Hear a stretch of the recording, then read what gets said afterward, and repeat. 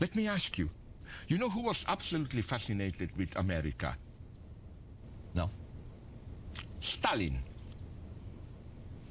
He said he respected the American dynamic, pragmatic spirit. Yes, he did. Yes, he did. So don't be ashamed, even intellectually, to be Americans. Well, come on.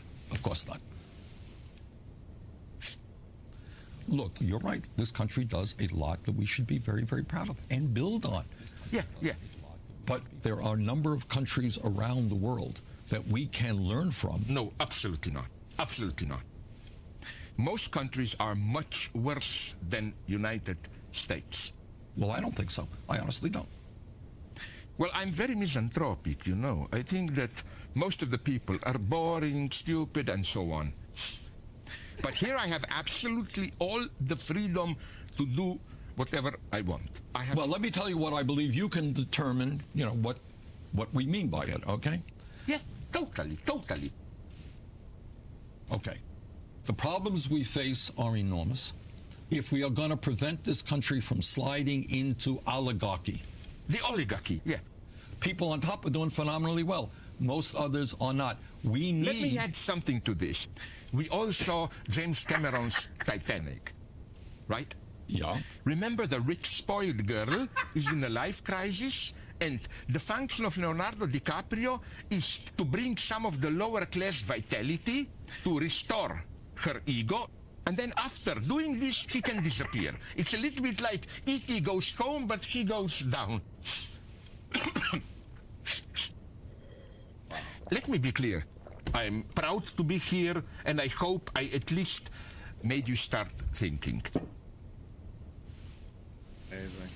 Well, let me tell you something. I think what we want to do is build on our strengths, which aren't many, so to deal with the issue of more equality and try to figure out how we make it better.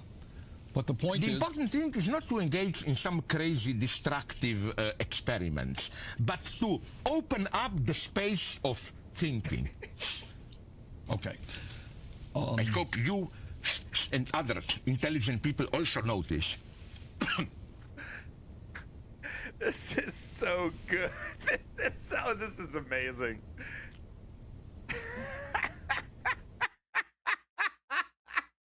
The restraint shown in this creation is impressive.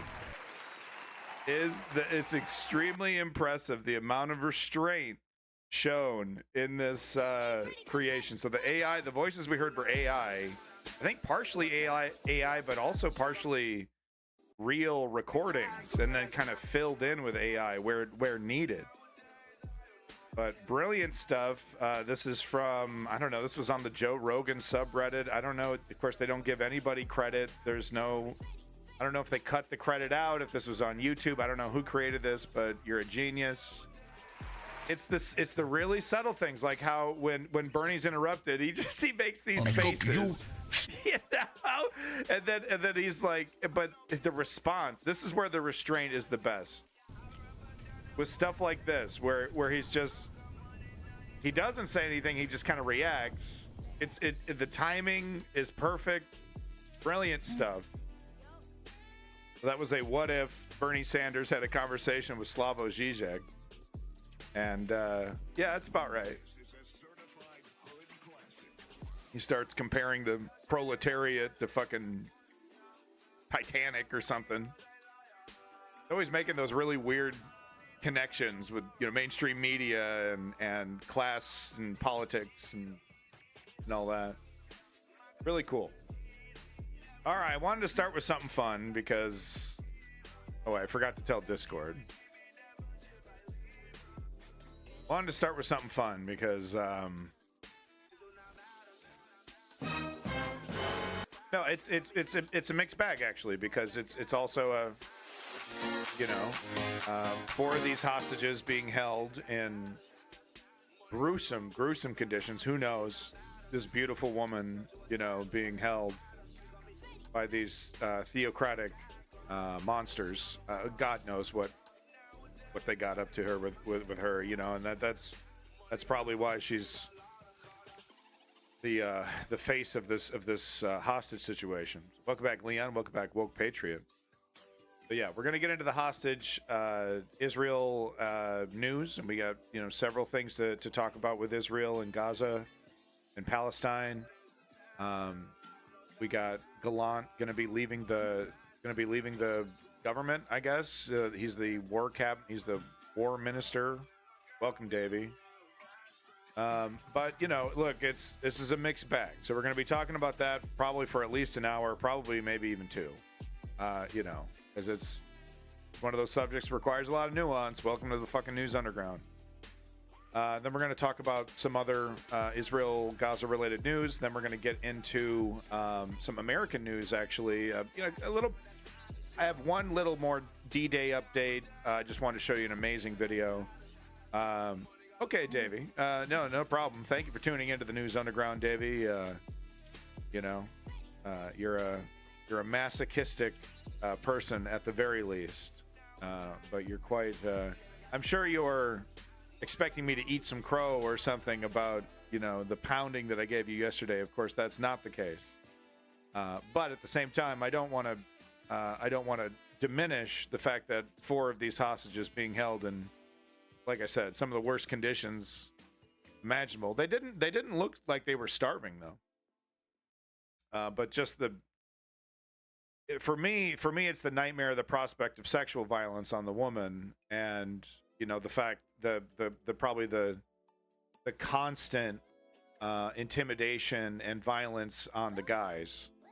If they step out of line, disrespect Islam. They're probably threatened to take his head off, every single day of his life. Hell, they might have done those fake executions where they fire a gun right next to you, or they click the gun. Who knows? Use your imagination. But we're going to be hearing from these hostages probably as early as today, probably maybe even, like I said, maybe even today, but maybe tomorrow, or they're just getting back with their families, just getting resettled. But Bibi Netanyahu, of course, made it a top priority to get a photo op in with the woman immediately, as soon as possible.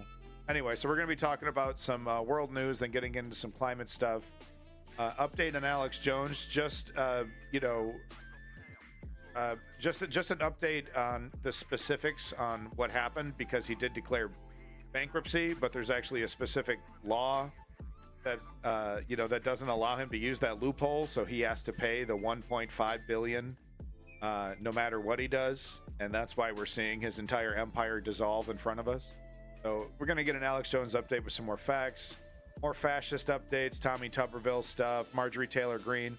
I got an amazing clip of this fella named Kyle Clark, who moderated a debate that I might stream in full tomorrow if I have the energy, just for entertainment purposes. Because this man, it's Lauren Boebert was part of this debate, Colorado debate here, and it's just amazing. It's 5 minutes of actual journalism, of actual debate moderation, of how you actually should moderate a debate. It's a masterclass, which is why we would never see this man on mainstream media, of course, because he does his job properly. But I thought it was really important to show what a real debate could look like in America if we had the balls to hold our media and politicians accountable. So it's really an amazing video. Look forward to that. And then, of course, I wanted to dip into the UK elections. We got a couple videos here pertaining to the UK elections, just an update. We're going to do... I watched the whole 7-party debate last night, so that was interesting. So I was expecting Keir and Sunak to be there, but no.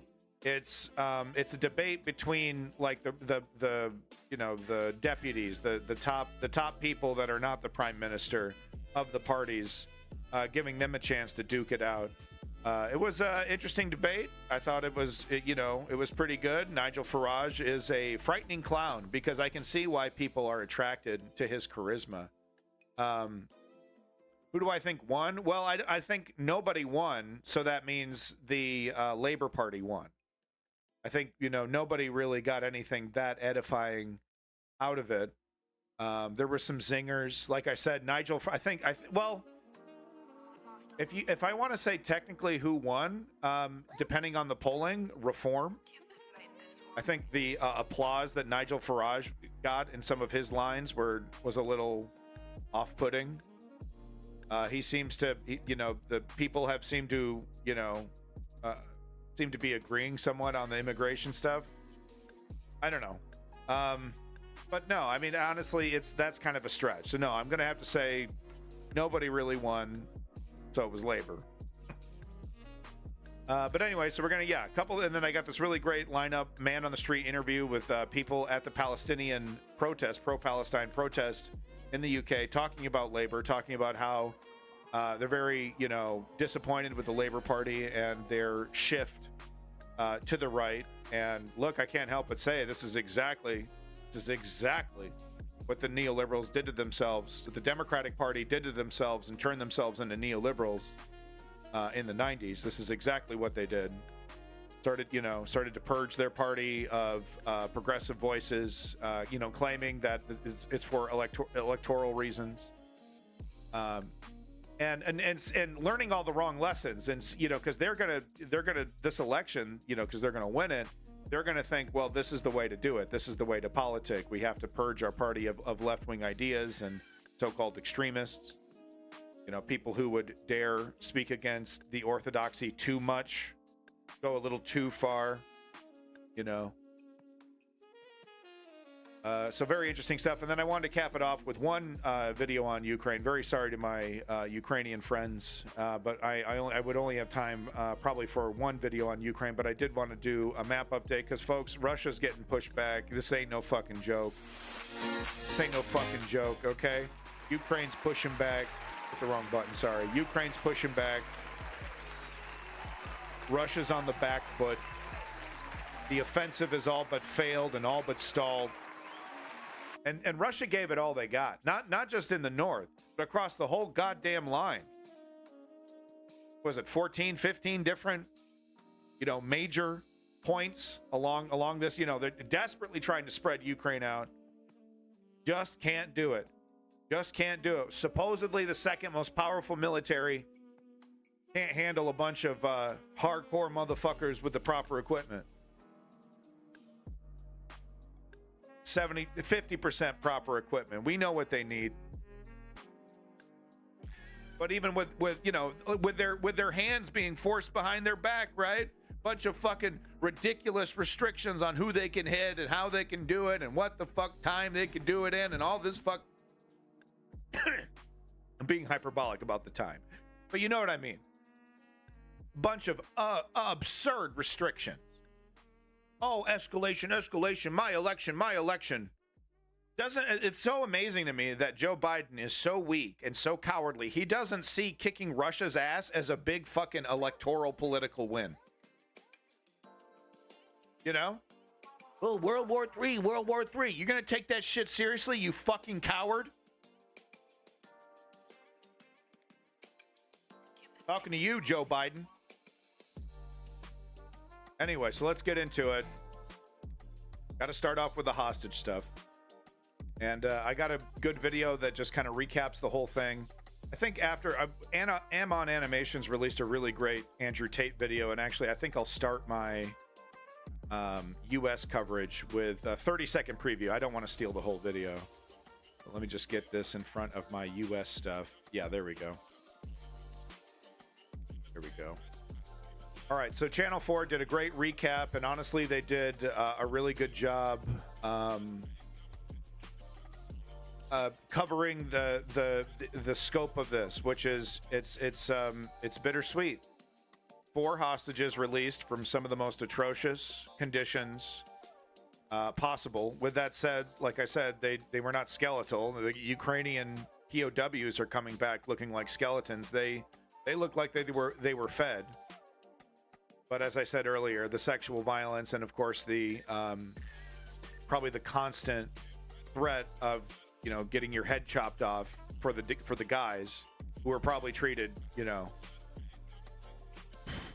like I said, nightmare, right? And it is good news, and I would like to applaud. 4 of them are free. That is good news. What isn't good is the massacre, seemingly of anything that moved. Oh, it is. Thank you.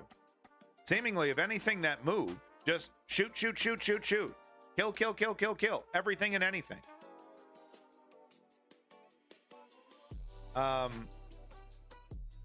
Please tell me that you don't think, in the chat, anybody, please tell me that you don't think that that is the only way to free hostages.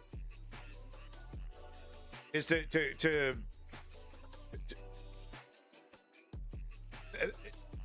please don't try to describe that as surgical. You're going to be seeing some very troubling images of the massacre that Israel committed to do this operation. So, trigger warning there. And the other thing I'd like to point out is that is it better to do this and rescue just a handful of hostages once in a while? Or is it better to negotiate and free all the hostages? The first myth we have to break is that this is the only way to do it. A massacre is the only way to do this, right? Because that's what I've said. Like, is the only, I always ask this question: what's the difference between the failed anti-terrorist operation that the United States, attempted, and this? People point out, oh, it's the size, but I argue it's the brutality. So that's the first myth that we have to break, is that this is the only way we can do this. Is with, I don't understand why children need to get shot to free these hostages. What in the world does that do for the operation? So that first myth needs to be destroyed, that this is the only way to free hostages. The second myth that needs to be destroyed is that it's impossible to negotiate and free all the hostages in any other way. That, once again, going back to the original point, that this is the only way. So that's basically the thoughts that I've been brewing over in my head. That if, is this the only way? No. And isn't it logically more preferable to negotiate to free all the hostages, negotiate a ceasefire, get all the hostages freed? Isn't that preferred over slaughter and only freeing a handful when you're not shooting them up? Because remember, last time this happened, they shot the goddamn guys, fucking waving their flags, screaming in Hebrew.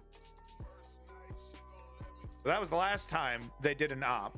Thankfully, they didn't muck this one up, because this woman, I was actually just thinking about this woman just a few days ago. And just thinking, just how, the look on her face as she's getting kidnapped and pulled away into God knows what. So I can understand why Israel wanted to take this, very, very seriously. But what is it? The ROE? Is that what they said? I've been watching Generation Kill, right? The rules of engagement. Yeah, ROE. They just told the IDF, kill anything that moves. And that's exactly what we see. There's like over 80 dead, like children and women, men, women, and children.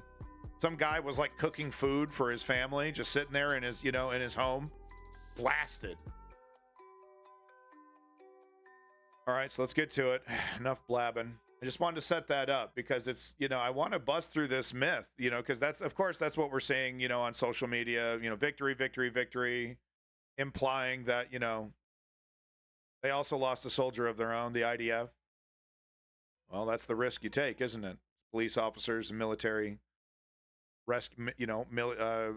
hostage rescue. Still, all the same. Had the sacrifice would be less tainted and covered in blood had the massacre not occurred.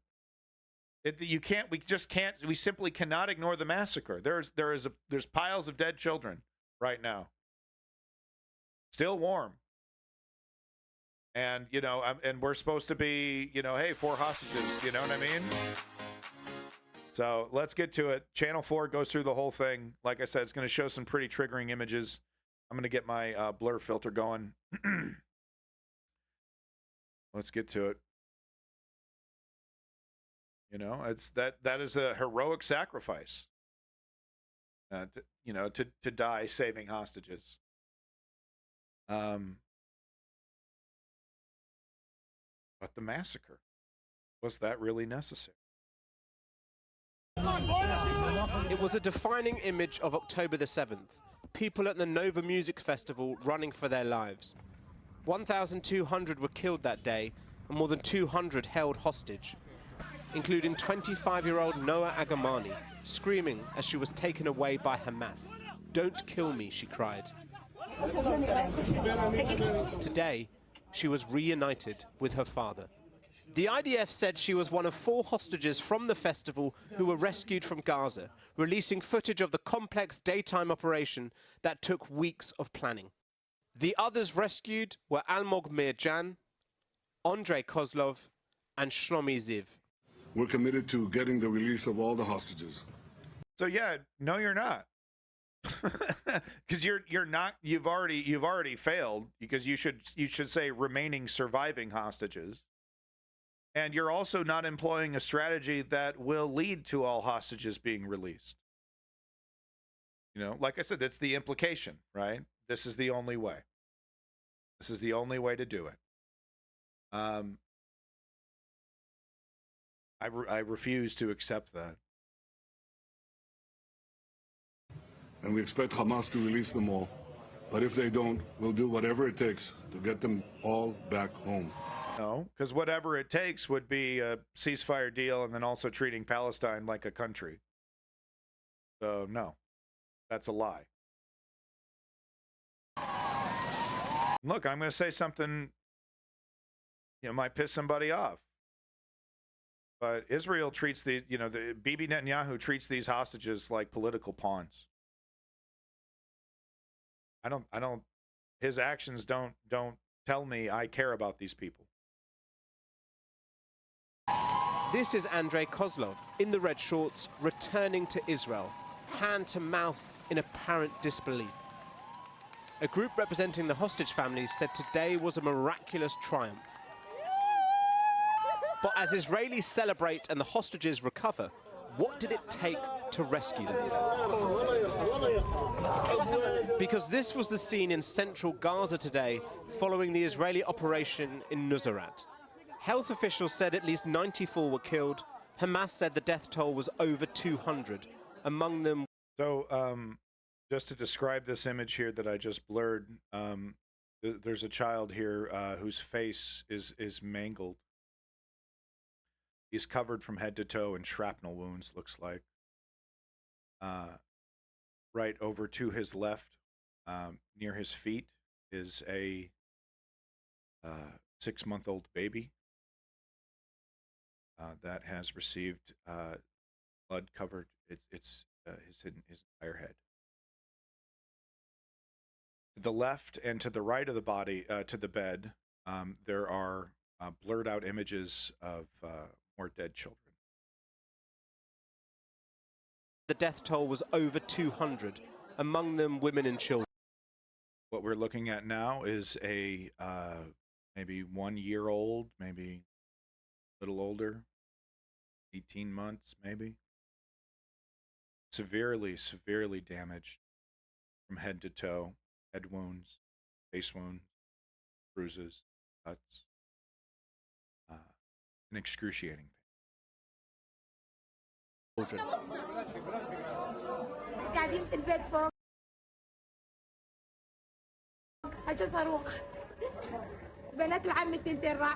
We were at home and a rocket hit us. My 2 cousins died and my other 2 cousins were seriously injured. They were doing nothing. They were just sitting at home.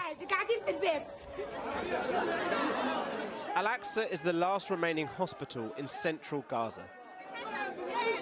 One paramedic said this was a massacre, that they killed dozens to free 4 people, and that the Israelis fired randomly around a marketplace and at people's homes. The Israelis allowed women and children to enter the house, then they hit it. Well over 60 martyrs were killed. We don't know which bodies belong to whom. They're in pieces. Nobody is in one piece. You paid for that.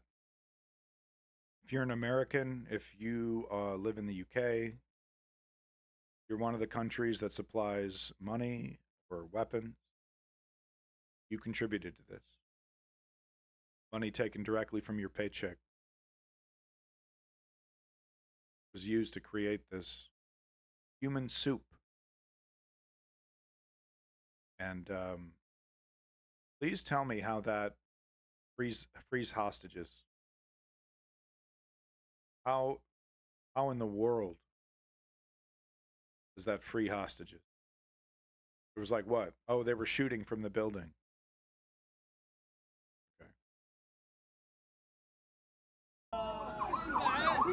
The ambulances kept arriving this afternoon, but some have been unable to reach the wounded, with more than 400 reported injured.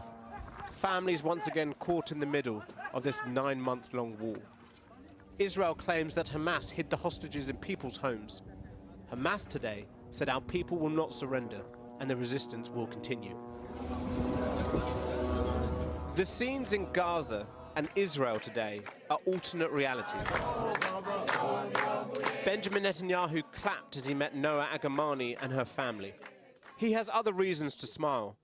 He's so disgustingly cynical. He's so disgustingly cynical.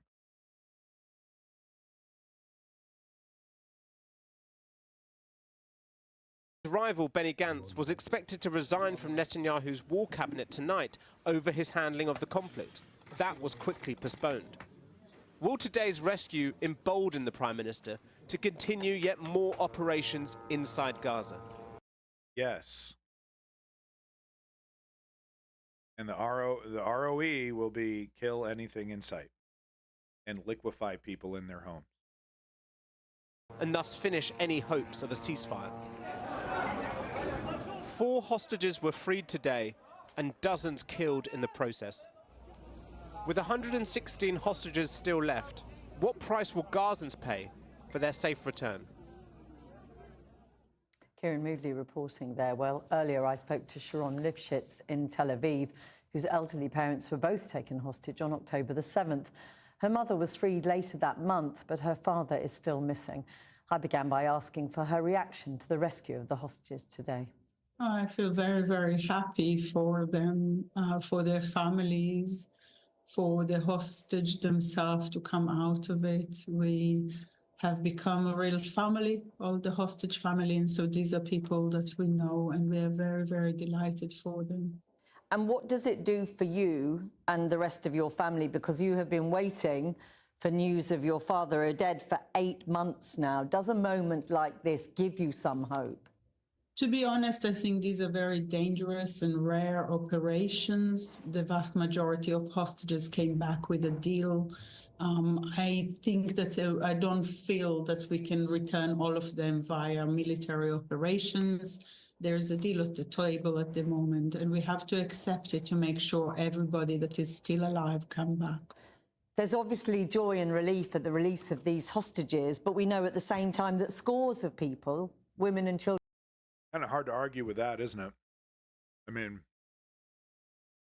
just somber common sense, you know.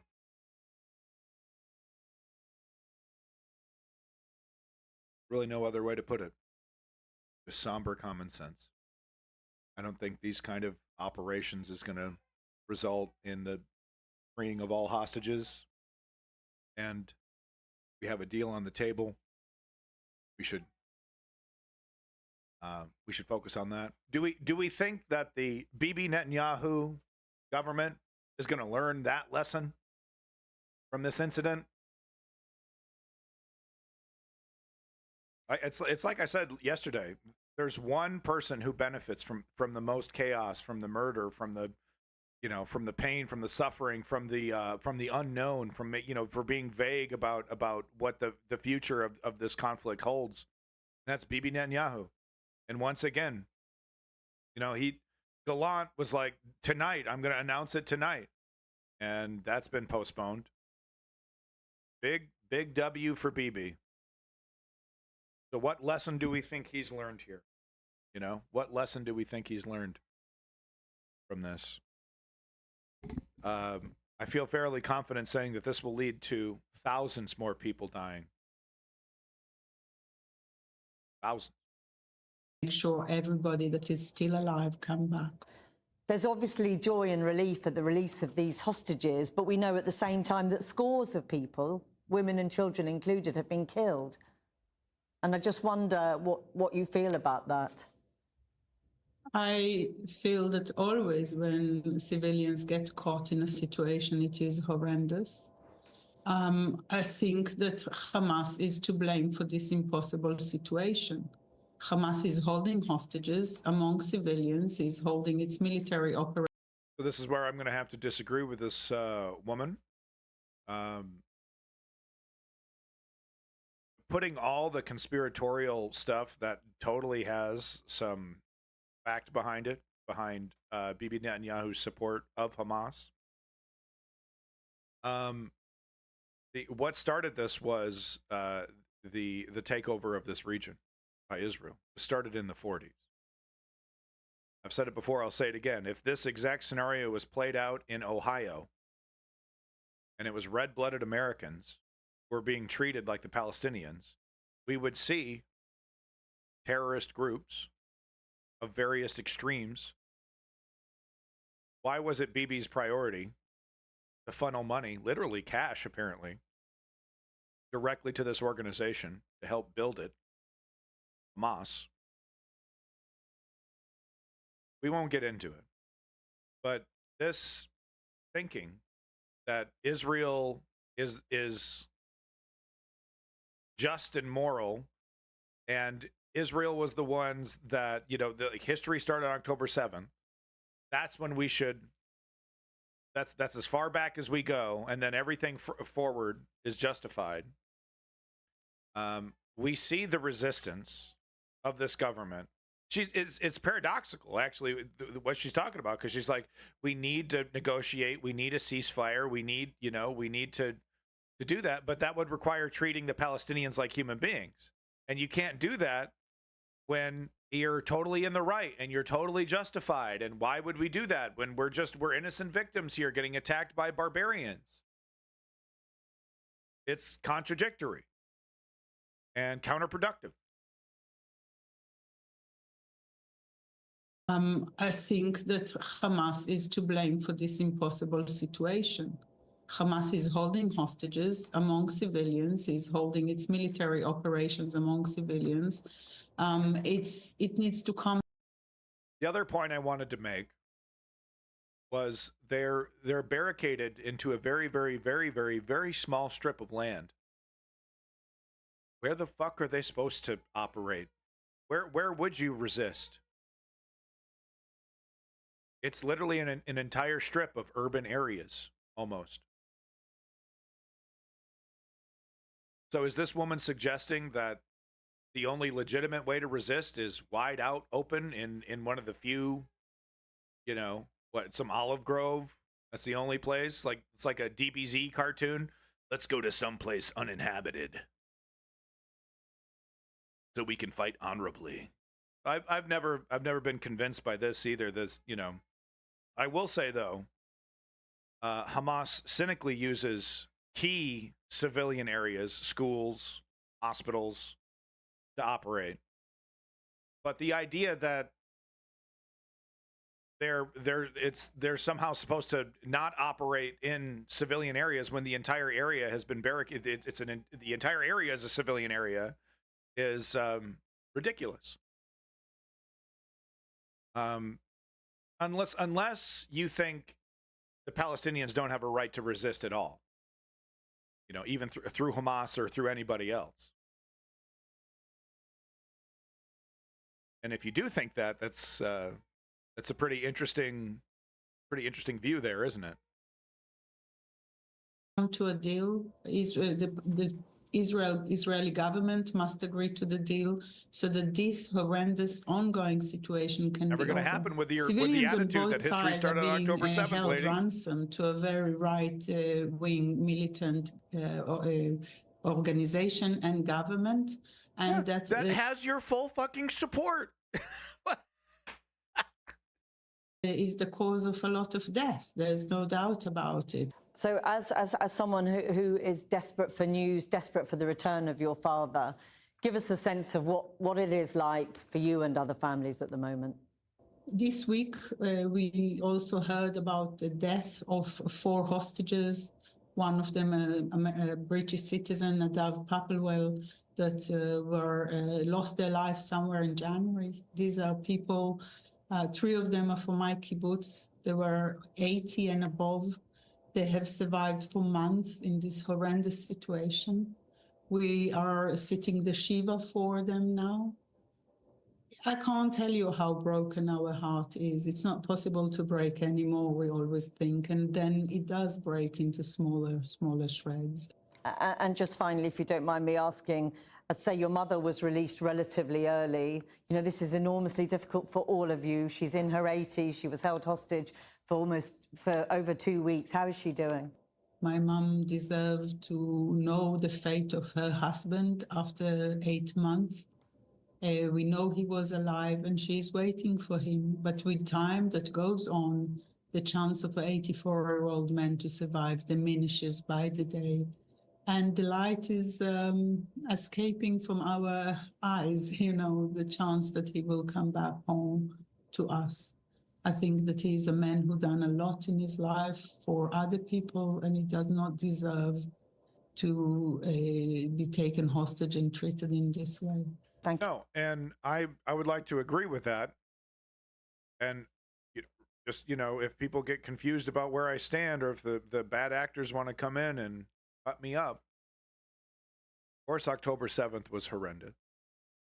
It's not about it's not about who deserves what. It's about the eventuality of putting human beings into the position that the Palestinians are being put in, and not expecting some kind of explosion of violence, of something. You simply cannot treat human beings in this way without expecting something, some kind of response from somewhere. It might be the reason that Bibi Netanyahu found it necessary to put resources towards Hamas. They were the most extreme. It just doesn't make any sense. The more we uncover about this, the more it's like I said, it's almost like it's like a quid pro quo. It's like as soon as Bibi Netanyahu needs needs a boogeyman, here they come. Proudly chanting, death to Israel, right? Perfect boogeyman. Thank you very much for talking to us today. You're welcome. Well, joining me now is Dr. James Smith, who has just returned from Gaza, where he was working in Al-Aqsa Hospital until Wednesday. Thank you so much for coming in. Huge numbers of casualties from this attack will be going to that hospital that you were in just a couple of days ago. What are your colleagues telling you things are like? So we were actually working at both of the hospitals that you see in the footage that you've shared, Al-Awda in Nuseirat and Al-Aqsa. And in the days that I was working in the hospital, we had seen several mass casualty incidents, but they were minuscule in comparison to what has happened today. We had several colleagues working in the emergency rooms of both hospitals today, along with working alongside our Palestinian colleagues there. And they describe the most horrific conditions that I have ever attempted to comprehend as an emergency doctor. I will say this, because I agree with this man, but if I was a member of Palestinian resistance, I would clear the building out. I'd be like, get the hell out of here. We're going to be shooting at the IDF from here. Get the women and kids out of here. We're a target. And it does seem like Hamas just doesn't give a shit. Just, could you imagine? They know exactly what's going to happen when they open up, start shooting at IDF from a building, start sniping them from a building. They know, okay, well, this building's going to be targeted and likely demolished. Get the people out of here. We've heard leaders from Hamas talk about how they have a flippant attitude about martyrs being created. That's fine. They get to go to heaven. They're all going to heaven. We're giving them an express pass. I'm generalizing. But the rhetoric is very flippant and cynical from Hamas. They're monsters. The idea that they should be like, I would be perfectly fine with Bibi Netanyahu negotiating a ceasefire, getting the hostages released, and then by force installing the Palestinian Authority as the government in the Gaza Strip to start repairing, basically just disregarding Hamas as the governing authority. But that's not the plan, is it? It's like, lie to them. Just lie to them. Oh, yeah, ceasefire. Yeah, we'll negotiate and we'll treat you like the government and just everything will go back to normal. Right? And then, minute one, when the hostages are secured, okay, now if we see Hamas, we shoot them on sight, and we're going to be installing the Palestinian Authority in Gaza City. And we're going to be, starting distributing food and, but if any Hamas members are, you got IDF set up everywhere, checkpoints and everything, right? You have to enforce it. It's just like after World War II, right? There's a whole process for installing this technocratic government. It requires security for years to stabilize everything.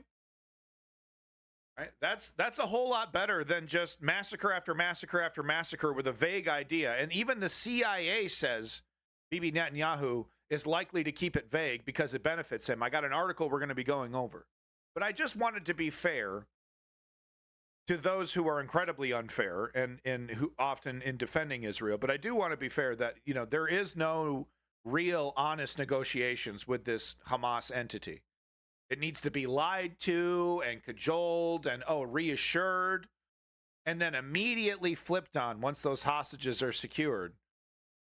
And I'd be perfectly okay with that because there's no treating these monsters like a legitimate government. They haven't even had a legitimate election in 20 years. So what's Israel supposed to do? What, force this entity to have an election? No. You disregard them. You install the Palestinian Authority. By the way, that means stopping the settlements in the West Bank. So, no, sorry, that's off the table. Anyway, I just wanted to add that little bit of nuance. I'm sorry to interrupt because I do agree with what this man is saying, and it is horrific. And it's, the violence didn't start on October 7th. It started in the 1940s. After the, and if you want to be generous, you could say maybe after the Nakba. It's like, okay, fine, you've taken a big chunk. Okay. There were several points in throughout the 90s and 2000s where legitimate negotiations could have happened.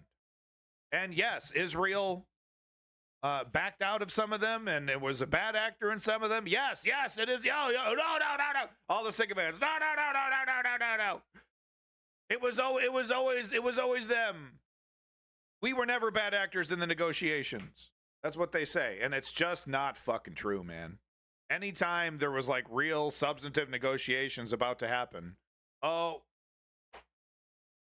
talk to objective historians about it. I've shown them it doesn't matter how much I've shown them, right? It just doesn't even fucking matter how much I show. Oh, it's all fake news. I'll buy it. Anyway, let's get back to it. Tens of patients on the floor. They have a resuscitation room in Al-Aqsa Hospital that is capable at the best of times of treating 3 people. They had 10, 15 patients side by side on the floor there, many of whom had been intubated or were critically unwell. We saw a morgue that was overflowing with the bodies of people that had been killed. I've worked in that hospital not only in the last couple of days, but back in December, January, and this is unlike anything that I have seen before. I mean, brutally speaking, the pictures look as if it's chaos, as if it's absolute carnage, but presumably there are still processes that you as doctors have to try and kick in and to get work done to save people's lives. What happens? So the team there, the team led by the Palestinian doctors and nurses has tried over the course of the last 8 months to maintain a triage system of sorts. So the most critically unwell people are seen in the red area, and then the yellow area for those that are less critically unwell, and the green area for what you typically refer to as the walking wounded. But the extent of the sheer number of people that have been injured in these airstrikes today has meant that system has effectively collapsed. In addition to that, we've had regular power outages in recent days. The last day that I was working in the hospital, we had a patient on a ventilator who died because the power went out and the ventilator stopped working. These are very, very difficult conditions. When we talk about a collapsed healthcare system, what you see in the footage here is that in action. And the truth, presumably, is that even the people who get to that hospital who are alive with treatable injuries may die anyway. Of course. Frequently, we ran out of essential medical equipment. We didn't have the medicines that we needed. We didn't have the equipment we needed to administer basic first aid. Patients that need to go to the operating theatre to receive life-saving surgical interventions often were in a long queue of patients, and they just simply didn't make it. Can I ask you briefly, you literally have just returned today. I mean, what does that do to people like yourselves and the Palestinian doctors who are still there? How does it impact on you? It's horrifying. I mean, I see my colleagues, I recognized colleagues in the footage that you've shared there, and I cannot comprehend how the barbarity of this has been allowed to continue for as long as it has. And will be damaging for everybody involved. Yeah. James Smith, thank you very much for coming in. Thank you. There you go. Channel 4 with a pretty good roundup, quite frankly. A pretty good roundup there of the situation. So good job, Channel 4. You know, got an interview with Israeli hostage family member, and then you get an interview with the doctor who's seen the carnage right there on the ground. I guess not specifically. He was just he saw the carnage previously. Found this LBC interview to be interesting. Dozens of Palestinians killed as Israel rescues 4 hostages in Gaza. You know, I always enjoy the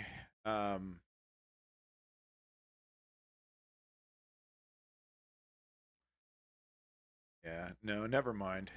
Moving on. Just a tweet here from Davey, just giving us the details, the pictures of the people that were freed. And once again, I want to say, you know, this is a good thing that they were freed from captivity. And quite frankly, I'm quite shocked that that they were still being held, and they don't look like total skeletons coming out. These are obviously photos before.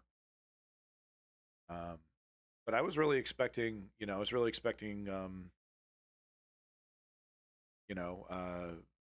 skeletons coming out of there. Israel at war. Wow. Ynet.com showing its colors pretty clearly. Weeks of planning and quality intelligence inside the IDF's daring hostage rescue. So I'm not going to read this, but it's propaganda.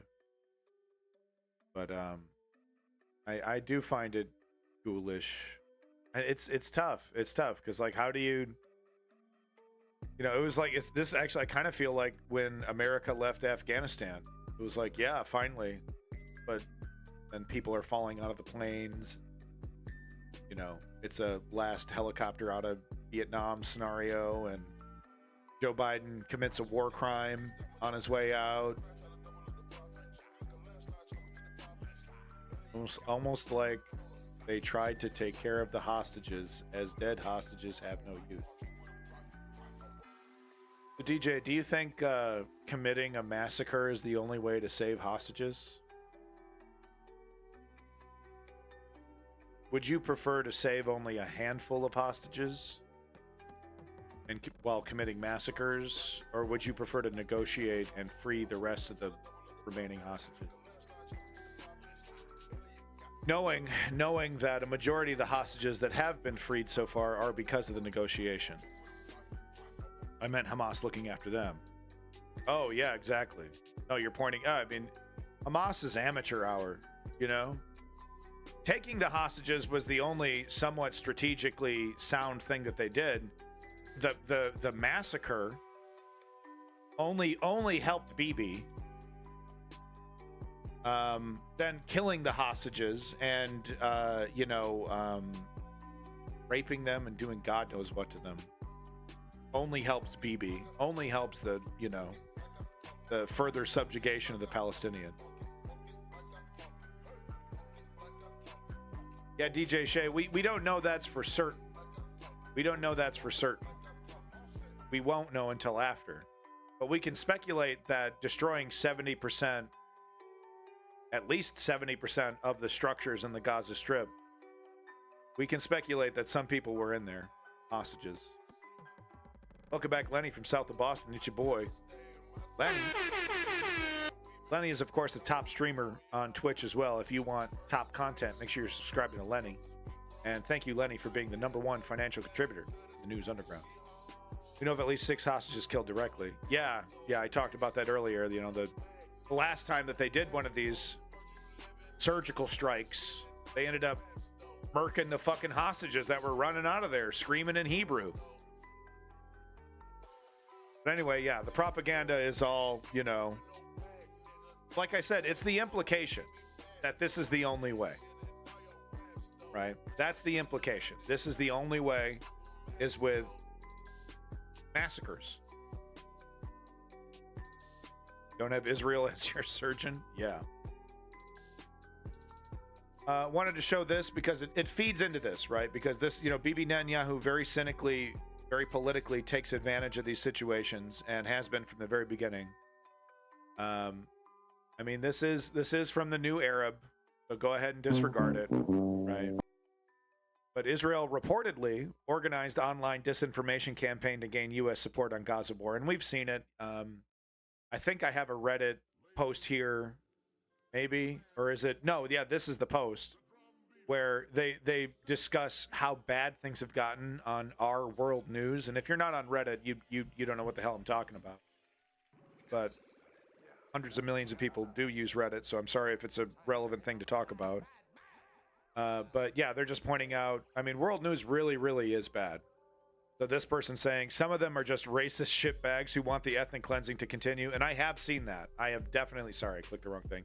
I have definitely seen full-blown support. Yes, I know this is an ethnic cleansing, and I want that. I think that's good. We need to get rid of them. There's no negotiating with them. What else can they do? Israel has no choice. That kind of language.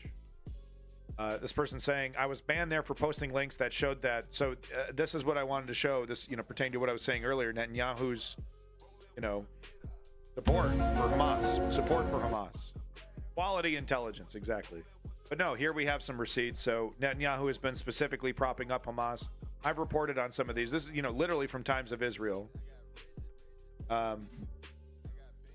We're just going to ignore that part. We're just going to ignore that. I'm not talking shit. I'm not pulling shit out of my ass because I want to support terrorism. Okay? You bad actors, you doubters.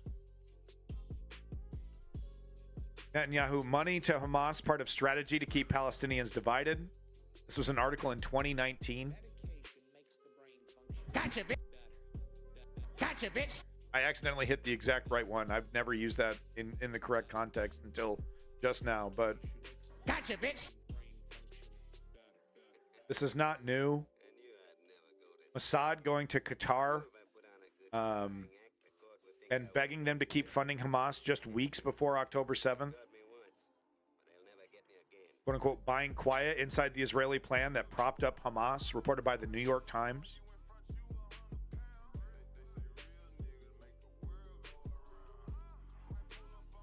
And then this is an article about the planned ethnic cleansing. We've reported on this. Leaked document feels concern Israel plans to push Palestinians from Gaza into Egypt. This was reported in November of last year. And it's like, you can't, you know, it's this one's on the table because there is some obvious ripples happening inside the coalition, right? We got Gallant threatening to leave. Now he's putting that announcement on hold. But the whole reason why the whole reason why he's leaving, and there's this turmoil. There's a word for it. Turmoil. I don't know.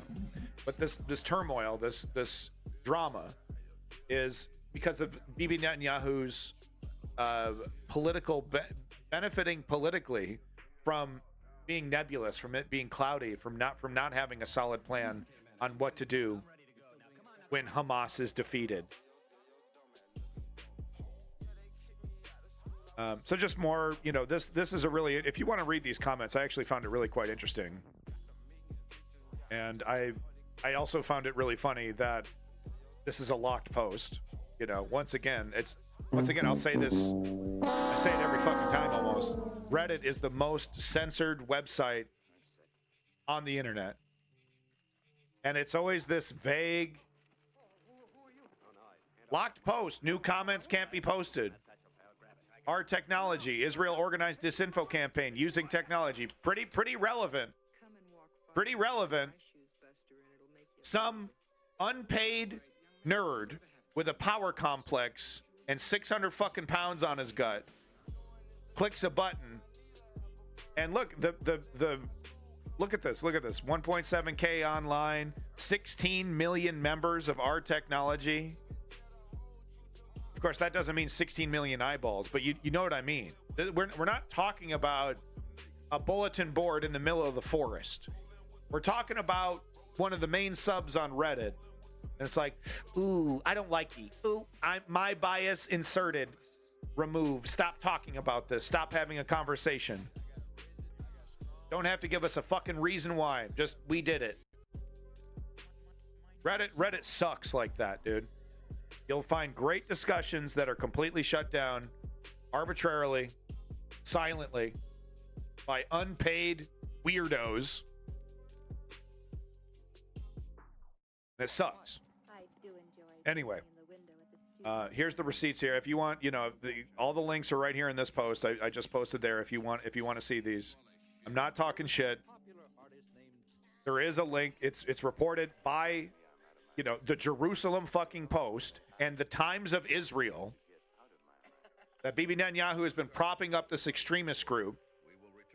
And lo and behold, it absolutely, like I said, the perfect boogeymen, the fucking perfect boogeymen for Bibi. And he's going all in, man. I don't really know what the end game is. Every feasible direction he can go in is seemingly disastrous for his political future. I don't know what the plan is. Kind of wait, just, you know, wait for an opportunity to open up, you know, just keep the ball in play, keep the game going until you can see an exit ramp. And keep power, because obviously that's the goal, right? Keep power.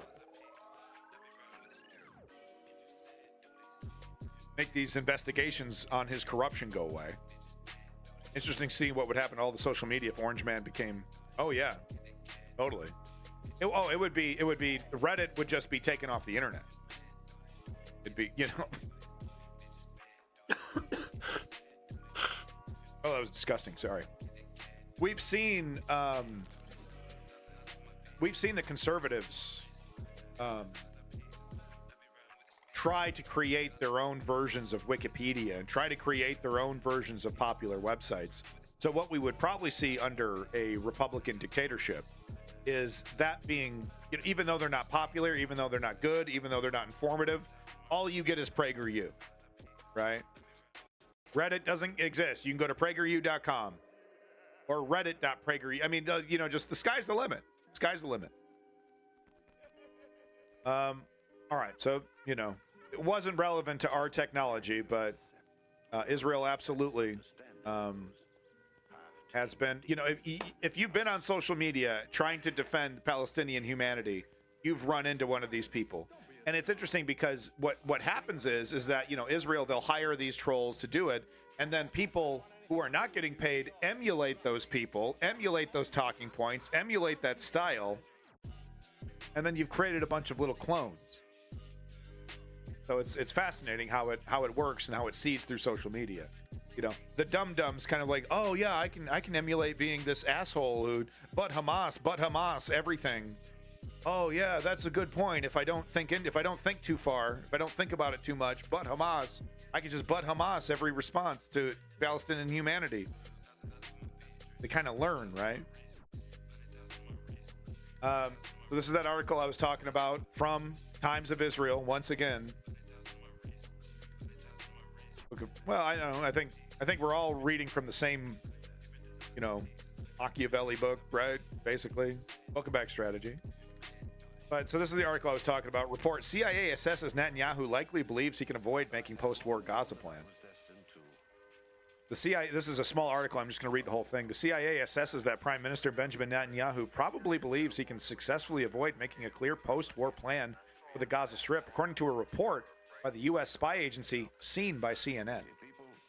The June 3rd report notes that Netanyahu believes he can withstand pressure from the Biden administration on the need to formulate and announce a plan for the governance of Gaza after the war against Hamas concludes. Netanyahu, quote, probably believes he can maintain support from his security chiefs and prevent defections from the right flank of his hardline coalition by discussing future plans in Gaza in vague terms, the report reads. So this is internally. You know, there's this push and pull. You got Bibi Netanyahu literally manipulating the people right across the table from him, specifically using language in a very specific way. The CIA report circulated to U.S. officials warns Netanyahu will likely only engage on the issue of post-war Gaza after the achievement of, quote, what he sees as key security benchmarks, which may take months. I guess this is that wait and see part we heard about yesterday from one of our lovely, lovely underground members of the news underground, right? But this is what the defeat of Hamas, right? All the little pockets, the 4 battalions that were in Rafah. Oh. We got them. You know, Israel, of course, saying that they killed hundreds of Hamas terrorists in this operation. Or no, the hundreds, they were shot at by hundreds of people. Something like that. The Hassan who failed to be Hassan. Oh my gosh. Look, if I'm failing at being Hassan, that means I'm motherfucking succeeding at being a good journalist. So go fuck yourself, bitch. Failing at being Hassan is a motherfucking badge of honor because that means I'm not a completely full of myself, delusional, in over my head, doesn't do his research, pseudo tanky, doesn't know where he stands politically, entertainer. Instead of one of the most legit news-focused motherfuckers on Twitch, I could be a clown. So yeah, you damn right I'm failing at being Hassan. Take that shit to the fucking dumpster.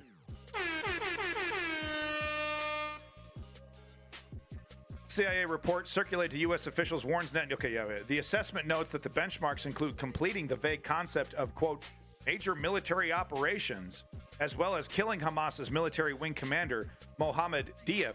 I don't understand why the United States is not negotiating with the prince on getting these Hamas guys where they're sitting. You know, is there no deal that could be possible? Once again, you know, where's the leadership on Joe Biden on that one? We can't sweeten the deal for these fucking crown princes. They only have zero morals. You know, they're only completely fucking disgusting human beings. So there's just no deal that could be made with these fucking crown princes to let us snatch out these leaders that are hanging out in Qatar, Hamas leaders. CNN says of the report, quote, it comes amid a clear shift in how the Biden administration views Israel, less as a trusted partner and more as an unpredictable foreign government to be analyzed and understood. Well, welcome to the fucking party, pal. Are you joking? Motherfucking Joe Biden over here, dog.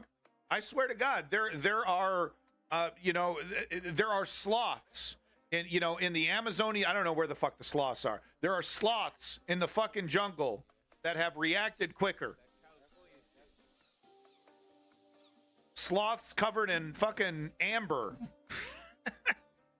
The CNN report comes as a War Cabinet Minister, Benny Gantz, is expected to announce the withdrawal of his party from the government tomorrow night. Not exactly. No.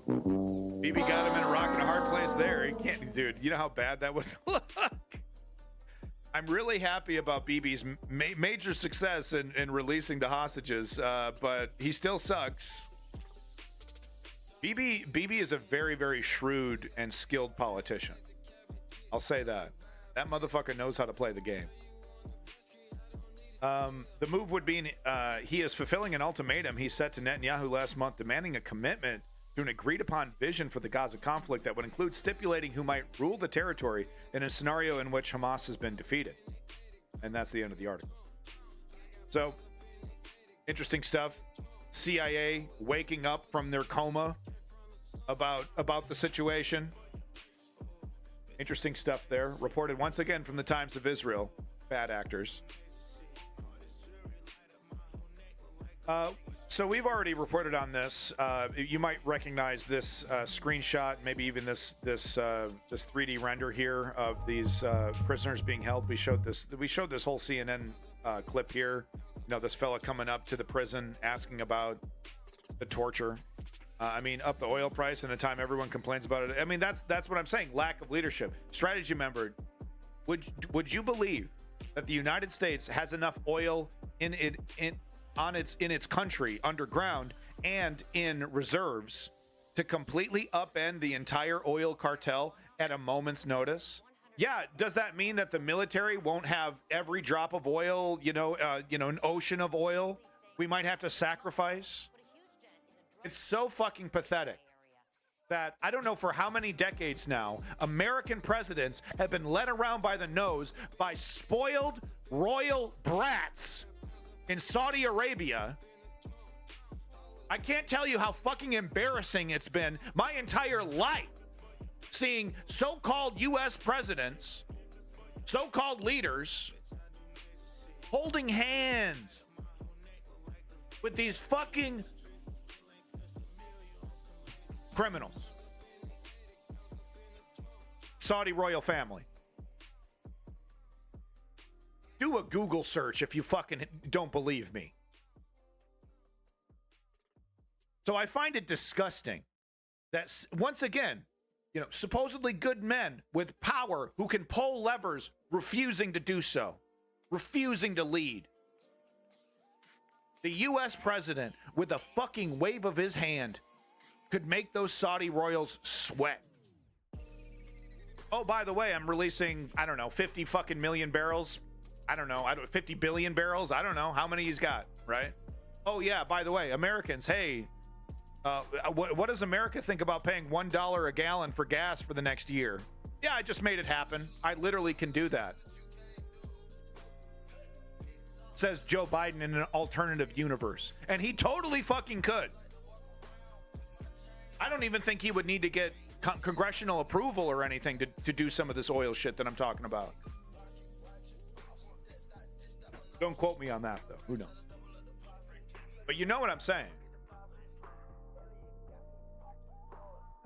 Motherfuckers supposedly can do shit. Doesn't. Bush was rubbing elbows with APEC leaders. It's pathetic.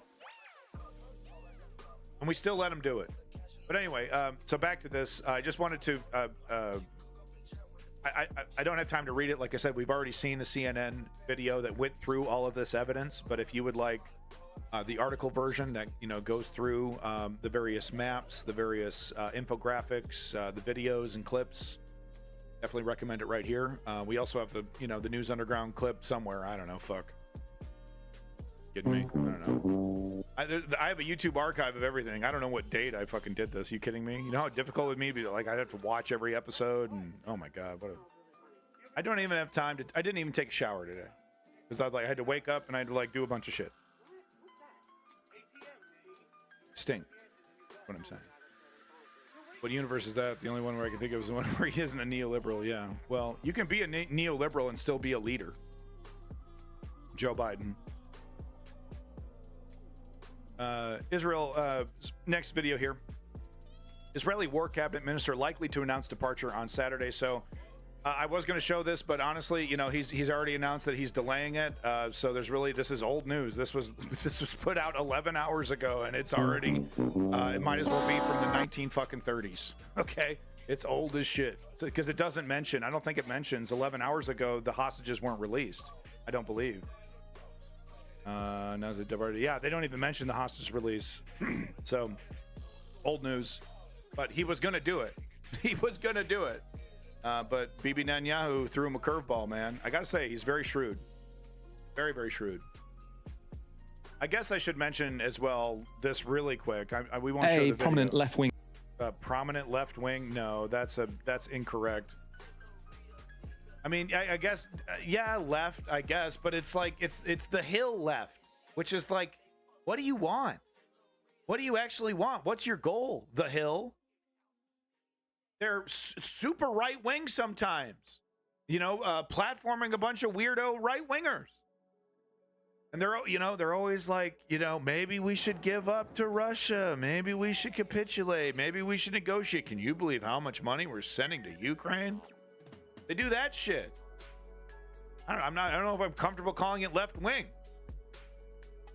What was it? Someone said in the chat one time, schizo left wing. Was that it? Maybe that's it. Schizo liberal, schizo Democrat. I don't know. But anyway, she dared criticize Israel or push back, or I don't know. You know, she said something, you know, 10 times more mild than anything I've said even today, and she got, you know, her career gone. See you later. Bye. But honestly, that's why. You know, I was disappointed with Brianna Joy Gray when she left.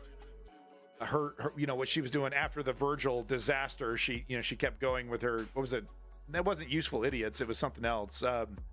What was it? Bad actors, or what did they call themselves? Something like that. I thought that was really good, and I was like, oh man, she's on the Hill. She's basically, you know, and then she's like next to some Sagar and Janetti clone, right? Some, you know, is he a libertarian? Isn't he? Seems to be pretty friendly to, I don't know. He's not nearly as bad as Sagar and Janetti, though. That's not really a fair comparison, this guy. But, you know, it's got to be some, you know, white moderate, I guess. I don't know. It was like, this is what you get. This is what you get, Brianna Joy Gray. With that said, I think she's going to land on her feet. She's very talented. She's, you know, very intelligent. So I don't, you know, her losing the Rising gig. You know, she put on Twitter, it was like, it was, I think, let me show her tweet here. I think Navarro shows her tweet. Yeah, it finally happened. The Hill has fired me. There should be no doubt that the Rising Hill has a clear pattern of suppressing speech, particularly when it's critical of the state of Israel. That's why they fired Katie Halper. It was the only matter of time before they fired me. Look, yeah, okay. Katie Halper and Brianna Joy Gray played those fucking games with about Ukraine, and they still continue to do so. Katie Halper especially. So you fuck around and find out. You know like, oh, now you stand up against the Hill. We were telling you from day one, hey, this shit's fishy. Their headlines are fishy, man. Who do we think, if the Hill had to choose between Sagar and Janetti and Crystal Ball, who would the Hill choose to continue to work at the Hill? Brianna Joy Gray. We've known from the very we known this when you were hired. So welcome back to reality, Joy Gray. Brianna. Welcome back, Kissing Gonzo, and the voice of Pong.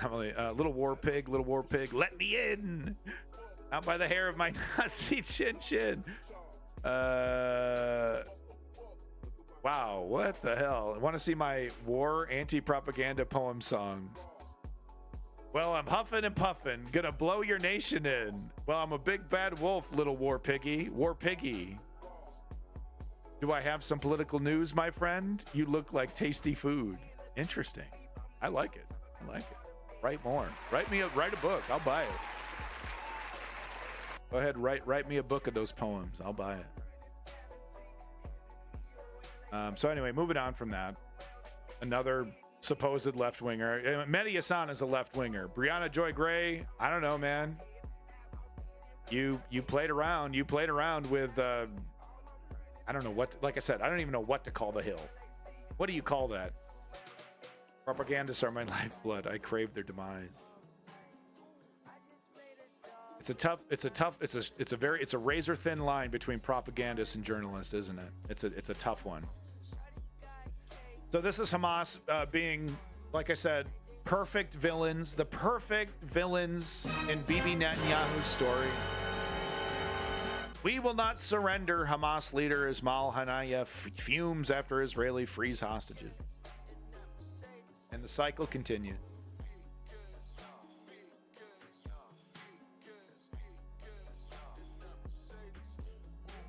Shortly after Israeli forces freed hostages Noah Argamani, Andrei Kozlov, Shmali Ziv, and Amog Mir on Saturday, Hamas published a statement from the terror organization's leader, Ismail Haniyeh, in which the arch-terrorist asserted that Hamas would not surrender.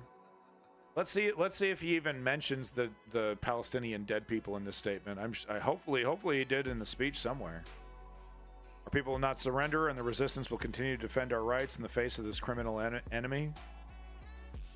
Haniyeh reportedly said, and if the occupation believes that it can impose its choices on us by force, it is delusional, and the movement will not agree to any agreement that does not achieve security for our people first and foremost. Okay, so he does mention the people. Doesn't mention the amount of dead people. Probably later in the speech. But, yeah, no, you got no control, dude. Well, hey, Woke Patriot, thanks for coming in. I do appreciate you being here. Hopefully you have a good day. Sounds like you got something to do. Maybe you're going to go talk to the ghost of Hunter S. Thompson or something. But have a good day, sir. Love to see you in. Welcome back, Ice King. In a statement, the Hamas leader asserted that the Israeli military was engaging in massacres of the Palestinian people in Gaza. Okay, so he does later say that. Israel continues the massacres against our people, children, and the women, the chapters of which are now taking place in Nasrat and Del Al-Bala.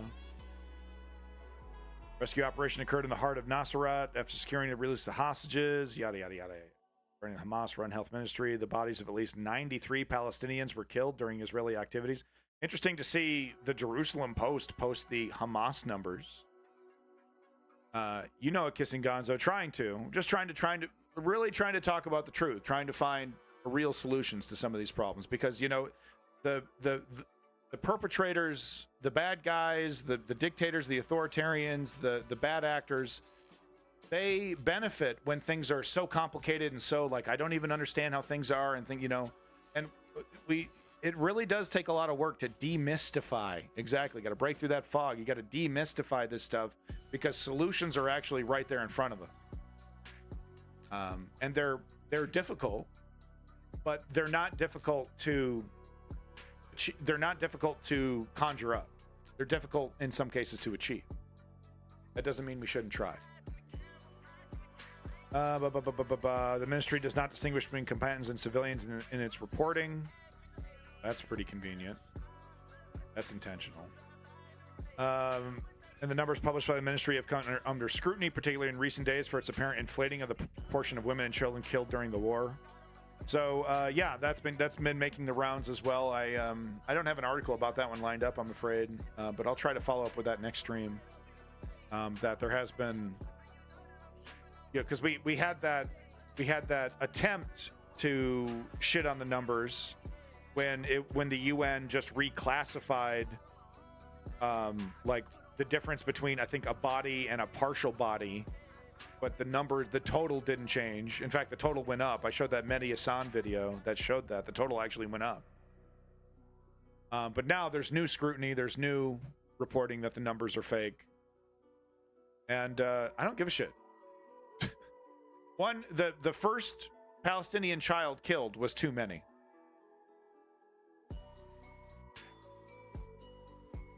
There was no justification from day one on October 7th to kill a Palestinian child. Last time I checked, children are some of the most innocent creatures on planet Earth. They're born without hate.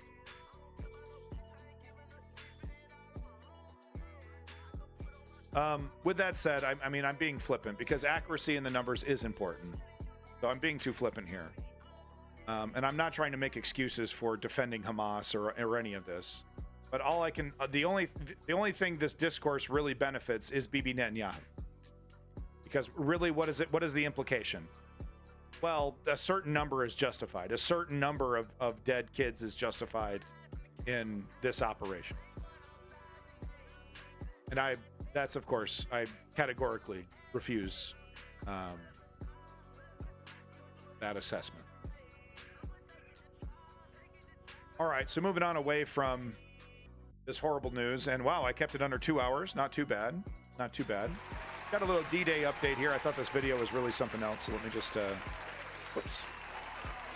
Let me just completely destroy my stream here real quick. Thank you. There we go, but no. Am I still applauding myself? Jesus Christ. Okay, now I need some booze. Oh my God, this is insufferable. Is it Vicky? Is that how you do it? Yeah. But no, this is really quite amazing. Check this out. 97-year-old World War II paratrooper veteran returns to Normandy to recreate his D-Day jump. The 97-year-old, he still got it. Still got it. Unbelievable. Unbelievable. Where do you see this here? Let me just get this a little bit bigger. There we go. Where do you see this? This is something else.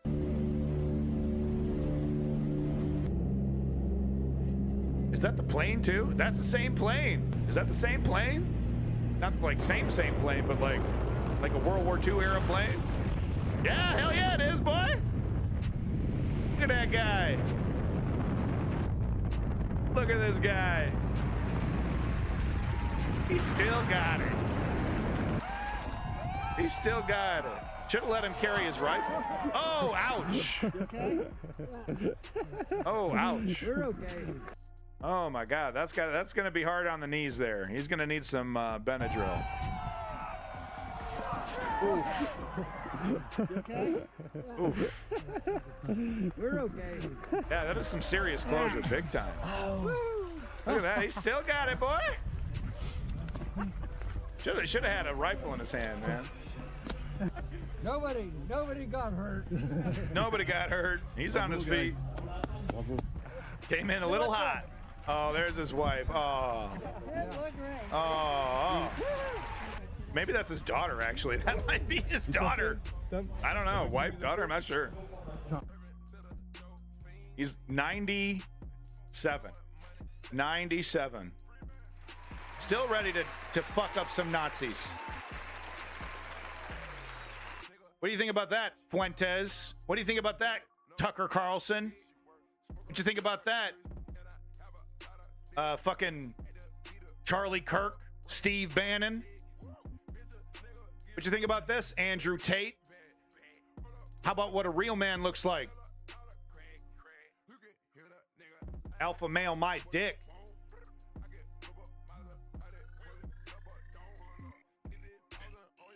Stand on the shoulder of giants, please. You're the fucking schmegma on the bottom of boots, Nick Fuentes.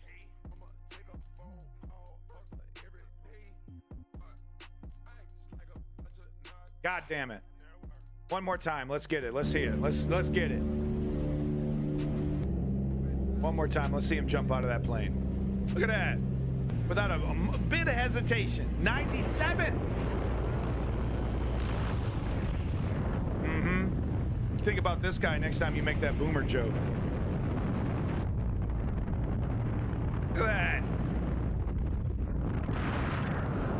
God damn it. Coming in hot. Boom. Dusts himself off. He's good to go. Lovely stuff. This is, I don't know if this is funny or sad.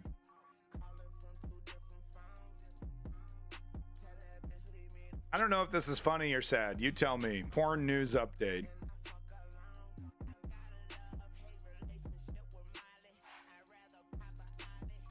I have a little video pertaining to Andrew Tate, actually. So stick around if you want to see that. We're going to watch a little sample from Amon Animation's newest video. But no, this I had to talk about this. Amazonian tribe becomes addicted to porn and games after introduction of Starlink. So, remote tribe, you know, they don't have satellite internet. They're in one of those remote places where you just don't have internet. Elon comes in with his fucking wonder products. And completely fucks up this entire Amazonian tribe, dude. Now they stopped farming. You know, they're just jerking off and dumping money into fucking Clash of Clans. So thanks, Elon. On the arrival of high-speed Starlink internet in remote indigenous villages in the Amazon rainforest. Myself and our photographer, Victor Moriyama, we ended up hiking in total about 50 miles in order to reach villages of the Marubo people, which are an indigenous tribe that has lived for hundreds of years, if not longer, in one of the most isolated stretches of the Amazon rainforest. One of the striking things for me was to see this contrast between this old traditional way of life that the Marubos have had for many, many, many years and this very new way of life that looks far more familiar to me, frankly. And that meant, you know, seeing people hunched over on their phones, typing away, sending voice notes, watching, video clips. I saw two very young boys just, swiping through video after video of Neymar Jr. The Marubo are not a fully isolated tribe. Many of the Marubo actually already had smartphones, and they were using them to communicate when they were in the city or to take photos in the forest. The Starlink antenna is a satellite internet service from SpaceX, the private space company owned by Elon Musk, arrived in the Marubo villages in September 2023. Right away, the internet was a huge hit and people were on it all the time, so much that it became a problem for the hunting and the farming that are necessary for their way of life. And so what the Marubo leaders did is nowadays, in almost all of the villages, the internet is only on for several hours in the morning and several hours in the evening, and then all day Sunday. The Marubo people saw all of the... I mean, they get all day Sunday, okay? So you do get your Netflix and chill day. Many benefits that the internet brought for them, and that included the ability to call for help in a medical emergency, the ability to communicate between different villages, inform themselves better about what's going on in the world. But at the same time, I saw the Marubo people dealing with misinformation and scams, to pornography, to addictive social networks, to violent video games. The big difference here is that most of the world has had literally decades to kind of grapple with and debate what the internet means for society. And the Marubo people are dealing with all of this all at once. Yeah. Leaders... That's a culture shock right there. In the tribe also said that the more and more they're seeing the young people be on the internet, the more and more interest naturally there is about the outside world and more interest about leaving the forest. And that is worrisome for the kind of elders in the tribe who are worried about the death of the culture and the traditions and the customs of the Marubo people in these remote villages. So, I mean, I'm kind of torn on this. Because I believe everybody should have the right to have access to the internet, everyone, if they want it. I believe in free speech. I believe in, the American definition of free speech, not unregulated free speech that no one actually truly believes in. You know what I mean? But I believe in, free access to information. I have no problem with technology, but I mean, it's tough. Probably shouldn't show that for too long. I'll get Nick Fuentes. It's tough, man. It's because that the elders are correct. The elders are 100% correct that this will get young people to go. So the Amish have figured this out, though. The Amish have actually figured this out. They call it the devil year, or something like that, where they get to go out, in at the peak of their, 18 or 19. Let's see, Amish like devil ear or whatever they call it. What is it? Amish devil or what is it? Amish. What the hell is it?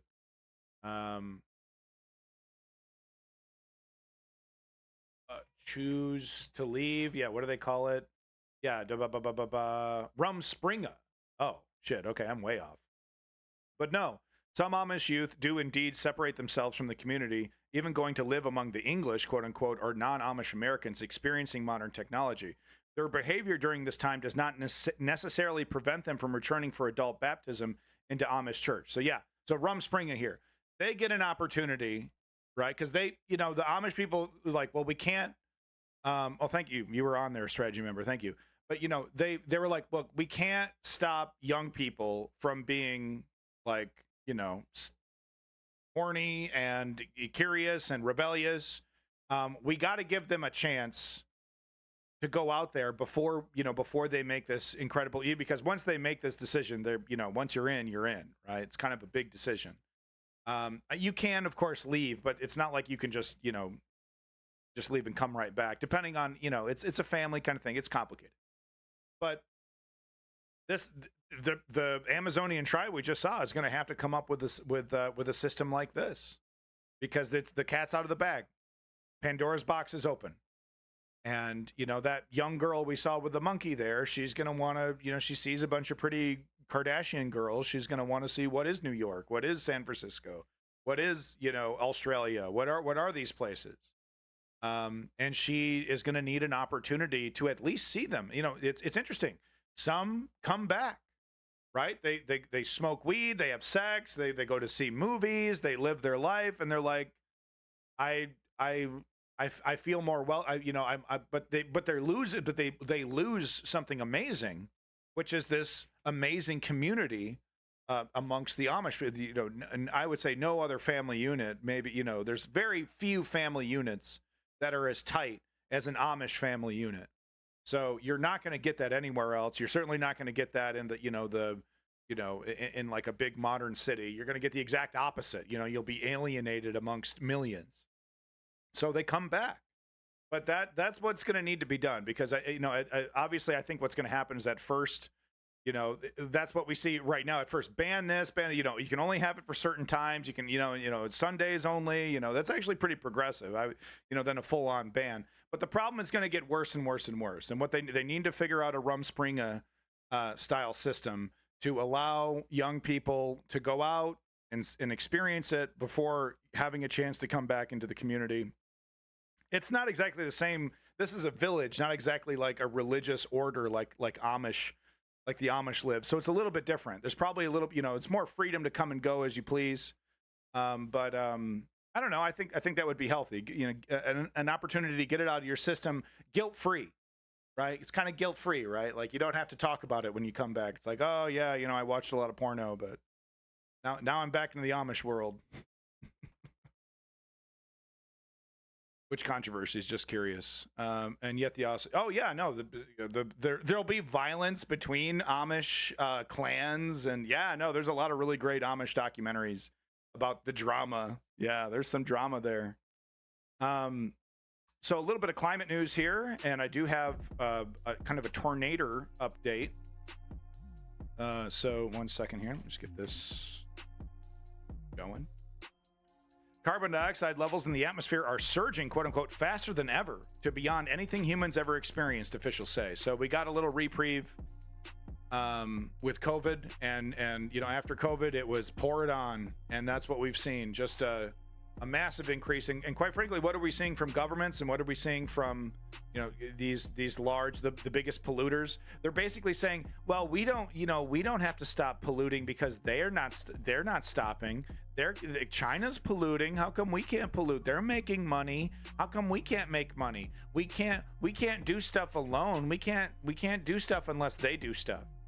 We're seeing a lot of that, and it's just pour it on, man. They're just going nuts. I guess people, like we were making some progress, right? People started to use like bamboo and potato silverware, and started having conversations about light bulbs and fucking straws and things like that. Some of it counterproductive, okay? Like the The paper straw is covered in a fucking plastic coating. Okay, no. You fucked it up. Because it's actually better. You want less microplastics. It's better to use a fucking plastic straw that isn't disintegrating when you're sucking up the liquids. So, great move on that one, green lefties. Smart move on that one. Nice little loophole. People think they're covered in wax. They are not. It is paper, technically, underneath a very thin chemical coating of plastic.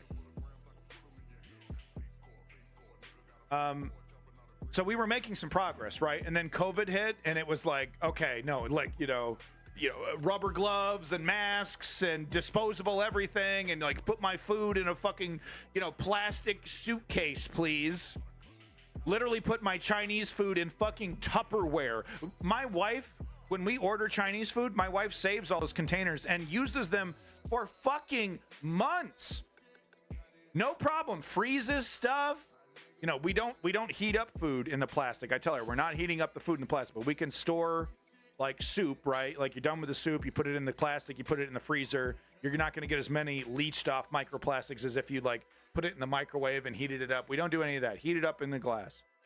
Heat it up on the stove. But she's got Tupperware level shit that she can use for why are we ordering Chinese food for a night of flight and fancy and Netflix? Why does that produce garbage that can last for years and years and years? I don't need my fucking sweet and sour sauce in a goddamn plastic cup that's gonna last for fucking years, man. I don't need that. Thank you, female eunuchs, for following. I do appreciate it. Anyway, I'll just read a couple paragraphs here. One of the major drivers of the exceptional heat building within Earth's atmosphere has reached levels beyond anything humans have ever experienced. Yeah, here we go. Officials announced on Thursday carbon dioxide. I did it twice. Carbon dioxide, the gas that accounts for the majority of global warming caused by human activities, is accumulating, quote unquote, faster than ever. Scientists from the NOAA, the Scripps Institution of Oceanography, and the University of California, San Diego found. So, a bunch of woke fucking liberals who want to turn your kids gay, basically, right? Quote unquote, I'm being facetious, by the way. I don't know if, we've got new viewers. I got to be careful. Quote unquote, over the past year, we've experienced the hottest year on record, the hottest ocean temperatures on record, and seemingly endless string of heat waves, droughts, floods, wildfires, tornadoes. I'm going to go ahead and add that one, and storms. NOAA Administrator Rick Spinrad, that's his name, Rick Spinrad. You fucking know it's his name. Rick Spinrad said in a press release, quote, now we are finding that atmospheric CO2 levels are increasing faster than ever. It almost seems like it's like industry going like, go as hard as you can before these greenies catch up to us, until they realize that we really fucked them over with cancer and microplastics and fucking the climate's, tornadoes going all over the middle, hurry. Go before they get us. Kind of feels like that, quite frankly. Oh, it's too late. They're going to realize we completely fucked the world up. Just go until they stop us. The researchers measured carbon dioxide, or CO2 levels, at the Mauna Loa Atmospheric Baseline Observatory, I assume in Hawaii. They found that atmospheric levels of the gas hit a seasonal peak of just under 427 parts per million in May, an increase of 2.9 parts per million since May 2023, and the fifth largest annual growth in 50 years of data recording, folks. This is legit. Now, do we give up? Do we embrace nihilism and say, no, there's nothing we could do, and we just, no, of course not. Of course not. The only thing we can do is equip ourselves with the knowledge of what is real and what is not real, and hold our leaders and politicians accountable when it comes to the time of, hey, you promised you were going to do something. You got in there and you actually reduced those funds to, give it to, Israel or whatever you did, right? You said you were going to do something about making society more green, and then once you got into power, you started making excuses and pointing out that China polluting too, how come we can't? Taking money from industry lobbyists, etc., etc., etc. So you feel like looking at a summary of the subject. It's gotten progress. It's gotten progress away from plastic. Well, that is great news. Thank you, strategy member. We'll get that queued up for next stream. We'll do a because I mean, I would love to hear about some new. It's of course. Don't you love it when you read an article about some breakthrough technology that some high school kid came up with, and then of course nothing happens. This amazing breakthrough goes fucking nowhere. No one puts any money into it. Spinrad strategy member. Last little bit here. It also made official that the past 2 years saw the largest jump in the May peak when CO2 levels are at their highest in the Northern Hemisphere. John Miller, a NOAA carbon cycle scientist, said that the jump likely stems from the continuous rampant burning of fossil fuels, as well as El Nino conditions, making the planet's ability to absorb CO2 more difficult. So look at that fucking chart and despair.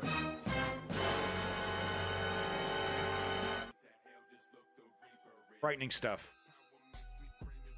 You want to give up? You want to embrace nihilism and just say there's nothing we can do? Well, that's on you. Because that's not how I roll. That's not how the News Underground rolls. I want to die on my feet, fighting until my last fucking breath. I want to be 97 years old jumping out of that plane. And you're not going to fucking stop me. You want to tell me there's nothing we can do? You want to tell me there's no hope? Fuck you. But we have to accept reality if we want to change this. And the reality is that it's wildly out of control. Industry is getting away with murder. We're seeing this great improvement in electric vehicles, but we're letting oligarchs run the show. Where's the subsidies? Right? Where the fuck are the subsidies for EVs in the United States? Just to list one example of the dozens of things that need to happen to transition away from fossil fuels. Where's the government research grant on, the first person who can create a fucking battery-powered semi that can go from one end of the country to the other without a recharge, right? Where's the, you win $1 million if you figure this one out, kiddo. Shit. When we did the space race, whenever there was something important we need to accomplish, right? We put a lot of money on the table and said, okay, geniuses, you want to be a fucking hero? You want the big bucks? You want the Lamborghini? There you go. Fix this problem for me. What do they call them in UK? What's that word for smart people in the UK? Funny. Boffins. Get the boffins, right? Put $1 million on the table for the boffins. I still don't know what a boffin is. All right. Interesting kind of blast from the past. Anyone remember learning about the Dust Bowl when they were in high school? Welcome back, Daniel. It's good to see you. So, would you believe policies, right-wing policies, right-wing farmers are bringing it on back? Make America great again, right? South Dakota looking like the Dust Bowl after farmers spend years taking out shelter belts. So the lesson that was learned from the initial Dust Bowl, and if you don't know what I'm talking about, it was a moment in American history where farmers were using really totally unsustainable irrigation techniques, and there was a massive drought across the whole, big swaths of the middle of America. Caused a massive famine, but it also caused these fields that were creating they were like I said, irrigated incorrectly, and the dust was picking up, and then the weather kicks up and it creates you ever seen a dust storm in the desert, and it's you got to wear goggles, you got sand and shit flying all over the place. Same kind of scenario here. So the lesson from that was that, okay, we need to set up shelter belts. We need to irrigate properly. There's a certain chunk of your land that we had regulations that said, okay, if you're a farmer, you have a field, there's certain things that have to be there to prevent that from happening. Genius right-wing Republicans said, we're going to cut through that red tape. We're going to get rid of that swamp. Thank you, female eunuchs. Lovely image there. Right? Cut through all those regulations, cut through all that red tape. And here we, just like with abortion, right? Where it's like we're going backwards. And there's a reason why we were moving forwards. And it wasn't just to piss off your Facebook uncle, your racist Facebook uncle. We were actually making changes and moving forward because it made society better. Fake news, fake news, fake news. Pearl clutch, pearl clutch. Major accident. So this, I wanted to show this right here because, you know, this Redditor pointing out major accident last year here in central Illinois is caused by this. It's becoming a major issue. So, you know, I mean, good luck, Morning Joe, right? Morning Joe ain't going to talk about this. Morning Joe is more likely to talk about fucking the Ninja fucking Turtles than he is to talk about this growing climate issue. Dust storm causes huge pileup, 6 fatalities on I-55 South. This is a year old. This happened last year. What was a massive pileup after a dust storm south of Springfield. As CBS 2's Charlie DeMar tells us, there are still dozens of mangled cars and lots of questions about who is to blame. And while I-55 opened early this morning, Illinois State Police need help identifying 2 of the people killed in yesterday's wreck. The extent of the damage so bad that their cars and bodies are... Okay, James the Clown, I don't quite remember why you pissed me off, but I'll be the better man and I will accept your apology. Thank you for giving it to me. I appreciate it. James the Clown. With a simple image and name, your whole persona frightens me. Clowns are unsettling. I'm one of those guys. They're scary. I know some people are into them. No, they're scary. Unidentifiable. At least 6 people were killed and more than 30 injured in a series of crashes after dust blanketed the highway. Illinois State Police said more than 70 trucks and cars were involved in the accidents, which took place over several miles. So, I mean, kissing Gonzo, I don't know if I agree with that specifically, you know, because GPS functionality, it's kind of hard to enforce, all that, you know, that kind of stuff. The reason why this happens is because people just they've never experienced extreme weather like this. They don't know what to do. So like, I don't know, it's a little dusty. Do we just keep going? It doesn't click until it's too late, until they're five milliseconds, you know, in front, you know, about to smash into a semi. They don't think to slow down to 5 miles an hour. Because when this happens in Michigan, when it's like a whiteout, people still drive on the road, but you drive 5 miles an hour so that you can react to situations like this. But if you've never been in a whiteout, you've never been in a dust storm, you maintain speed. You keep going 50, 60 miles an hour and then smash. I mean, it happens instantly. You get maybe 1-2 seconds to slam on those brakes before you're right up in there. And the main thing that I want to point out, red tape and regulations is what prevented this from happening the last time during the first Dust Bowl. What, 60, 70 years ago, 80 years ago? I don't know when that shit was. It was like during the Great Depression era. About 40 people were taken to local hospitals. Their ages range from 2 to 80. As for the deceased, ISP can't determine their gender. The only information they have is that one person was in a blue Chrysler 300. Look at that. You know, and imagine you're cruising along, you know, you have visibility, but then you're cruising along and then you hit the cloud and you continue to do 40 or 50. Was in a blue Chrysler. You know, you're fucked. You have to slow down to 5 miles an hour. 300, the other in a Hyundai. The make and model of the car is unknown because of how severe the damage was. I should have set it up. Some in the local farming community say Monday's dust storm was avoidable based on the farming techniques used. I asked Illinois State Police Director Brendan Kelly if charges are possible. We're looking at the surrounding area to see what information we can ascertain. Oh yeah, we're gonna arrest Mother Nature for reacting the way that we know better. You know, if you're gonna arrest somebody, you arrest the politician who, you know, signed the bill that allowed this to change, right? I mean, come on, arrest somebody. You're gonna arrest a farmer for following the law, for doing what he's allowed to do? I mean, unless that's just a bunch of farmers totally disobeying regulations, you know, to build their fields in a way that, you know, creates the scenario. Then they're culpable.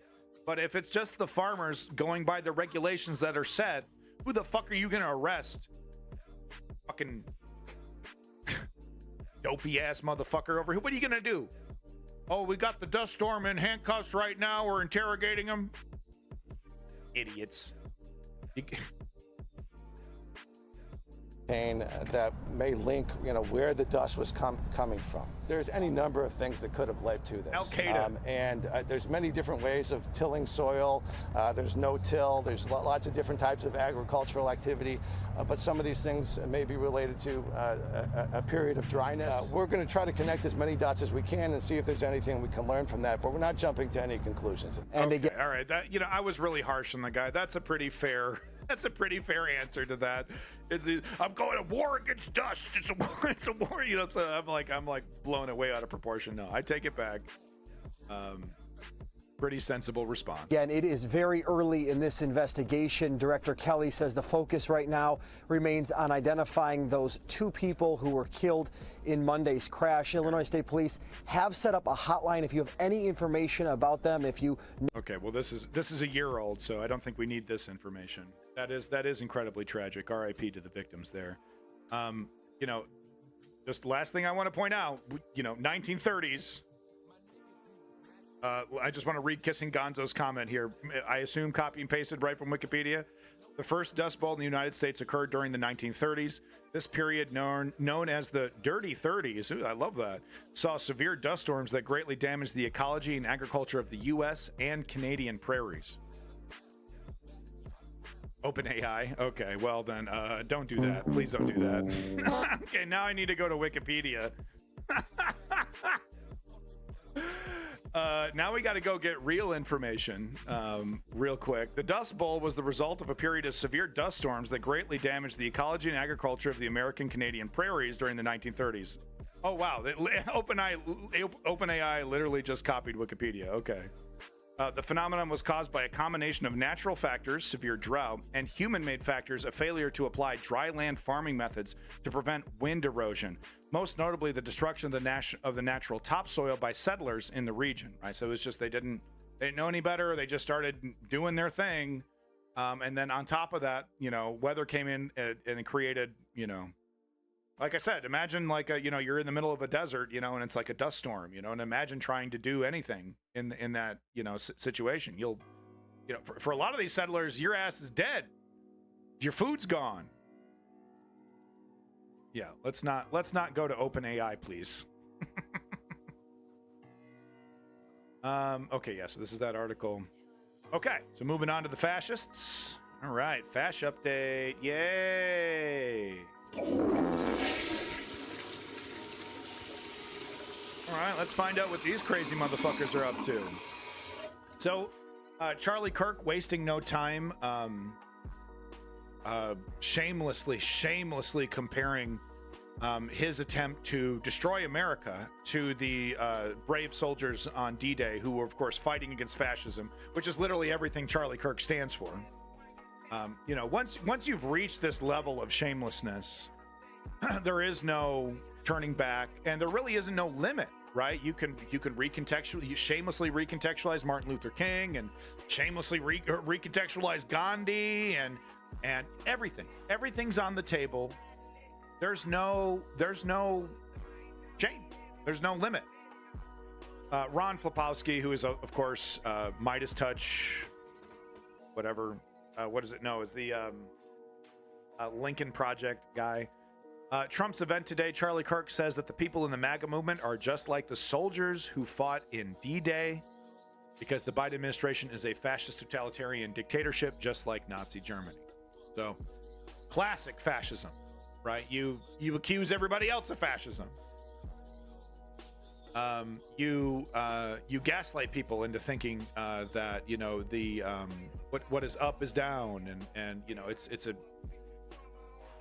it's a project that's been happening since the end of World War II. Really, this slick style of crypto-fascism, and Charlie Kirk is extremely good at it. I'm gagging. Yeah, no, I mean, it's disgusting, but I go back, of course, constantly to your boy Sart.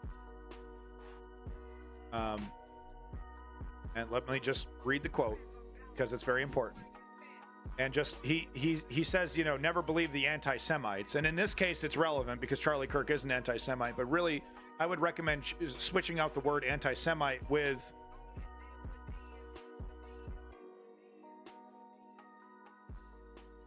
I mean, in the current makeup of the current politics, it's really anybody who is trying to defend this extreme MAGA conservative ideology. So maybe just saying MAGA, but whatever. Anti-Semites. This applies to anybody trying to. This quote applies to anybody trying to spread fascism, not just because I mean maybe back in Sartre's day the only people that were pro-fascist were the anti-Semites, but now we have a rainbow of fascists, and dare I say it, there are totally Jewish people who totally support Trump and totally support MAGA. Am I crazy for pointing that out? You know, who would they be like? Of course I'm not anti-Semitic. I'm freaking Jewish. You know. Anyway, here's the quote: "Never believe that anti-Semites are completely unaware of the absurdity of their reply." So that's the most important part, and I know I got him covering it up here. But this is the most important. Characters like Charlie Kirk understand 100% the absurdity of what he said. That does not matter. Never believe that the anti-Semites are completely unaware of the absurdity of their replies. They know that their remarks are frivolous, open to challenge, but they are amusing themselves, for it is their adversary. I can't say that word correctly. Adversary. Damn it. Okay. Adversary who is obliged to use words responsibly. And that's important. See, that's why it's so frustrating for us when we're in these social media back and forths with these characters, right? Well, here's some facts. Here's some sources. That's not right. That's misinformation. It does not matter to them. That's not the game that they're playing with you. Since he believes in words, that's us. We believe in words. We believe in truth and reality. The anti-Semite have the right to play. They even like to play with discourse by giving ridiculous reasons. They discredit the seriousness of their interlocutors. They delight in acting in bad faith, since they seek not to persuade by sound argument, but to intimidate or disconcert. The old disconcert, gaslight. If you press them too closely, and we've all done this, you've done this in your life, I assume, if you're on the News Underground, if you're on the left, you've had that debate with your drunk Facebook uncle, and you've got him into the corner rhetorically, like, do you really support fill in the blank, whatever it is, right? Because if you press them too closely, they will abruptly fall silent, loftily indicating by some phrase that the time for argument is past. And we see that. Oh, fake news. You're a liberal. Bias. They're out to get him. Deep state. Some rhetorical technique, something that shuts down the conversation, that makes any further conversation impossible. Sartre knew this way back when. Jean-Paul Sartre, I don't know when, I don't know when this guy was born or died. I just know he was 100% correct about this. Like he saw it and put it. It's really, sometimes it's really hard to put to words the totality of it, the completeness of it, how impossible it is to maneuver against these people rhetorically. And the genius that he is, he found the words. French philosopher, wrong by default. There's a lot of controversy with Sartre. Not going to deny that, but we're not going to get into that. He was 100% correct on this statement. But yeah, there is a lot of controversy on Sartre. Maybe one day we should get into that. We should do some Sartre documentaries. But he nailed it there. So I wanted to show just, just as a fun thing for everybody here, Ammon Animations. I don't want to steal the whole thing, but he's brilliant. And he just a couple minutes ago, just a couple minutes before the start of my stream, released this new video on Andrew Tate. So I thought we'd watch the first minute, and then I'll give you the link. You can go ahead and watch the rest when you want, or just stop watching me and go ahead and finish watching this one, because it's really, really funny. But I don't want to be that guy that steals the whole damn video, especially on the day that he releases it. So make sure you give him the view. But let's just get a little sample here, because, I mean, in the first 60 seconds, it's perfect. It perfectly encapsulates Andrew Tate. And that's what Ammon Animations does so well, with these really scary and absurdist and ethereal and frightening caricatures of these people that he makes. There's always this connection back to the real world. And one thing that I really love is that he's constantly putting in direct quotes, for like what these people actually say. That's like the text of the back and forth. He's not using AI voices. He's taking these quotes, from these interviews and these horrible things that these people have said, putting them into these horrific images, and it all works. It really melds really well. And quite frankly, I wish Ammon Animations received more outside. I really wish leftists would cover this more, because he does a really, really good job of characterizing these incredibly dangerous and monstrous people. Let's get into it. I'll show you the first 60 seconds here.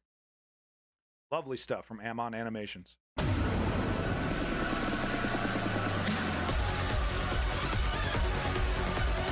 This is 2016, when Tate had a fighting career. Andrew Tate. Ibrahim Bustati. When he gets his ass kicked by this guy. Round one. Fight.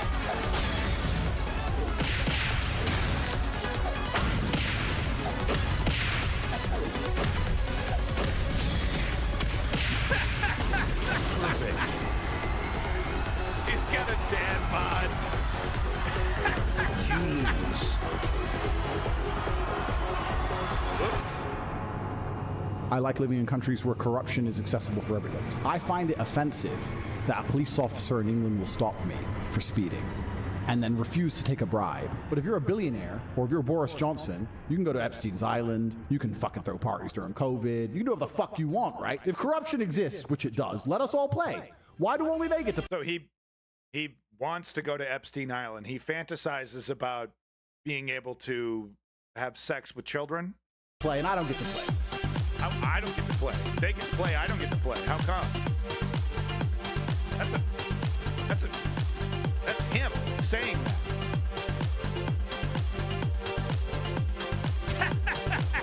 The eyes. The weird gait. The no chin.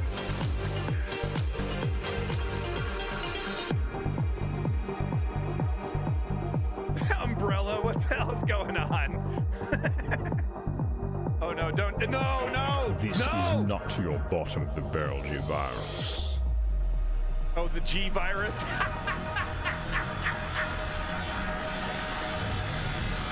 Oh no! No, don't take the G virus! No! Okay, we gotta stop here, hold on. We've already done 2 minutes. I want to see what happens when he takes the G virus, then we'll stop. I want to see what monster he turns into. Okay, wow, he's going really epic with it. Oh, okay, no, we don't get to see it. We don't get to see the G virus until he's kind of setting up. He's being really cinematic. Hold on, let me see. Let's just skip. Oh, here we go.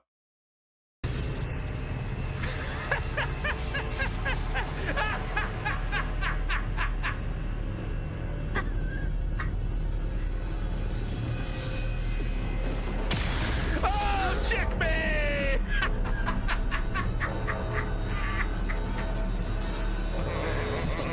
He's T-posing on him. Oh my god, it's so good! That's Hassan. That's political commentator Hassan. Take the G virus. Do it. Let's see. I want to see him take the G virus. They shoot. There we go.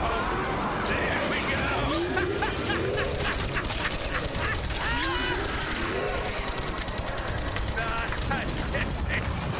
He turns into a fucking Resident Evil monster.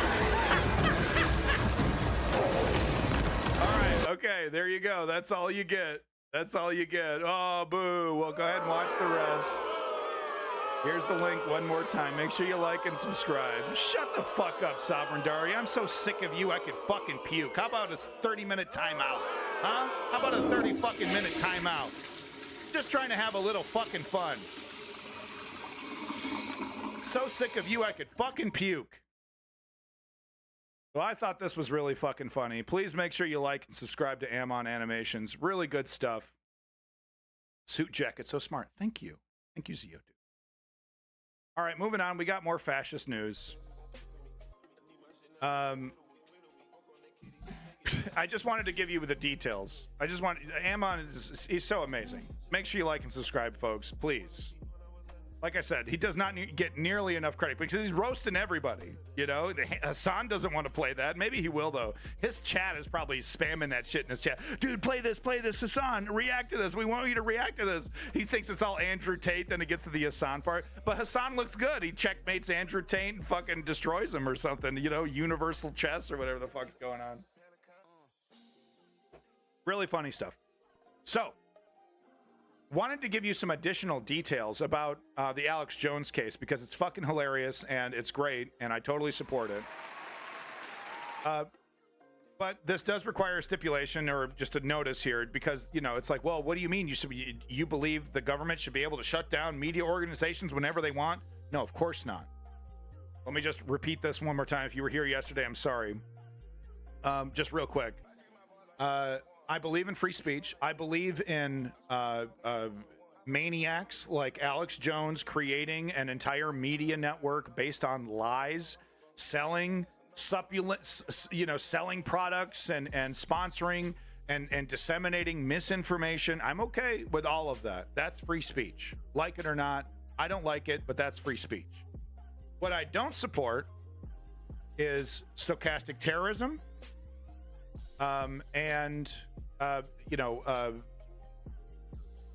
Stochastic terrorism, and there was one other thing. Pretending to Alex Jones. But it's mainly the stochastic terrorism. You're not allowed to shout fire, or the libel, that was the other thing. The libel. Okay? You're not allowed to shout fire in a crowded theater, okay, unless there's a fire. And you're not allowed to say, this person is a bad person. I have proof. I have evidence. And if your message gets out and you're able to destroy this person's reputation because of your lies, you know, libel is very hard to prove in court for a very good reason. It's not libel to have your feelings hurt. You know, it's not libel to be called an asshole. That's not libel.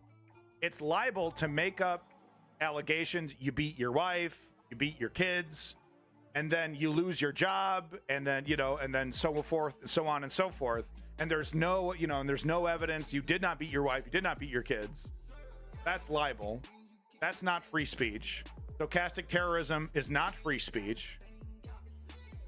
Okay. Any of you jokers out here talking about, oh, I believe in free speech, 100% free speech. You can't, you know, say whatever you want and show whatever you want, do whatever you want. You're lying. I don't believe you. Alex Jones just cost himself everything. So I just wanted to get into this a little bit so you can get some more details, some juicy details about how, you know, he tried to get out of this, tried to declare bankruptcy, but you didn't say the magic word. I can do that. Look at that.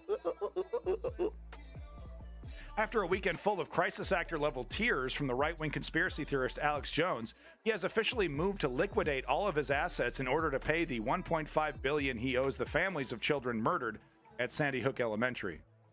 The hoax-pushing supplement hawker, who was found guilty of defamation in 2022, filed for bankruptcy under Chapter 11 that same year. allowing him to maintain operations of his businesses and rely on reorganization to come up with the funds. But it wasn't enough. With the family's warning that in 2023 that Jones' plan fell woefully short. In a filing on Thursday, Jones' lawyers wrote that there was, quote, no reasonable prospect for a successful reorganization, and that, you know, like somehow he's going to magic up $1.5 billion after he's reorganized his chess pieces, right? Welcome back, Carl Toes. And that filing for liquidation under Chapter 7 was the massacre denier's only option. This article is very biased. I'm okay about that. Just thought you'd know. Was the massacre denier's only option. The latest decision lays the groundwork for Alex Jones to lose his stake in InfoWars, the pulpit from which the podcaster has continued to spew misinformation. But they had some fun here. No, we're talking about UK elections near the end of the stream. So just a few more tabs, really. We're getting through the US stuff, and then we'll be getting to UK stuff really soon. So this is where the details are, though. Listen to this. Earlier this week, a judge prolonged Jones's slow financial death and allowed him to continue running his media company, Free Speech Systems. Yeah, it's that Orwellian. Until June 14th. This newest move signals that Jones' ownership will more than likely be sold, according to Avi Moshenberg, an attorney for the families, who spoke to CNN on Thursday. Free Speech Systems had nearly $4 million in cash on hand at the end of April. That's it, $4 million. He owes $1.5 billion, okay, with a B. Woo, woo, woo. What might happen?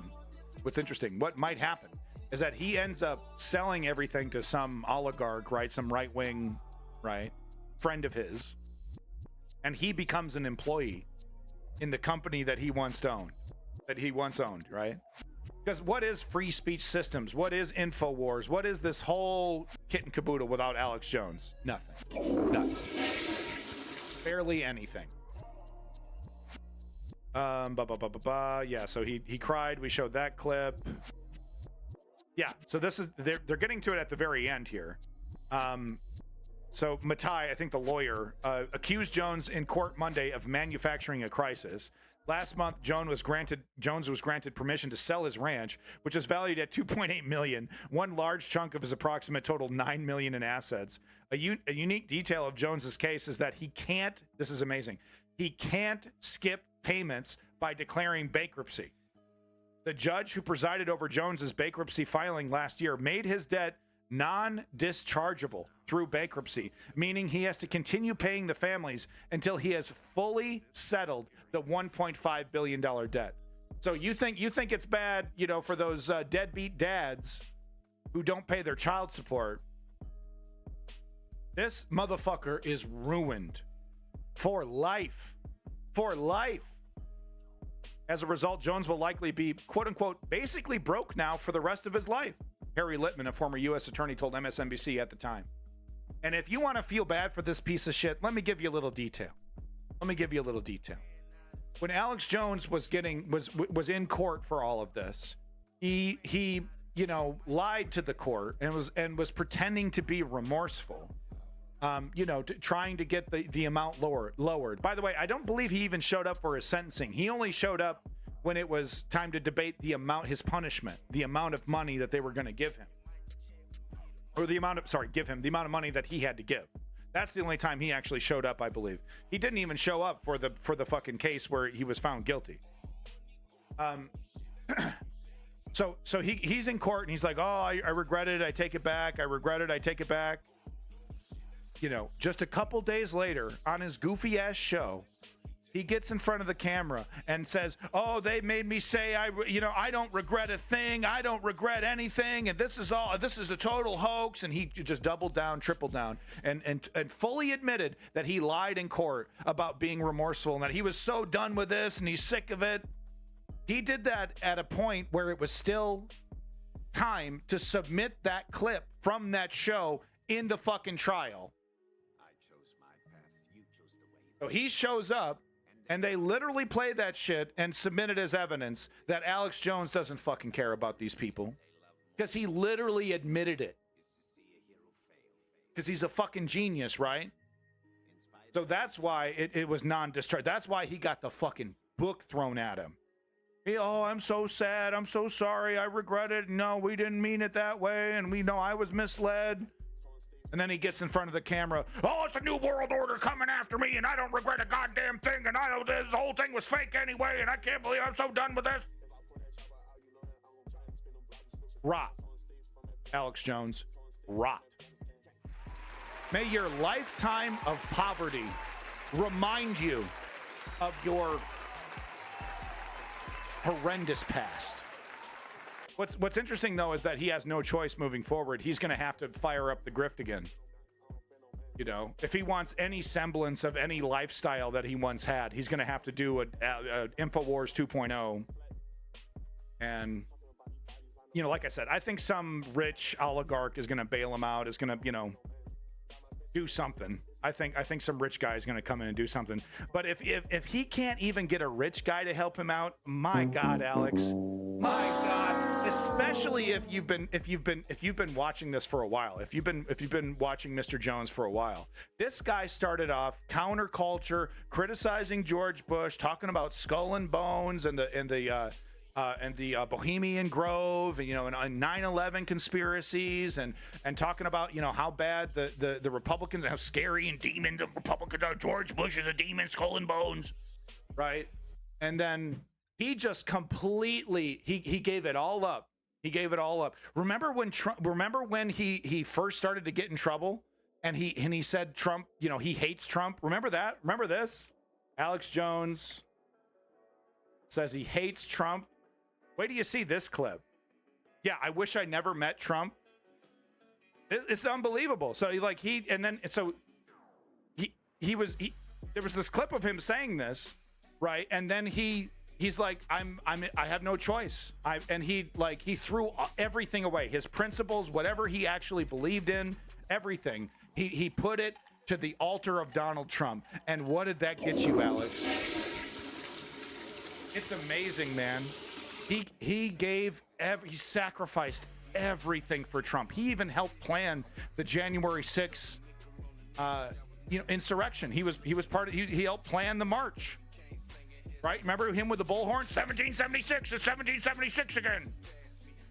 He wasn't at the riot, though, of course. Oh, this is getting too real for me. I'm not really a leader. I just play one on TV. He lost everything. And let me ask you something, Alex. You think Trump cares? You fucking sucker. You fucking rube. You think Trump cares? He might not even get bailed out by a horrible racist oligarch that sees the benefit in a character like Alex Jones. That's how pathetic you are, man. The bootlicker of the bootlicker, who gave up his entire empire for a king who didn't even notice. My God, man. You're supposed to be tough guy, supposed to be, manic and, a maniac. You're just pathetic, man.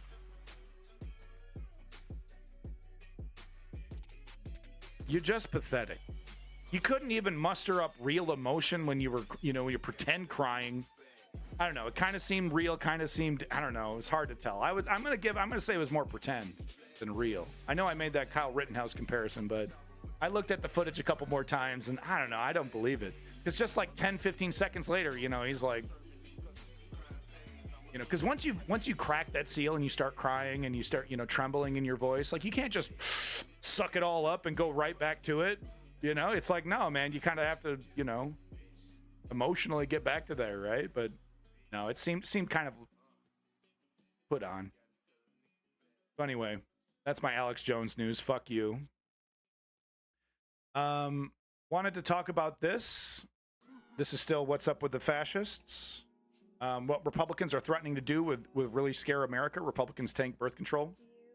So, long story short, the Republicans are, banning all birth control, and they're also trying to implement laws that allow them to do border checks for women that are crossing the border potentially to get an abortion.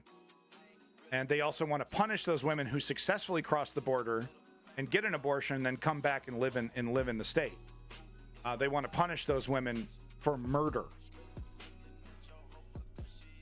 So imagine you're a woman, pregnant or not pregnant. You're a woman, you're trying to cross, you're going to visit a friend who's in the next state over.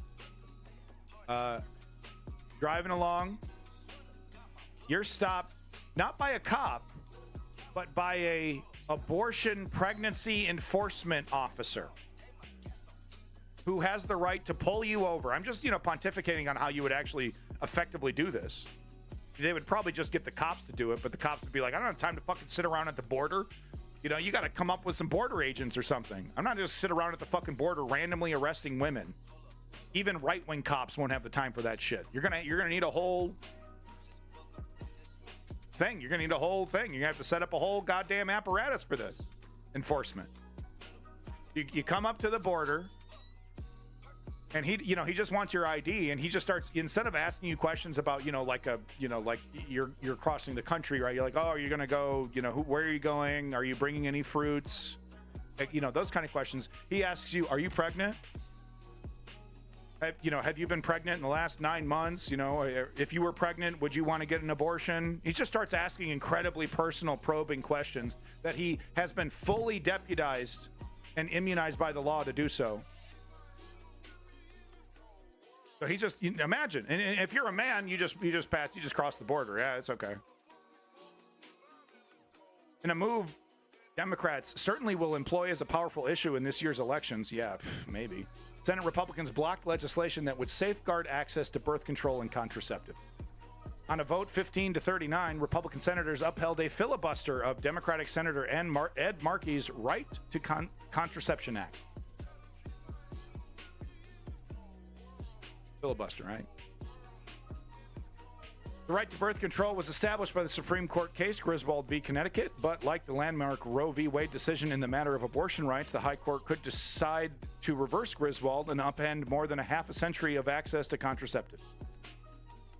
Although 8 in 10 Americans say access to contraception is deeply important to them, and 90% think birth control should be legal in all or most cases, and you'll see some of these numbers in the reddest of the red states. Because women don't really like having no control over their body, or like less control over a specific part of their body. Pretty personal part, too. Several states restrict access to contraceptives by eliminating public funding for it, defining abortion broadly enough to include contraception. And we've also seen, I reported on this last stream, an attempt, an attempt to just remove the word abortion from the discussion altogether, to literally retroactively, this is Project 2025, to retroactively go through government documentation and remove the word abortion. And what was it? Diversity was another one. Gender was another word. Just literally that. You think I'm kidding? You think, do I need to pull up the source? I'm fully fucking sourced. Every fucking thing I say. And allowing healthcare providers to deny service related to contraception on the basis of their own beliefs, according to supporters of the bill that failed Wednesday. Thank you, Chemgob. President Biden immediately condemned the effort to block the Right to Contraception Act. Yeah. President Biden, yeah, we believe it, buddy. Yeah. Last time I checked, this shit happened under your fucking watch after Barack Obama failed to tell RBG to step the fuck down before she croaked in the middle of the Trump administration, giving him not one, not two, but motherfucking 3 Supreme Court noms from one of the worst presidents in human history, on top of the thousands of other nominations. Mitch McConnell got his fucking dream list. We're seeing that benefit him with characters like Eileen Cannon. The last thing I wanted to say about this, to you men's rights activists and you pathetic so-called men that think this is a good thing, that think women, yeah, they kind of need to accept this, and yeah, I got, I have partial ownership over your womb. You think this is going to stop with women? You think once they have the right to profile women and arrest them for decisions that they made with their own body, that shit's going to stop with women? We've already seen I think it was Tennessee, talking about, punishing pedophiles and rapists with chemical castration. You think it stops with pedophiles and rapists once they open that door? Oh, yeah, now it's murderers get chemically castrated.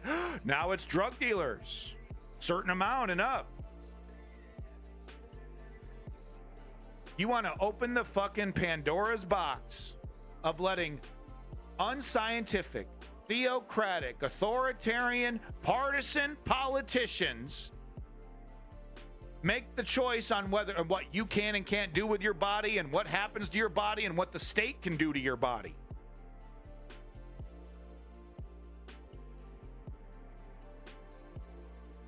Oh, it's not going to affect me. I mean, I'm an American. I am a straight American. I have sex with my wife. I have children. And we go to a conservative school and I vote Trump. I don't care. I don't care about any of this. It will fucking get to you, buddy. And if it doesn't get to you directly, it'll get to someone you love. Oh, I didn't think it was a big deal until, my good brother, who just so happens to be gay, we don't talk about it, but he's gay, was arrested for being gay. I didn't know that was going to happen when I supported the politician that promised to do that. I didn't think he was going to go after my brother. I mean, he even voted Republican. He's a log cabin Republican. I don't even get it. But he got caught up in the roundup. I don't know if fascist dictatorship is such a great idea now. Yeah, too little, too late there, isn't it, buddy? Birth control should be legal under any circumstance. I think of a part of freedom in life, their body, their choice. That's how it works. But not according to Republicans, not according to the fascists that want to empower the state to tell women what to do with their bodies. And let me tell you something, it doesn't stop with women. Use your fucking imagination on what a Ted Cruz Unchained. What do you think that would do to society? Yeah, we got 3 more videos and then we're moving on from the fascists. GOP senator takes Russia's side against the U.S. So this is Tommy Tuberville, this fella that's been holding up military appointments the entire time for years. And apparently there's just nothing that can be done. I'm sure there's some kind of procedure that you could actually follow to avoid this, but the Democrats are too afraid to do so, and they also probably feel like it benefits their politics because look at how obstructionist they are. This motherfucker is an anti-American piece of slime. I'm gonna say it right now, anti-American. Of course, he fully supports January 6th and recontextualized, stop steal, fully supports Trump, fully supports authoritarian dictatorship. But no, this motherfucker also sides with Russia. Fascists still exist. Carl Toes, where the fuck you been, man? Officials in Washington have warned that Russian propaganda has made its way to the floor of U.S. Senate and House of Representatives. And it shows no sign of slowing with U.S. Senator Tommy Tuberville's latest statements on the war in Ukraine. Listen to this motherfucking traitor, dude. Quote, he doesn't want Ukraine, talking about Putin, and this is how he speaks. This is a direct quote. This is how he speaks. Talking about Putin. He doesn't want Ukraine. He doesn't want Europe. He's got enough land of his own. He just wants to make sure he does not have U.S. weapons in Ukraine, the Alabama lawmaker said during a recent interview. This wasn't like 10 years ago, okay? This was like 10 minutes ago. He doesn't want Ukraine. He doesn't want Europe. No, he only beelined it to the motherfucking capital. Oh, it's not true. Fake news. Liberal media. Whatever fucking excuse this idiot would come up with. Among the problems with the statement, which CNN's chief national security analyst Jim Scuuto was quick to point out, is that it's flat out wrong. One more history lesson for the senator. Okay, I accidentally clicked it. One more history lesson for the senator. 1, Russia first invaded Ukraine in 2014, years before significant U.S. military assistance. Not exactly true. NATO was a very relevant factor in 2014. But still, of course, doesn't justify Russia's actions. 2, more importantly, Putin denies Ukraine exists as a nation independent of Russia. In fact, he does and has long wanted to simply absorb Ukraine by force. And we've reported on this. We've shown the sources, not just Putin, people close to him, his propagandists.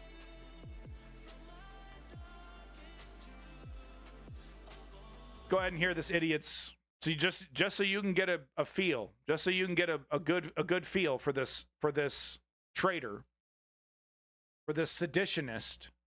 And of course, he's on Steve Bannon's war room. Steve Bannon is, of course, going to be sent to jail for ignoring a congressional subpoena where he was brought in to talk about the coup that he helped plan and execute. How many TV clips have you seen of a battle in Ukraine? Zero in the last 6, 7, 8 months. It's one-sided. Putin just kind of sitting back, watching what's going on, wondering, hey, when y'all gonna come over and we'll draw a line here. He doesn't want Ukraine. He doesn't want Europe. Hell, he's got enough land of his own. He just wants to make sure that he does not have United States weapons in Ukraine pointing at Moscow. Yeah. Wow. A couple. Wow. How many? And Steve Bannon, yeah. Like that makes any sense whatsoever. Doesn't make a lick of fucking sense. Doesn't make a lick of fucking sense. Doesn't matter. Doesn't matter. You know, these characters like this, when they get into power, they think they can kind of continue this, you know, just fucking making shit up. They quickly hit a wall. Remember Donald Trump quickly hitting that wall? When he realized he was going to actually have to do politics, that he wasn't a king, that he wasn't a dictator. Oh, we got to get rid of this system. This system's getting in my way. I can't just release an edict and you do what I tell you to do. No, sir, that's not how democracy works. Oh, we got to get rid of this.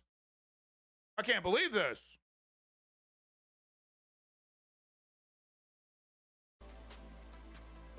Moving on to the next story. FBI raid. This is about SCOTUS, Supreme Court of the United States, who has been captured by right-wing activists and extremists and partisans who are currently doing the best that they can to destroy America, destroy precedent in law. They've already done it with abortion, of course, Roe v. Wade. But they decide to kick the can down the road on the essential question on whether a president is a king or not. So we have a Supreme Court of the United States, when asked a fundamental question about the entire United States experiment.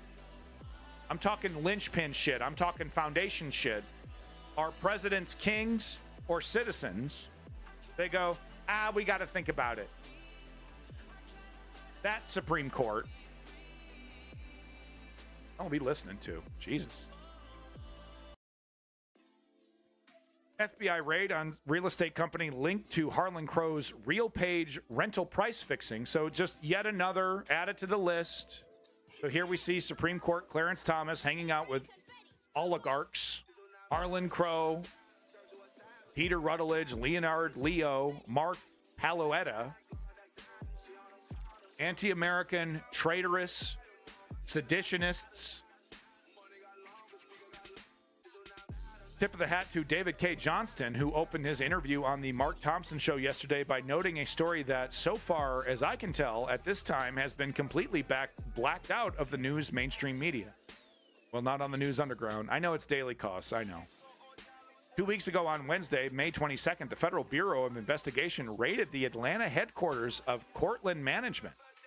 According to an MLEX article on May 29th, the FBI raid was, quote, part of a criminal antitrust investigation by the U.S. Department of Justice into a conspiracy to artificially inflate rents for apartment units.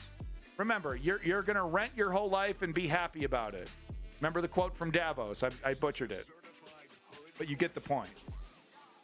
These crusty oligarchs, 1 foot in the grave, have devised some grand scheme to buy up as much real estate as humanly possible and make it Zeoduke, yes. It's from it was a quote from one of the oligarchs who were at Davos. Really excited about it, right? You're going to be a renter forever for everything. You're going to own nothing and love it. That's what he said. You're going to own nothing and love it. Something like that.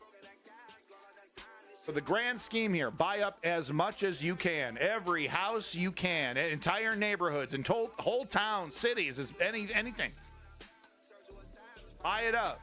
And then, like a monopoly does, bring that price on up. Make it impossible to own a house. Why would that benefit? How could that benefit these guys? When you're desperate, when you're suffering, you'll take any job. You'll work for any wage. You'll do fucking anything. When you're desperate and you are barely making it by, it's a new style of serfdom, neo-serfdom. It's a new style of serfdom, getting just enough to get you to work and get you back home to rest up so you can come back to work. And then, of course, the real, now they have a new rung in the ladder, AI, where they can just wipe everybody out. That's the big dream. So, and who supports it? Clarence Thomas, the right-wing activists, they're taking money from these characters. The inspection comes as the DOJ's antitrust division deepens its investigation into the rental housing market and the use of price-setting software provided by RealPage, more AI, whose clients include some of the largest U.S. residential real estate owners and management companies. I'm talking bazillionaires. Yeah, hello. Portland is named after dozens of defendants in the punitive class action in Tennessee alleging the use of RealPage's software platform to coordinate and agree upon rental housing pricing and supply. So they buy up, you don't even need to buy 90%, 80%. You can buy 30%, 40%. And if you just bring it all up, then the rest of the market comes along with you. And then all of a sudden you got a nice juicy pool of desperate individuals willing to pay an exceedingly obscene high amount of rent, who can barely get by, and just substance of living, going back and forth to work. The perfect scenario for a Harlan Crow. He deserves it. If you want to read the rest of this article, it's right here. Enjoy yourself. Last bit of... Actually, no. I'm sorry. We have a little bit more U.S. news. I'm sorry, I lied to you. I have three more things here pertaining to the fascists. This is a video that'll knock your socks off. Get this shit. Trump supporters were played tapes, fake tapes, AI-generated tapes of Trump saying outrageous things. I eat babies kind of stuff, right? I don't know if it gets that extreme, right? It's got to be believable. But these Trump supporters were played fake Trump quotes where he says horrible things, and they defend it. It's a cult. It's a cult. And don't give me that both sides shit, okay? Because if you did this shit with Biden supporters, they'd be like, oh, okay, no. Okay, I have my limits, but that's too far. That's not the case with Trump supporters. Welcome back. Smash! What's your usual schedule? Saturday's 12 to 3 or 4, at least. I usually try to stick to that. But then throughout the week, I try to get streams in where I can, if the time allows. But no, so back to this video here. Trump supporters listening to what they think are actual Trump quotes and defending them. Jump right into it. We're gonna roll. We're gonna start out, and I want to share some leaked audio. And this is audio of Trump saying some things, and we need your candid thoughts on what to do. Right? This is not out at this point, but we need to have a plan in place on how to react and. Oh, I didn't know this was a Courage, the fucking hand puppet. This is that dog, the Courage, the fucking. What does he call himself? Fucking rude dog. He makes rude jokes about people. That's funny. Okay. To have a plan in place on how to react and respond to this stuff if it ends up hitting the media. Look, I need cameras in the dressing room. Cameras on the wall, cameras on the floor, aimed up at their whatevers. I want the best cameras, set up by the best Chinamen. Understand? Yeah, well, that could be a violation of... It's to make sure that they're safe. Dave? That's not AI. Look, I can't be there all day. I'll just start grabbing them. Believe me, for them, not me. I'm a man. They're beautiful women. It's totally natural. You know, sometimes I'll walk in naked. So then we're all naked. So if they file a complaint against me, I can file it right back at them. The Jew lawyer taught me that one.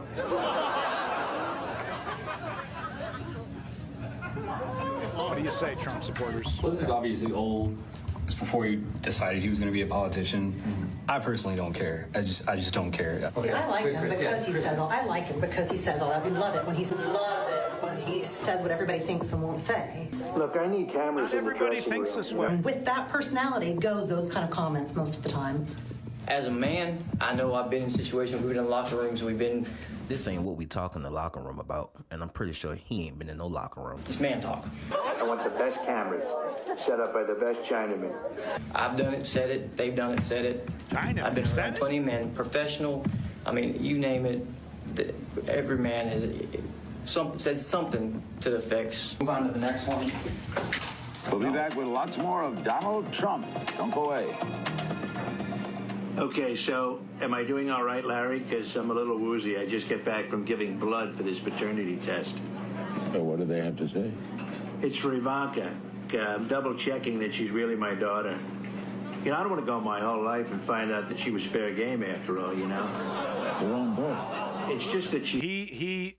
I need to remind you, if you think, oh, this is hyperbolic, this is slander, this is just making stuff up. He had to be in the White House, sitting in the president's chair, had to be reminded by his staff that he was talking about his daughter because he just kept talking about how hot she was and how bad he wanted to fuck her. Sir, that's your daughter, sir. Can we please move on? Get back to the business of ruining this country, please. Oh, I'm sorry. I'm just like saying, hey, look, man, I just like to say, look, I just want to mouth fuck my daughter. I'm so sorry. Woke liberal media in the White House. So I just want to remind you. Yeah, no, look it up, Google it up. Once again, you think I'm fucking lying to you? No, I know you don't, but you know what I'm saying, right? I'm sourced. Look it up, type it into Google. Someone in his staff, I don't remember the specific person, but they made a statement. They said, yeah, no, I had to tell him, sir, that you're talking about your daughter, sir. Something to that effect. It's just that she's voluptuous, successful, and, frankly, I heard she's great in bed. And we're back in 5. Okay. 4. We're back. This Donald Trump is going to be all over the board defend tonight. this, you sons of bitches. Okay, so how do you feel about this one? He's complimenting his daughter. I don't want to go my whole life and find out that she was fair game after. Yes, it's crass because that is his own daughter. Frankly, I heard she's great in bed. He's still a human male. Does oral count as incest? Check that motherfucker's browser history. All over the board tonight. Okay, so Check that motherfucker's browser history. Oh, I don't know, man. It's, my daughter's pretty hot too. I don't know. There's no limit. This is a cult. This is what it looks like when you're in too deep. When you've built a foundation of lies, and you know that foundation is unsound. You know there's lies and there's holes and there's termites and there's all kinds of problems with your foundation. But it's still up. It's still standing. As long as I don't acknowledge, right, the weakness of this foundation, as long as I don't observe the faults, the edifice stays up. But if I accept this reality, oh, my whole edifice crumbles before me. Who am I without this lie? Who am I politically? What do I even believe in without this lie? Those are heavy questions. That's too much to think about. It's far easier, lazy, to just ignore the problem, ignore the lies. You hear stuff like this, ooh, I don't like that. I'll just pretend it didn't happen. And if you think I'm exaggerating, I'm not a psychologist, okay? All right, that's fair. These are my personal observations. Let's finish up the fascist stuff here. Trust me, you're going to love this. You're going to love the last clip. Primo shit. Lauren Boebert, primo shit. I mean, not as good as going to a Beetlejuice concert with Lauren Boebert, but it's close. That was the first date, dog. That was the first fucking date. I'm just, you know, look, she's not a very good politician, but she's a pretty good date. Okay. Just saying. No, but we got to talk about this really quick before we get to Lauren. Without God or a politician to worship, Nietzsche talked about it. People will lose themselves. This is proof. Yeah, no, it's like, thus spoke Zarathustra. Like I've only really read like the first chapter, but like that's like the whole first chapter is just about that. I think. I really got to finish that fucking book. It's so fucking huge. It's like 1 million chapters. I'm sorry. Look, I'm not well read. My mother taught me the difference between right and wrong. She didn't really tell me to read. I was raised by Adult Swim Toonami, okay? Toonami raised me more than the school system. But no, back to Marjorie Taylor Greene here. Watch Marjorie Taylor Greene get booed out of Virginia rally minutes after arriving. Get the fuck out of my state. The only thing I was told to read was the Bible. Well, you got to praise him. Whatever you do, you must praise him. Here we go. Yes, dude. Yes. She had to fucking go, dude. She showed up and minutes later she was gone. That is just amazing. Oh, free speech, free speech. She could have walked up to stage and done the speech through all the boos. You know, no one was stopping her from speaking. They were just letting her know how she feels. You know, did they stand hand in hand in front of the microphone to prevent Marjorie Taylor Greene from speaking? No. She chickened the fuck out. That's how this works. It's not a one-way street. Love and admiration is, nobody just deserves it for no fucking reason. It's the status. Oh, I'm a politician. I'm so honorable. The fuck out. The fuck out. The fuck out.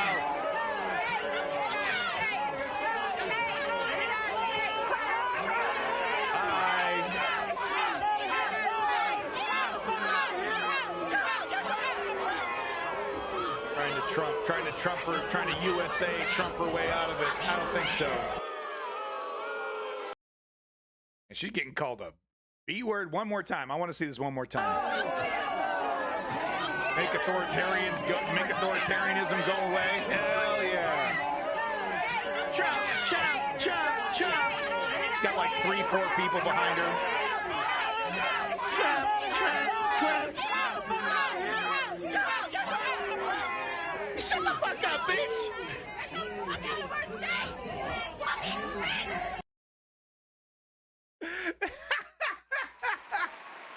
This is the politics you foment. You want to fuck with people's lives. You want to fuck up the system. You want to change everything irrevocably to benefit your dictator. Get used to this. Get used to this. Marjorie Taylor Greene. Now, look, does that mean I support, physically harassing, No, of course not. Okay? But you see this woman in a restaurant and you want to stand up and you start talking about how much you hate Marjorie Taylor Greene and everyone hears you. That's your right. Yeah, they can tell you to leave. I'm going to make a scene. That's your right, man. You don't have to throw a milkshake. You don't have to touch them. Okay, but you can speak. You can speak. You can let them know that I don't feel comfortable with you, and I don't feel comfortable with your authoritarianism, and I don't think you're great. And you can tell people what you feel about them. You don't get a magic protector of bubble because you're a politician. You get to avoid this kind of shit. Reminds me, remember that great clip of Ted Cruz getting shit on at the airport? Okay, we got to show it real quick. Real quick. I got a little time. Remember Ted Cruz heckled airport. So he was, there was a major crisis going on. Yeah, this is great. There was a major crisis going on in his state, and he was about to go on vacation. Okay, so disgusting, depraved, diabolical disgrace of a senator, Ted Cruz. Yeah, that's an accurate description. But he's stuck. He's stuck. He's got to wait for his plane.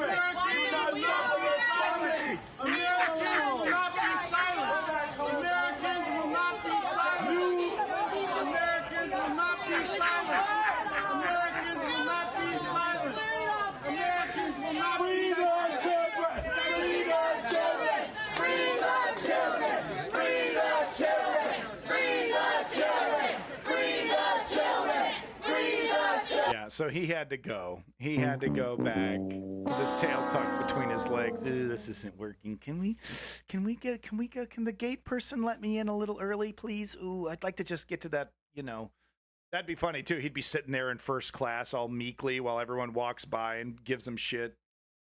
Ooh, I don't like this. I only like ruining people's lives when I can't see the results of it. Ooh. These gross people that I want to destroy, they don't like me. Children! Free the children! Free the children! Free the children! Free the children! Free the children! Yeah, exactly. Being MAGA is expensive. All right, so I've teased this long enough. You've waited long enough. Do you want to see? So, we show debates all the time, and I'm constantly complaining about the moderators. So maybe you don't exactly know what I'm talking about. Like, what's the difference, right? I mean, I don't, maybe you haven't seen a good example of what real, proper, journalistic moderation looks like in an American debate. Maybe you've actually never seen that. If you've only seen presidential debates in the last 20 years, you've probably never seen what a real American debate would actually look like if a competent person was moderating it and it wasn't just some mainstream media fuck-off fest, right? This is it. This Kyle Clark character from Colorado moderating this Republican debate, and Lauren Boebert's in here, should be the nation's #1 moderator. He should be the guy you call up #1, no matter what network you're from. I need America's best news moderator.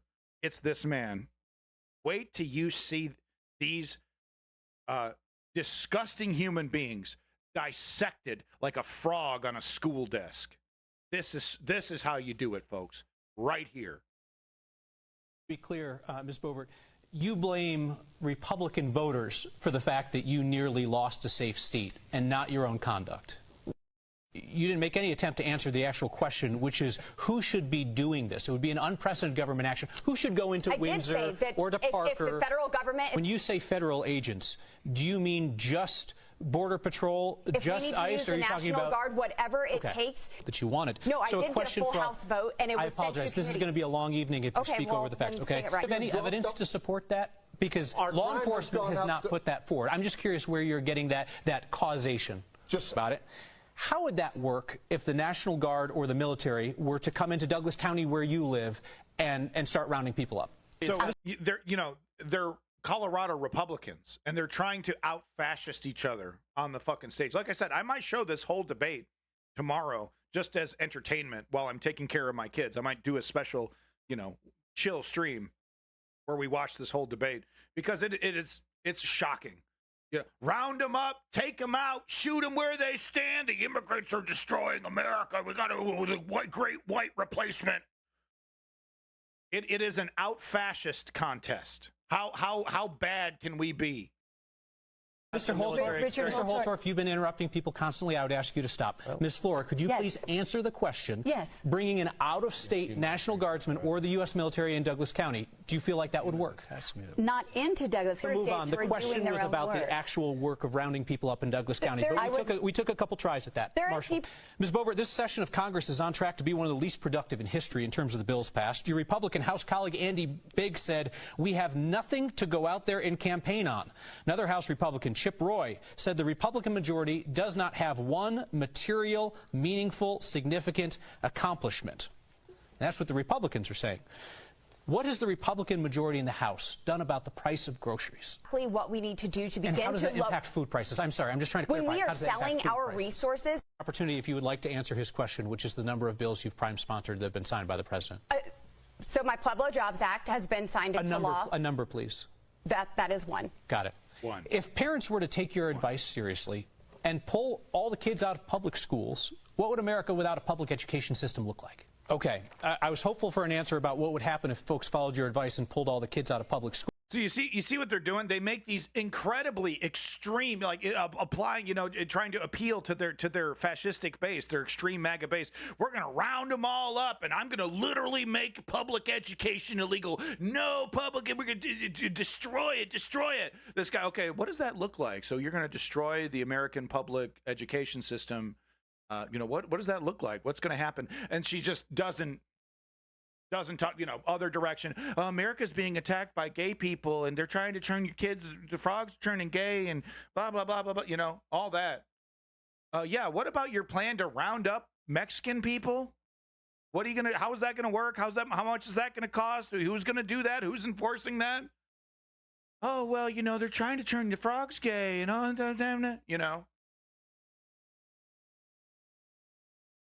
Sorry. That is one. Got it. If parents were to take your advice seriously and pull all the kids out of public schools, what would America without a public education system look like? Okay, I was hopeful for an answer about what would happen if folks followed your advice and pulled all the kids out of public schools, but we'll leave that for another conversation. You resigned your position as House Minority Leader after your drunk driving arrest surfaced this year. And my question is not about what you did while drunk, which for anybody who missed it was speeding up I-25 at 90 miles per hour so fast a trooper thought that you were trying to race him. Then you reached for your gun during the traffic stop. You asked the trooper to call the State Patrol's lobbyist. Then you asked him to keep the arrest out of the media. My question to you is about what you did while sober. You did not disclose your drunk driving arrest to your Republican colleagues when they were considering you for leader and electing you. What does that tell voters about your judgment? Mistake not to tell your colleagues when they were considering you for leader, knowing that you had something so big and embarrassing in your recent past? It was about the softest reference that he could have made, but do you want to talk about the theater thing? Sure. So, Kyle, my legislative record for just a second. We're not going to do that. You had plenty of time to answer the question. You chose not to. That's fine. I just want to make sure. And you have apologized for the theater incident. I certainly have. And I just want to make sure. Did you apologize for the behavior that went on with you and your date or the vaping, Kyle, or did you apologize? Or pardon me. Or did you apologize for lying to voters about what you did that night and the disrespect that you showed to service workers that night? What specifically were you apologizing for? I don't believe there was disrespect. There were things that were absolutely taken out of context. There's video of your interactions with service workers. I'm asking. Right. Are you apologizing for the lying to voters that I or flipped the someone off, and I did not. So I mean, I think it's been very mischaracterized. I'm apologizing for you, Kyle Clark, getting footage and releasing that, and people seeing this in a very private moment. Certainly, it was very important to figure out whether you. Very private moment when you're jerking your date off in a fucking full content. There's a person sitting right next to him, dude. Right next to him.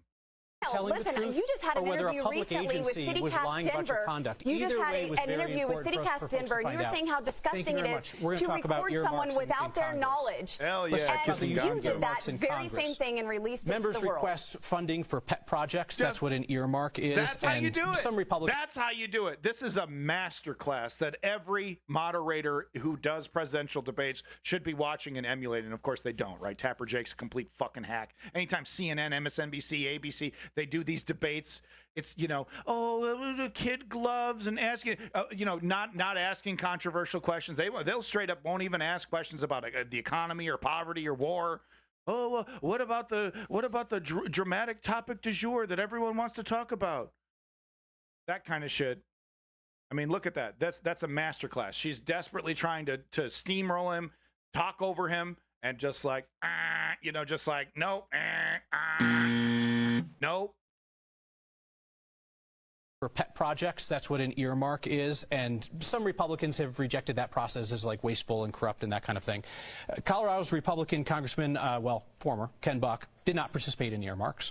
Retiring Republican Congressman Doug Lamborn did not use earmarks.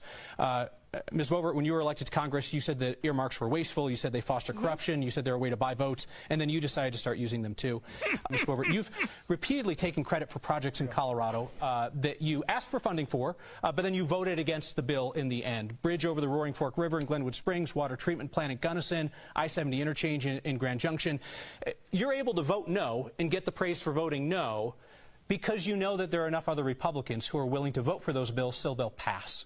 My question for you is this, and just a short answer. It truly is a yes or no question. She basically accepts that premise too. I mean, she's fucking She's stunned, dude. She's a Pokemon that's been stunned. She doesn't even know how to act. Because she needs to rebut that.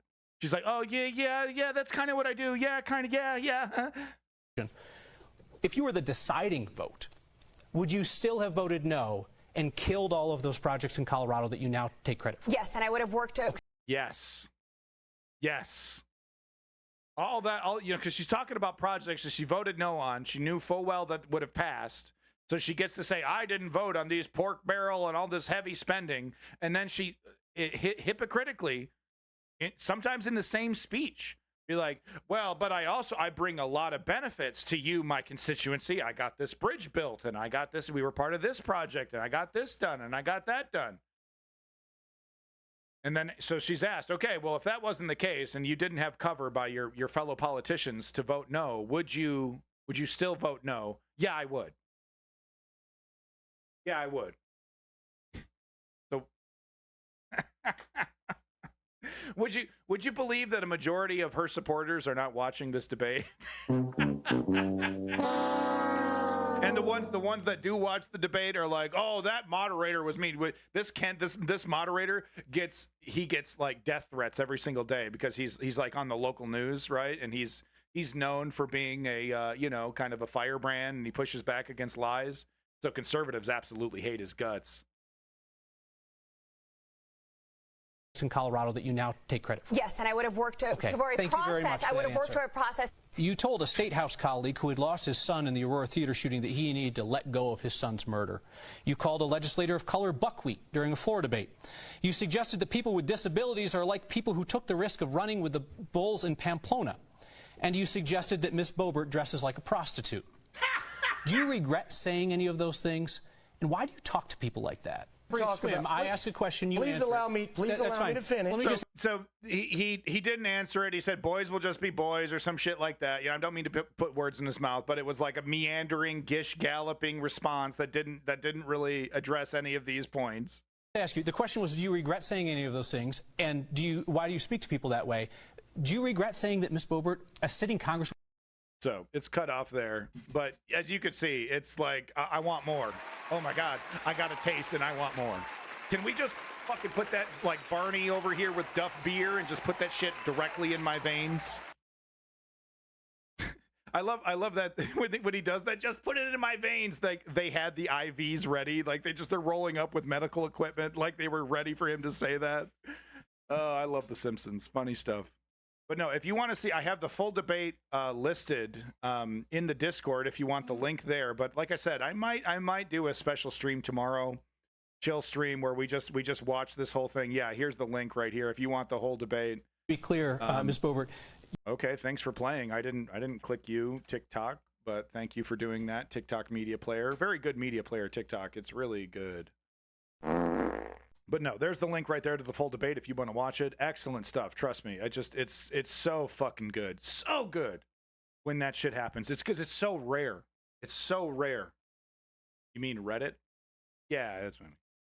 UK election debate sees political parties clash over tax and immigration. So we're moving on over to our UK news. Let's go ahead and get this changed up. 1 second. Little music break while I change the title card. Yeah. Right. Moving over to the UK news.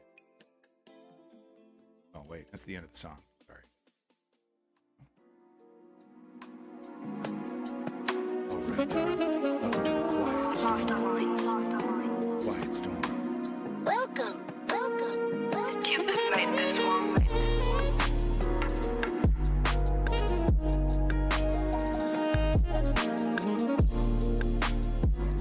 What was that genre of trap music that was like Simpsons? What was it called? Like Flanders Core or something? There's like a bunch of like Simpsons related music genres, Simpsons core. All right, so moving over to UK elections, big news. Wanted to do a kind of a breakdown of yesterday's 7-party debate. So it's kind of confusing to me as a Yankee, who's, of course, immigrating to Canada. So I'm a maple syrup Yankee. Maybe that's what you should call me. But it was confusing to me because we just watched the entire Keir Starmer. I did watch the whole Keir Starmer Sunak debate, and then of course I played the ITV headlines, which were totally biased and cut out a bunch of the most important stuff. That was, I didn't know that. I didn't actually know that until after that ITV was incredibly Tory biased. I didn't actually know that. Springfield Grimecore or something like that. Yeah. So I wasn't, I didn't know that soon, like a day after, or the 2 days after, or whatever, how much time was elapsed there.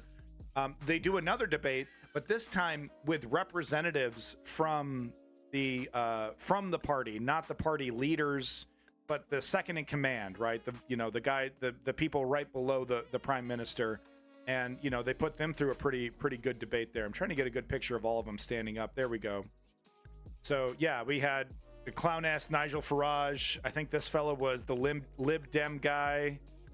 No, she was the Lib Dem. She was green. I felt the Greens, actually. Normally, the Greens are totally fucking embarrassing in these kind of situations. I thought she did really well, and I thought it was really smart of her to wear a green blazer as well. So, props to her. Props to her. I mean, Zeoduke, my observation is there was some kind of bias there. And then I showed the highlights that conveniently left out really relevant things that Keir Starmer said. They basically showed the entire first half where it was Sunak, dumping on Keir, and Keir not responding to the constant allegations about 2,000 pounds.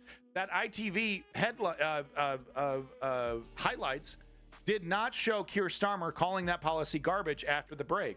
They left out the entire second half of the debate. That is wildly dishonest on ITV's part. Wildly dishonest to leave that part out because it is relevant. So I really felt that there was some intentional bias there.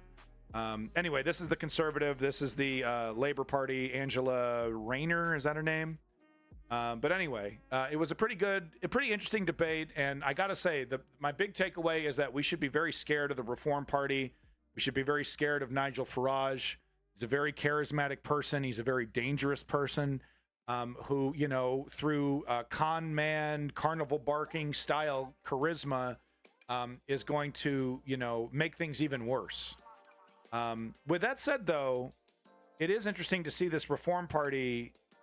It's kind of hard to see where they actually stand on certain things because they are criticizing the Tories for Brexit. But I'm pretty sure that Nigel Farage is criticizing the Tories on Brexit from the angle of they need to double down harder. They need to Brexit harder. Not from a we need to reverse this terrible disaster policy. I'm pretty sure that's where Nigel Farage is coming from. But I just don't trust this man. He's a Boris Johnson 2.0, very frightening character, in my opinion. But let's get into it. Let's see this review. BBC News gives us a full rundown, highlights from this debate. We're not going to play the whole thing. Come on, it was like 2 fucking hours long. I was up until 1 o'clock last night watching it. So let's just get into it right now. So a septet of politicians for 90 minutes on a Friday night. I grant you it's not traditional weekend entertainment, but then again, there is an election on. Lots discussed and debated. We'll bring you the highlights on the programme tonight. And a keen reminder too that, yes, there's lots of focus in this campaign on the race to be Prime Minister. But there is a smorgasbord of options that voters will have in front of them, depending on where you are around the UK, and a cacophony of voices. And we got a real sense of that this evening here on BBC One. Oh, and all 7 of them had rather a lot to say about the big story of the day. When this music gets an outing, you know polling day is getting close. And within minutes of tonight's debate beginning... What is this stage? What the fuck is this? People were making fun of this stage for being like a game show. Yo, it's not appropriate, man. What the hell is this? This looks like a Dota tournament. This is a fucking Smite tournament over here. Some kind of MOBA FPS hybrid coming to the market. The fuck is this, dude? This looks like a gamer streamer's background, man. This is not politics. How does this represent politics in any way? These purple fucking triangles okay, I'm done. I'm sorry, I'm done. It's just, what the fuck is this, dude? Today's row was centre stage. What happened was completely wrong, and the Prime Minister has rightly apologised for that. Thank you to all those that have served in our armed forces and continue to do so in what is a very, insecure world at the moment. A Prime Minister who puts his own political career before public service is no Prime Minister at all. It was not only politically shameful, but I think many of us feel personally quite insulted. We all owe a huge debt to our veterans, those from D-Day and those from conflicts since. I think was a complete and utter disgrace and shows us we actually have a very unpatriotic Prime Minister. It was dreadful. I think what we saw from the Prime Minister was panic, and I think it's the same pre-election panic that gave us that back of a fag packet plan for a new national service. From this evening to this morning. Here we are. And Rishi Sunak arrives at a nursery in Swindon. It's a new low point for you, Prime Minister, apologising to the veterans. I thought I'd turn up too. Who's advising you, Prime Minister? Inside, playing in the sandpit and gentle chat with the nippers. What's your favourite ice cream flavour? But What's sharp your favourite ice cream questions flavour? from the reporters. You left early. What were you thinking? Over the past 2 days, I've participated in a number of events. Engaging talking points over the last few. It's like all robotic. Finding latest talking points, seeking, found. According to the latest. In Portsmouth and France to honour those who risked their lives to defend our freedom and our values 80 years ago. Stone cold damage control. The itinerary mode. for these events was set weeks ago, before the start of the general election. I heard the funniest fucking thing. Rishi Sunak is the Mr. Bean of fucking politics, dude. It's over. It's over. Yeah, well, Starmer. Yeah, well, we could talk. We're going to talk about Starmer's rightward shift coming up here. We're going to get some man on the street interviews with people who have or are seeing this themselves. But he's the Mr. Bean of the fucking UK political scene, dude. Campaign, and having participated in all the British events with British veterans, I returned home before the International Leaders event later in the day. On reflection, that was a mistake, and I apologise. But I'm someone who will always admit when I've made a mistake. That's what you'll always get from me. Yeah, You sure do admit your more mistakes, don't exasperated you? than apologetic. These men made the ultimate sacrifice, and you couldn't even sacrifice a whole afternoon. Ken Hay, a 98-year-old D-Day veteran, told us that you let the country down. Is he right? I participated in events both in Portsmouth and in France over 2 days because this is an incredibly important moment for our country to commemorate the sacrifice of all. To be fair, there's no answer. There's no answer. He could get on Japan style, right? Hand and knee, and it's not enough, dude. It's not enough. Unless you got a time machine and you can go back in time and unmake that decision. And look, I'll go back to what I said yesterday about why does he make these kind of boneheaded mistakes? It's because he's cosmopolitan. He doesn't really have any allegiance to his country. This is a big fucking game. He's been groomed to play it since he was a young lad. Okay, he knows exactly. He's very convincing when he needs to be. He's very robotic in his canned responses. This is just a game.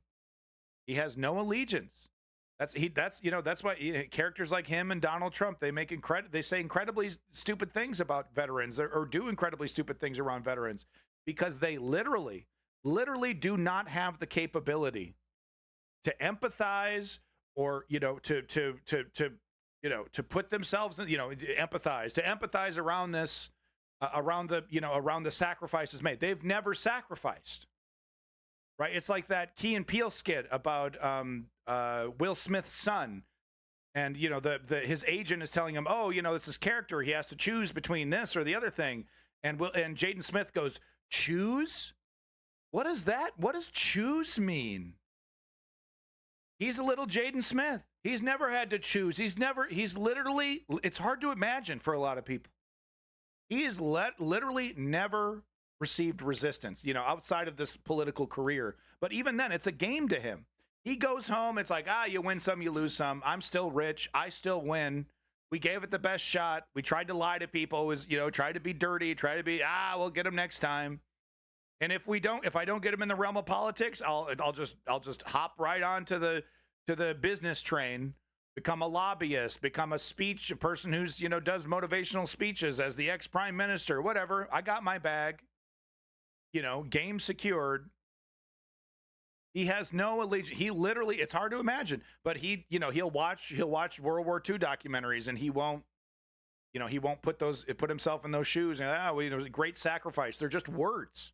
They're just words. That's how he can. That's like, well, it's I got to go do this news interview. It's part of the game. I got to play the game. I got to play the game. I can't just sit around here. He has no allegiance to his country or any country. He only has allegiance to his power and his money pile and his family. Number 3. But that's how they can be so delusional. It goes right over their head because they've never had to fathom what it would even be like to sacrifice one's life for democracy. What a joke. Donald Trump over here. What these suckers? I'm gonna do. These guys are suckers. They died. They literally cannot fathom sacrifice because they've never had to. All of those and their service. Leaders on the campaign trail hate having to spend time trying to explain away what happened yesterday. That is precisely what the Prime Minister is having to do today. I mean, inflation, you ask about what do I think Rishi personally believes in? He's such an, android, talking point, curated, carefully manicured, groomed politician. I don't think his wife could answer that question. You know what I mean? That's who these guys are, man. It goes that deep. The Prime Minister did attend plenty of D-Day events, but he missed a big gathering of world leaders. Look at this. 3 leaders gather, and who's there for the UK? The bloke who was our Prime Minister 8 years ago, Lord Cameron. The Prime Minister's apology is making headlines everywhere. It's one of those days when my phone never stops ringing, and I'm on the radio again. The danger, the potency of a moment like this is that it has the capacity and Okay, I fucking love this whole situation. I love this. I need to do this. This is me. I need to do this. What is this? I need to find. This is like a portable condenser stick mic. He's got a pop filter on top, and he's speaking directly into the mic without the pop filter.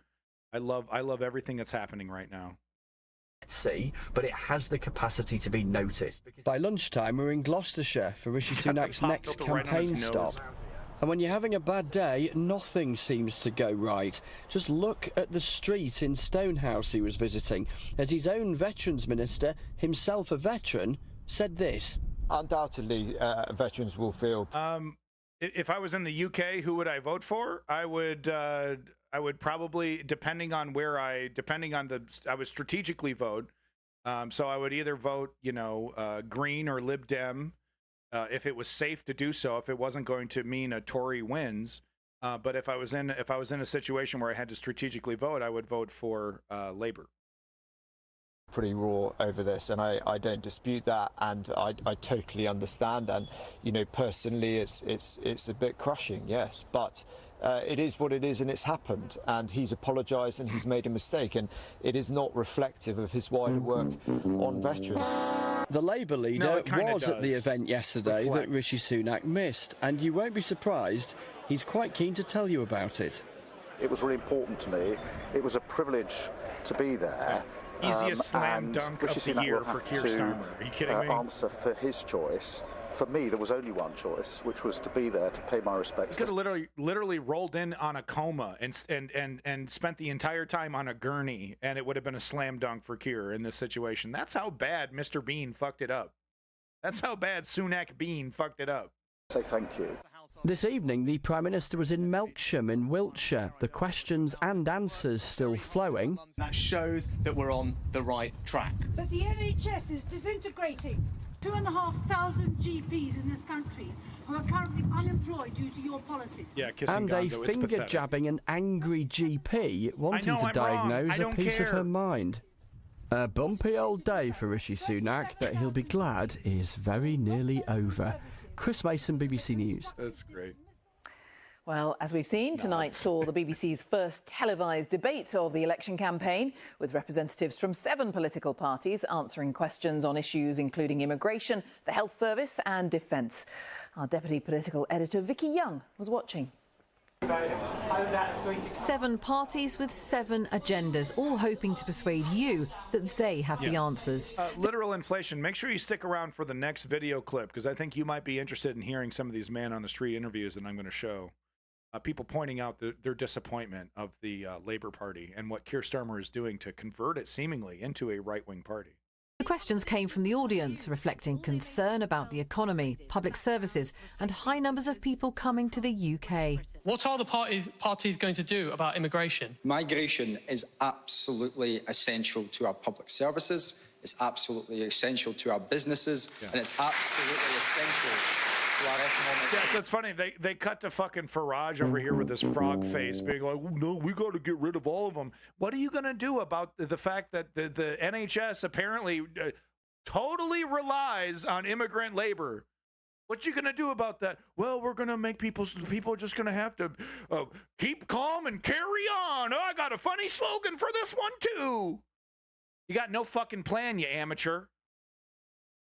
Migration's been a good thing for this country, and so the NHS shouldn't exist. Are you a healthy person saying that, or are you currently requiring the services of the NHS, Mr. Inflation? Do you currently require the services of the NHS, or are you a fully healthy person? No, I mean it shouldn't be possible. What, to cut out the NHS? No, I don't want it to. Okay, thank you. I was about to nail your ass to the fucking wall. Thank you. Back to this. in the Green Party, our immigration policy is not about arbitrary numbers. That's why we're not talking about caps. Instead, it's about making our immigration system fairer and more humane. Unsurprisingly, the former leader of the Brexit Party had a different view. Frankly, it's making us poorer, it is diminishing our quality of life, and it's nothing to do with race or any of those issues. It's to do with actually putting the interests of our communities first. Let's change the tone of the debate on immigration. You know, too much of it is framed around, frankly, the bigotry of people like Nigel Farage. Please. Is that the best you can do? Plaid Cymru will stand up to Nigel Farage. Open doors, everyone come. Of course we need rules. Come. Of course we need Benefits rules. for everybody. Lovely. Yeah. You see how he's hyperbolically recontextualizing what this person is saying. This person over here from the fucking Irish party. How do you say it? Plaid, whatever. I don't even know how to say the fucking Plaid. How do you say this fucking party name? Plaid Cymru, whatever. Okay. The Irish guys. Welsh. Okay, sorry, Welsh. But you know, he's trying to talk about, you know, hey, we need a humane system with laws. We got to have, but we shouldn't be assuming that these people are criminals and rapists. And what does Farage over here do? Totally interrupting him, recontextualize. No, don't believe him. Don't believe him. No. No, he's talking about letting everybody in and no restrictions and, you know. Plaid Cymru is how it's said anyway. Plaid Cymru. I got a lot of catching up to do. I mean, while countries with better wages like Australia and America exist, there's very little labor retention. Plaid Cymru. Plaid Cymru. Thank you, Kissing Gonzo. Actually sounds really beautiful. Plaid Cymru. Is framed around, frankly, the bigotry of people like Nigel Farage. Please. Is that the best you can do? Plaid Cymru will stand up to Nigel Farage. Open doors, everyone come. Yeah, that's not what he's talking about. But that's what Nigel Farage needs to, that's what he needs him to say to even have any kind of point to stand on. Right? Total lie. Of course we need rules. That's not what he's advertising at all. He's literally saying, of course we need rules. Of course we need Benefits rules. for everybody. Lovely. Benefits for everybody. He didn't say that. And that isn't the policy. I guarantee you that's not the policy. It's never been the policy. But they need it to be this hyperbolic extreme, right? You're under it's a siege. It's an invasion. You're being attacked. Oh, they're coming. The rapists are coming over. Right? Let's ignore the fact that within these immigrant communities, the crime is actually lower than in you know the native population. Let's ignore that they commit less crimes than the people who are living there, you know, as citizens. I mean, The best way to do this is to get Parliament, your Parliament, elected by you to have an annual cap. What that will do is take into account... Farage might have been talking about illegal immigration, but what he was doing dishonestly was he was talking over this person who was saying we need to treat people like human beings. Of course we need rules. Of course we need to get this in control. But Nigel Farage is saying we need rules. Of course we need rules for everybody, which is not what he's saying. But that's what Farage needs the reality to be, so that his xenophobic, bigoted policies and scaremongering about, oh, they're criminals and you can't even go to this neighborhood, can't even go to that neighborhood, the cops are afraid to go in there. It justifies all of that fear, and justifies implementing these incredibly legitimately bigoted policies. You're ruining English culture by letting brown people in. Too many brown people are here. No one's British anymore. Those brown people are British. That's how it should work. That's the concept. That's the big concept that Farage and his fucking the racists that fucking follow him believe. The bigots. Let's be friendly. Let's say bigots that agree with him. Oh, they're scary. They're changing British culture. The Great White Replacement, the UK version. Lies. Lovely. The best way to do this is to get Parliament, your Parliament, elected by you to have an annual cap. What that will do is take into account the economic needs, the needs of the work. I mean, this new Nigel Farage Reform Party might take over. Might take over. They're taking full advantage of the current weakness of the Tories, and they're really surging. They're really really coming up, really surging, man. There's even some discussion about Nigel Farage coming back into the Tory party. But also the pressures that immigration puts on communities. Labour and the Lib Dems say the answer is to boost training and wages for those already here. People come to this country and they're propping up many of our services because we haven't trained the people to do that. But So here's a big difference between these liberals, neoliberals in the UK, however you want to describe them, and the neoliberals in the United States. Big differences here. They're still standing up for humanity, for humane immigration policies. Meanwhile, the Democrats, liberals, neoliberals, whatever you want to call them in America, have basically fully absorbed and have agreed to the Heritage Fund right-wing conservative idea on immigration, which is don't let anybody in. They're trying to, the Great Replacement theory, but, crypto style, right? Oh, we're not really going to talk about it, but that's our motivation. They're not white. The neoliberals in the United States have completely acquiesced to that, and Joe Biden is happy to implement full-blown right-wing, dangerous and anti-human policies around immigration. I'm not saying things don't need to change, because it does feel like there is an untenable situation happening down there at the border, but it is not nearly what the right-wing conservatives describe, and it's really shameful that the neoliberals in America have adhered to these policies. It's really nice to see the Labour left in the UK standing up and saying, no, there actually is a better way to do immigration. We don't have to treat these people like animals. We can have, there is a third way. We don't have to have open borders. We don't have to have totally closed borders. We can do this correctly. There is a better way of doing this. But I mean, they're making a big promise, because this is a promise a lot of UK administrations and politicians have made, and not a lot of progress has been made. It's actually a very complicated and difficult problem to fix. So you better come correct with the plans, and you better be ready to spend money and do this correctly if you actually want to see the benefits. Because on day one, the Labor administration on day one is gonna be criticized by the Tories for the small boats. Right? It's gonna be like literally 10 minutes after the inauguration. Well, Keir Starmer, how come you're not doing anything about the small boats? So they better get on it. For those already here. People come to this country and they're propping up many of our services because we haven't trained the people to... Thank you, Kissing Gonzo. I appreciate it. To do that. But this is how Liberal plan. We should give care workers a higher minimum wage, £2 higher, invest in our care workers, give them status, give them progression in the workforce. And then when we still have skills gaps invite people in from other countries and welcome them when they come. How much the parties want to tax and spend is causing real friction in this campaign. 26 separate tax hikes in the last Parliament. About 12 new taxes that Labour are going to bring in. It's Absolute not rubbish. We've absolutely guaranteed we will not raise taxes for working people in this country. How are you going to close that gap? To hear Penny Mordaunt, whose government have put the tax burden up to the highest in this country since 1948, pretending they're a tax-cutting party. Frankly, it is dishonesty on a breathtaking scale. Yeah.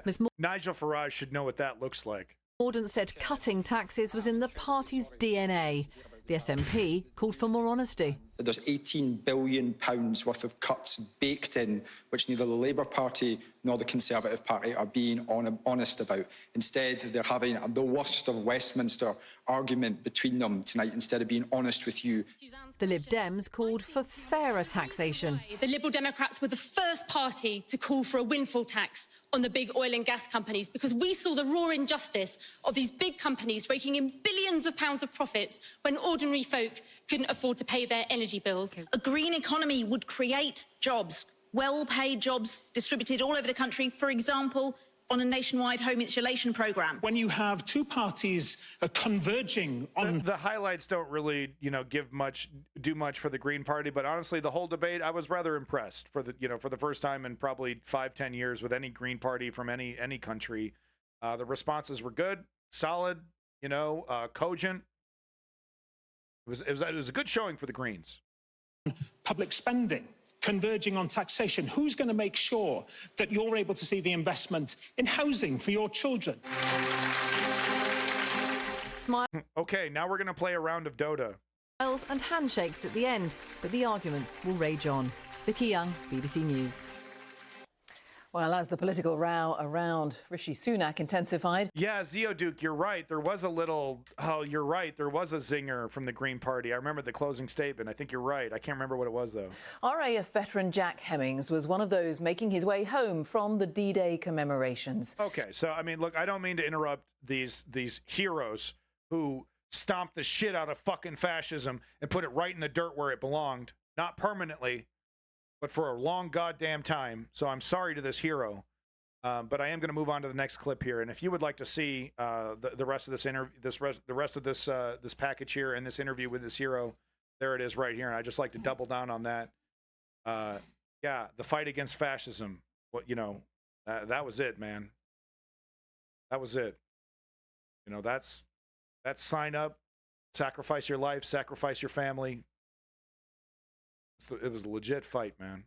One of the most legit, and it's amazing that we still get to hear from some of these characters. This is this might be one of the last years that we hear from a lot of these guys. 90, 80, really tough SOBs though. You got to give them credit. All right. So before we get to the final video on the Ukraine segment, the last bit of UK news here. A really interesting piece of journalism here from Novara Media, just doing interviews, man on the street interviews with people at a pro-Palestinian march, asking them about what they think about Keir Starmer and his recent changes to the Labour Party. If you're not sure what's going on, Keir Starmer has gone after some prominent progressives, people that have been staunch critics of Israel's actions, not staunch critics of Judaism, staunch critics of Jews, but staunch critics of the actions of a government. Big difference. Cool it with the anti-Semitic remarks. What if I blew your mind and told you, assuming that every Jewish person was pro-Zionist, is actually anti-Semitic? That's beside the point, though. So I found this really interesting to get their opinion on what I think is honestly, I feel like this is very, very similar to the transformation that the neoliberal party, that the Democratic Party, in the United States went through decades ago in the 90s. They had small success with, leaning to the right. And I think, honestly, Keir Starmer is learning the wrong lessons here. Honestly, he's a shoo-in. He doesn't need to cut these people out to win this election. The poll numbers show that. The poll numbers show that he's very safe. And look, and I agree. Don't rest on your laurels, right? Get out there, fight like you're going to lose. But these kicking these people or kicking these people out of the party, you're telling them that they can't stand. Minimal effect on your chances to win. But he sees it as a big priority, and that is very, very worrying. When a so-called left party is actively trying to purge the voices of dissent before they get into power, that tells me that they're not interested in enacting left-wing policies. What they're interested in is probably doing neoliberalism, right? Well, it's kind of lefty, but it's kind of corporate, and it's a compromise between the oligarchy and the people. Nobody's really happy, and people got to pay more for shit. A dozen silver-haired white guys somewhere are making bazillions of dollars, but that's about it. Everyone else has to kind of muddle along in this kind of gross system. That's the vibe I'm getting, at least. I hope I'm wrong, because we saw that Ian Dale. I think it was Ian Dale. No, it was the other fellow. It wasn't Ian Dale. It was the other fellow from LBC, or no, it was from Times Radio. But he was speculating that, okay, Keir Starmer, he's really calculating. He's a really safe politician. He's making these moves so that he can secure his position of power. But once he gets into power, he's going to take the mask off, and all of a sudden we're going to reverse Brexit, and we're really progressive, and we're doing things, and we're going to reform this in the left perspective. I don't think so. I'm losing faith in that. I think people are going to be very, very disappointed with Keir when they realize that it's status quo stuff, because what did we see with Joe Biden after Donald Trump? A continuation of a lot of the policies, the wall, immigration, all kinds of rules and laws and changes that Donald Trump made that Joe Biden was happy to allow to stay. Yeah, we're not really going to reverse any of that stuff. He never even promised he was going to reverse. He didn't have to, right? Because Donald Trump was so terrible. Joe Biden, the joke was that he was in the basement, that he was hiding. He wasn't even making public appearances or going to debates or anything. Because the more he was in front of the camera, the less people wanted to vote for him. So what kind of mandate is that? What the fuck kind of mandate is that? And it's the same thing with Keir. He's learning all the wrong lessons. And he's got no fucking mandate, and he's preemptively transforming his party into a right-wing party before he even gets into power. Some red fucking flags, man. Some red fucking flags. But let's hear what regular UK residents have to say, who, yes, do support Palestinian humanity and support. They do not support Hamas. Go ahead and point out the Hamas supporters in this interview, please. But they support treating Palestinians like human beings, and yes, Palestine does deserve its own country. So controversial. So the Palestine March is currently going through Holborn. That's Keir Starmer's constituency. Do you think Keir Starmer's watching? Pay attention? I hope he is. He's probably not. He's probably off, I don't know, ignoring the genocide, ignoring what people want to hear, what people want to see, which is for somebody to take action and, stop UK involvement, arms sales, and stop the slaughter of innocent Palestinians. I hope he's watching. And do you mind me asking how you're going to vote in the election? I still haven't made my mind up yet. It'd probably be an independent. Yeah, let's be honest. And so you wouldn't vote for the Labour Party because of its position on Palestine? More than that. I don't really believe in that party anymore. And how they treat their own people, Tell me more. Well, I just think they don't. Anytime anyone has a dissenting voice, they seem to crush them. So I don't think that's democratic. I don't think that's the way Honest Party runs. I don't think it's valid anymore. You can't, everyone can see through everything, right? We have technology, we have media, we can see everything. Everything's out in the open. So if we can witness all that and still vote for them, what's that say about our morals? I'm hoping that Starmer's keeping his powder dry. He doesn't want to. He's a politician. He's a shrewd guy. He is holding stuff back because he doesn't want to alienate a certain section of the population that might otherwise vote for them. I'm hoping. Do you see that's what I'm talking about, right? So there's this. We did this with Obama too, where it was like, well, he's not really making progressive promises, but man, he kind of seems progressive. I don't know. I took one. Damn you, Kim Goblin. Not my cheese.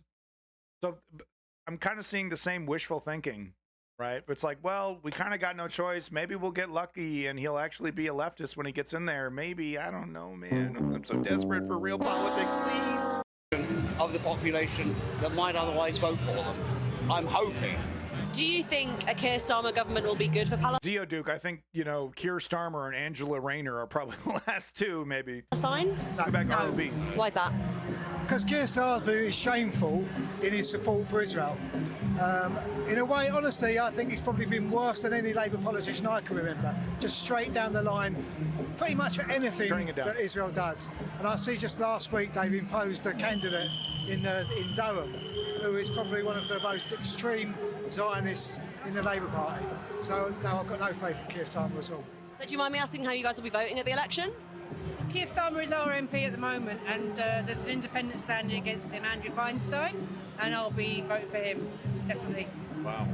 And can I ask, have you guys voted Labour in the past? Yeah. Yeah. Pretty much always, yeah. I think this will be the first time when you're not voting Labour. It'll be the second time we're not voting Labour, but yeah, it would take a big thing, and this is a big thing to me. I can't have an MP, or I don't want an MP who supports cutting off fuel and food and water to the people of Gaza. I mean, I'm here because I'm Jewish. I just feel I have to be here, to make it clear that this isn't about Judaism, it's about Israel, which I find to be an abhorrent country.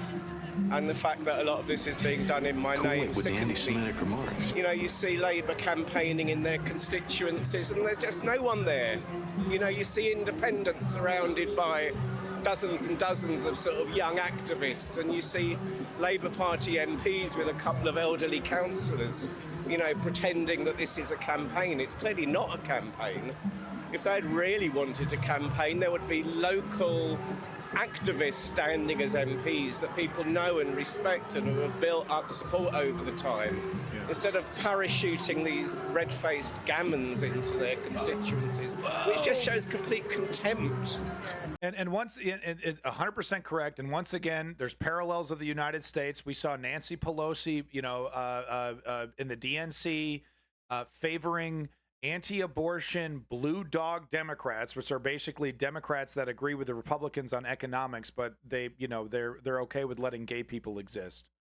That's the big difference between a blue dog Democrat and a Republican, right? But the same thing, we saw the party favor, conservatives, party operatives, partisans, people that toe the line even when they're wrong, people without principles.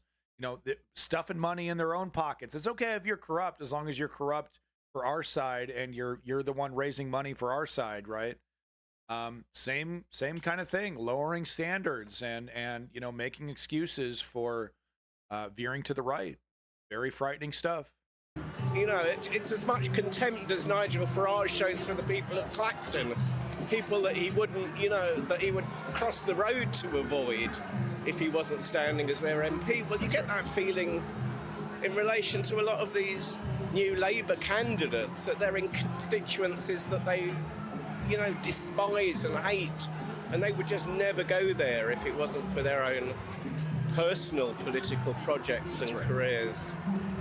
I'm from a Jewish family. I've never really been a supporter of Israel. I think given that the Jewish experience of what happened during the war, it's absolutely appalling that our country that purports to be, which it is, a Jewish state, could be carrying out a genocide against the Palestinian people.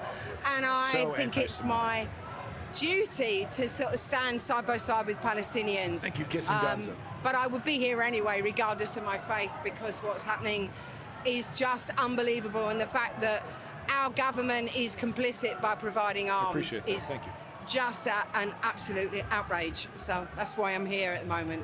And do you mind me asking how you're going to vote at the election? I don't know at the moment, actually, but I won't be voting. I obviously won't be voting Tory, and I certainly won't be voting Labour. possibly Green, possibly Workers' Party. What do you think a Keir Starmer government is going to mean for Palestine? Very scary. A very scary government. No different than what it is with Conservative. Absolutely. Because at the end of the day, our taxpayers' money will still be going to arming Israel and not supporting, not supporting Palestine, not supporting. And if you want to tell me that it's the voters who should be ashamed of themselves for not bending their own values and bending their own principles to support,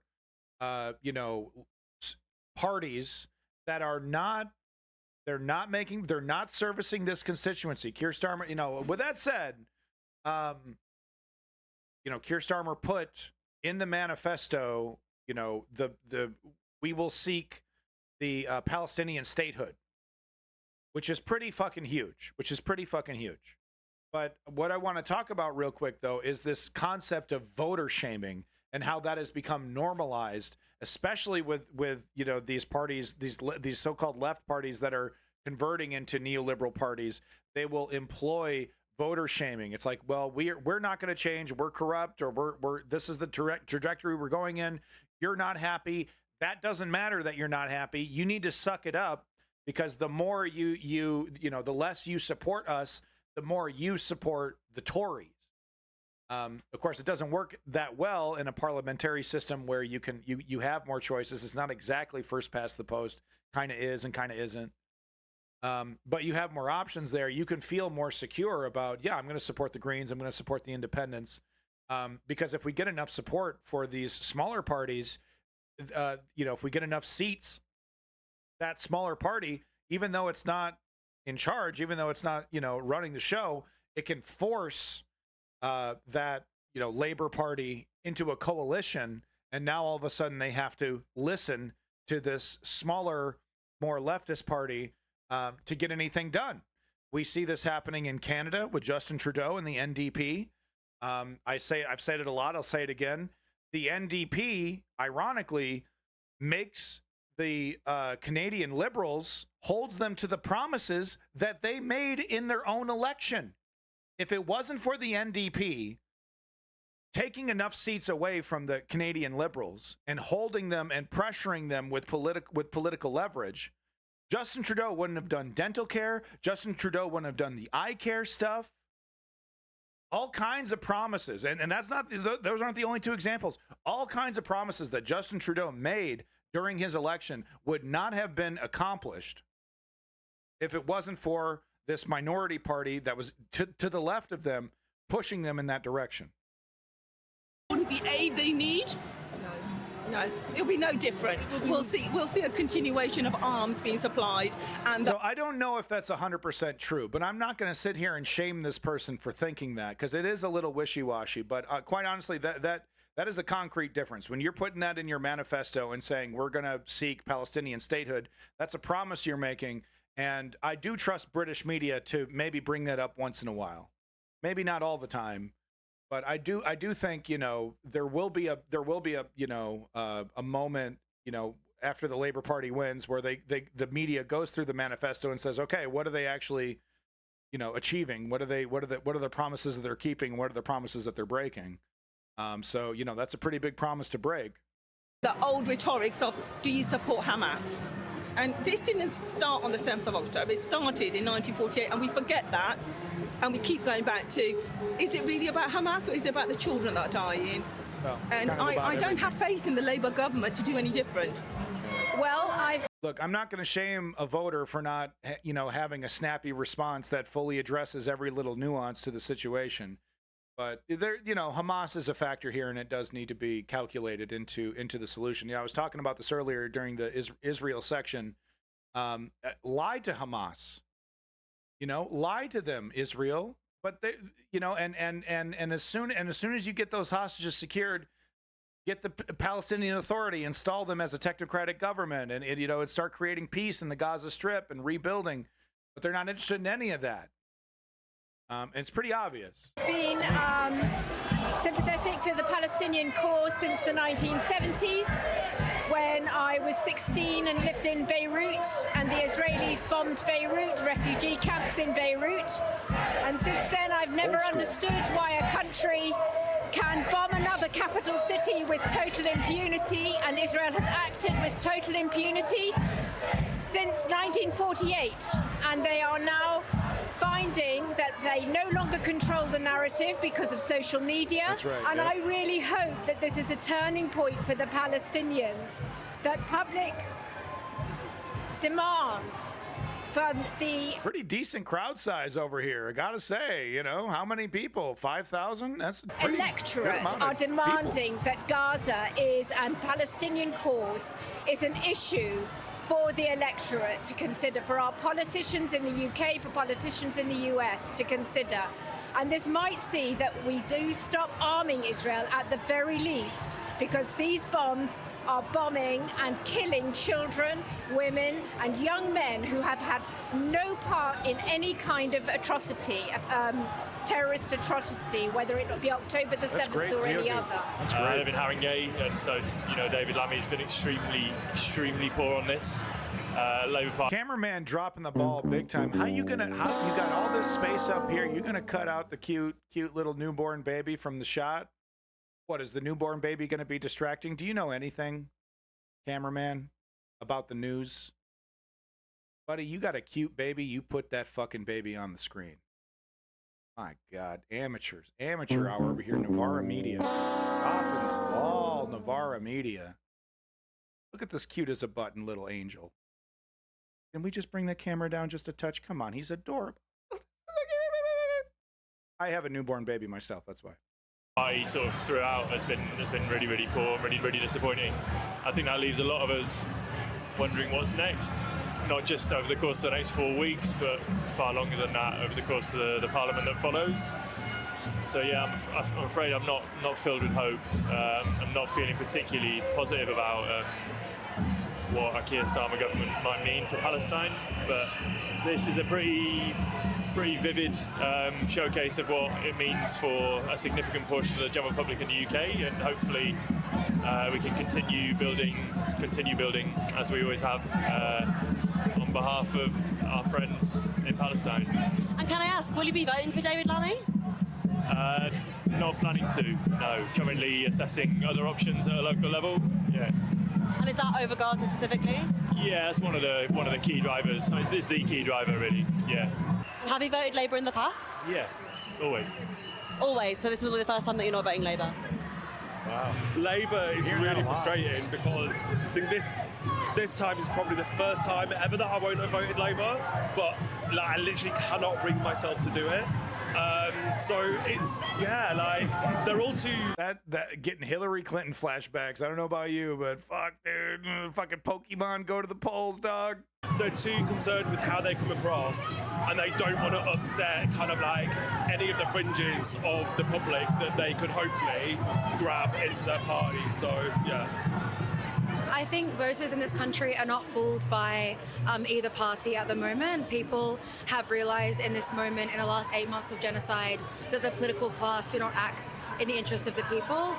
And so for all of us here marching today, we know that no matter what, no matter who's elected into government, Palestine is still going to remain a political priority for us, and that we're going to continue taking to the streets until all of our demands are met, most of all an immediate ceasefire in Gaza and an arms embargo on Israel. And what do you think a Keir Starmer-led Labour government is going to mean for Palestine?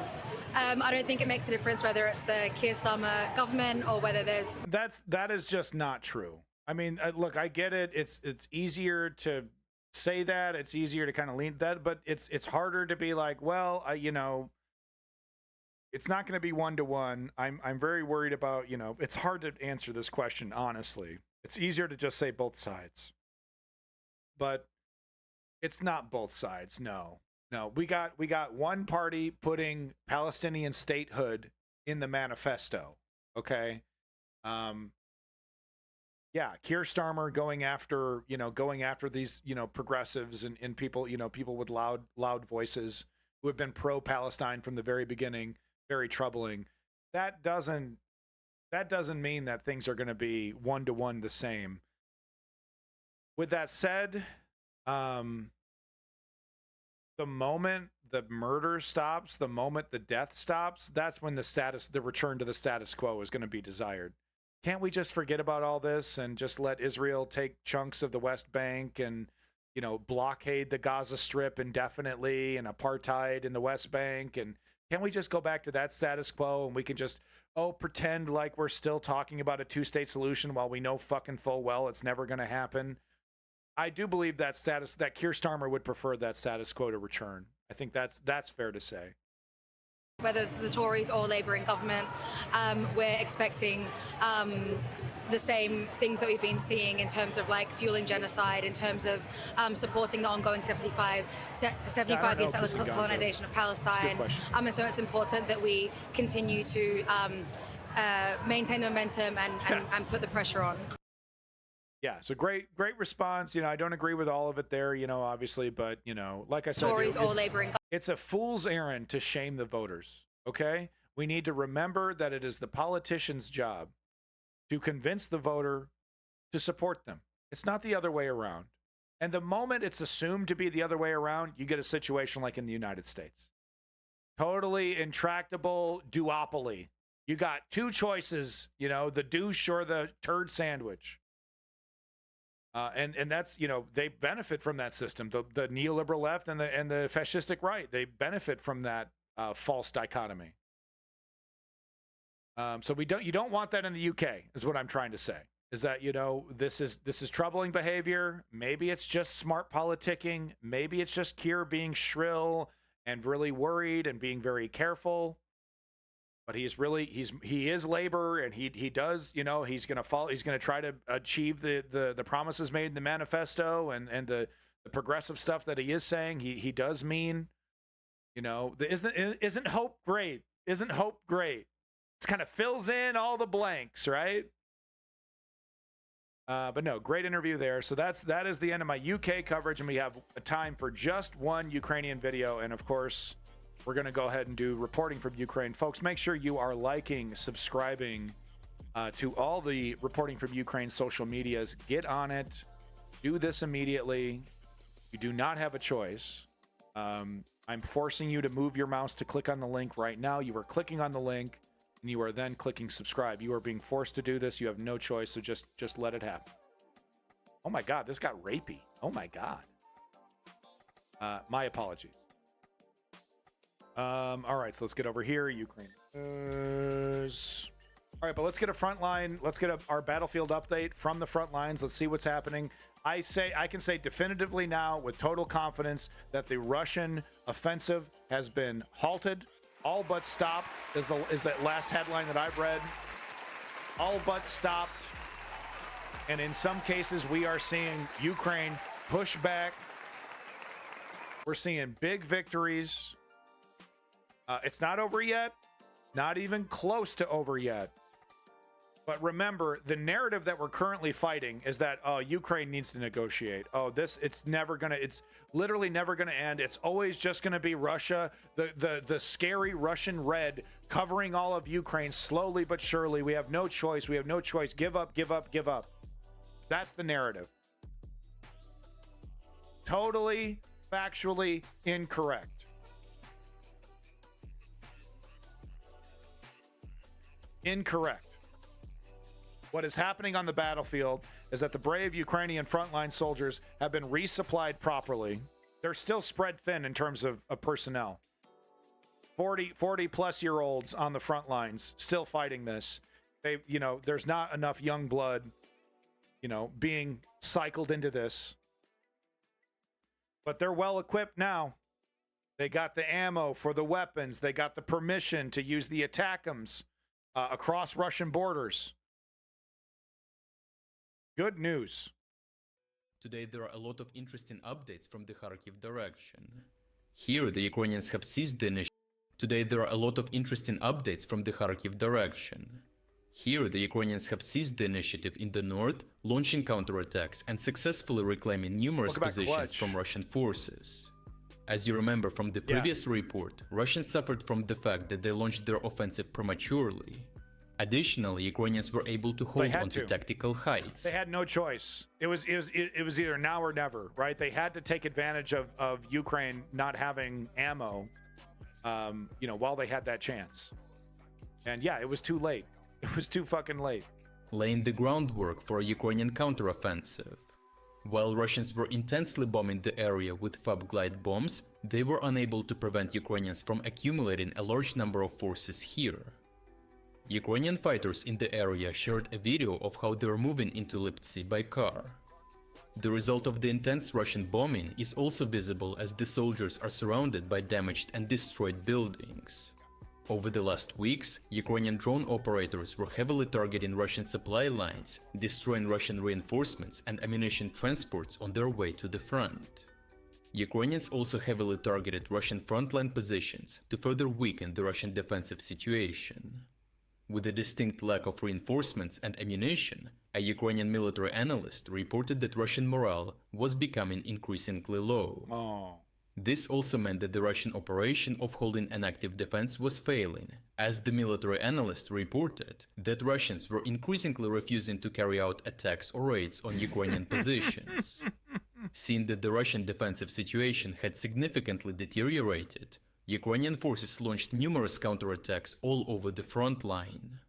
Russian military bloggers reported that these Ukrainian counterattacks focused on regaining positions on the hills. High ground. Yep. Ukrainians understood the tactical importance of these hills as they project fire control over the surrounding settlements, all situated in the lowlands. The Russian military bloggers also reported that Ukrainians were supporting their assaults with elite drone detachments such as Magyar's birds. The Ukrainian counterattacks, being supported by such an accurate and notorious drone brigade, only worsened Russian morale, which, according to Ukrainian fighters active in the area, even led to unauthorized retreats from the area. The Russian Ministry of Defense reported that they had successfully repelled Ukrainian counterattacks near Hliboke. However, a prominent Russian military analyst released a statement saying that due to the Ukrainian counterattacks, Russians were forced to leave several positions on the eastern hills. Nice. The Institute for the Study of War also concluded that Ukrainian counterattacks had successfully pushed Russians out of numerous positions near Liptsi and Neskuchne back towards Lukyantsy. Russian commanders quickly attempted to save face and ordered immediate counterattacks to retake all previously lost positions. Russians launched numerous airstrikes with different types of FAB glide bombs to undermine the... No, I think Clutch Cargo, it's safe to say that this is not what the West wanted. But this is definitely what Putin wants. He wants a war of attrition. He is depending on the weakness of Western democracies to lose interest eventually and pull out of helping Ukraine. He was almost correct, and he will be correct if the Republicans win the White House in November. So it's horrifically, it's a big, it's kind of, everything's kind of hinging. Israel, Palestine, Ukraine, Russia, it's all hinging on this U.S. election about, do we get a fascist that is going to defend dictators in there or not? New Ukrainian positions on the hills. If you want to get access to the original in the description, geolocating this footage simultaneously disproves the claims made by the Russian Ministry of Defense, showing that Ukrainians had advanced in the direction of Hliboke as well. A Ukrainian intelligence officer reported that Russians were conducting large pure infantry assaults supported by extensive glide bomb strikes. These glide bomb strikes were insufficient as close air support, as Russian military bloggers reported that Russian counterattacks were unsuccessful so far. If we look at the topographic map, it becomes clear why Russian counterattacks failed.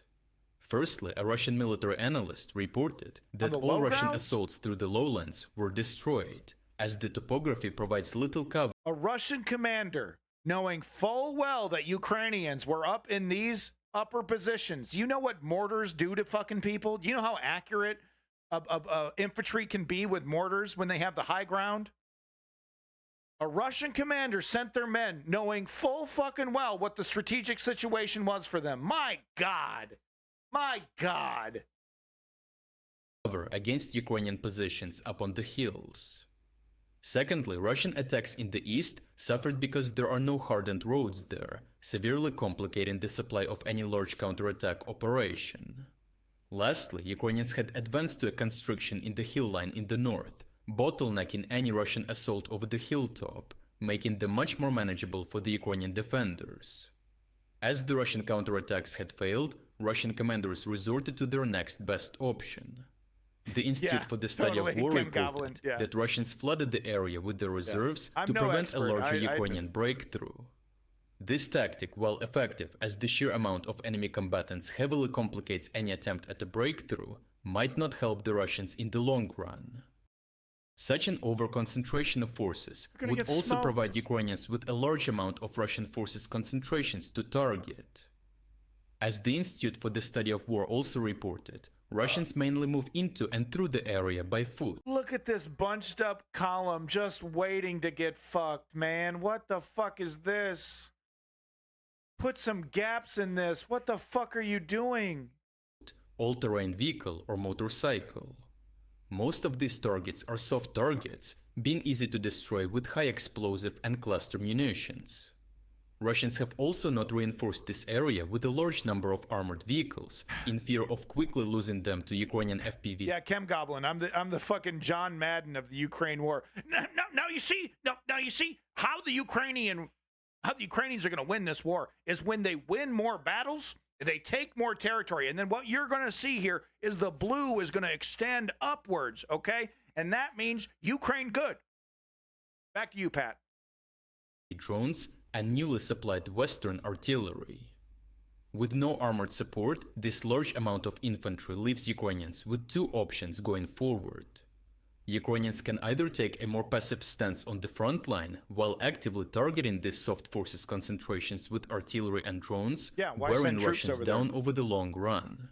Or Ukrainians can concentrate their firepower on creating a temporary superiority in manpower, allowing for a surgical strike and a spearhead into the Russian lines. Welcome back, quick double tap. Overall, Ukrainians had severely undermined the Russian defensive situation, even leading to insubordination and mutiny among Russian soldiers. Ukrainian forces on the ground took advantage of this situation and were able to reclaim a large amount of territory. Russian commanders were caught in a lie and conducted a hasty counterattack to save face, which... This army is not done. This is whatever the haters are saying, they are so fucking wrong about the reality of the situation. Which inevitably failed due to superior Ukrainian positioning.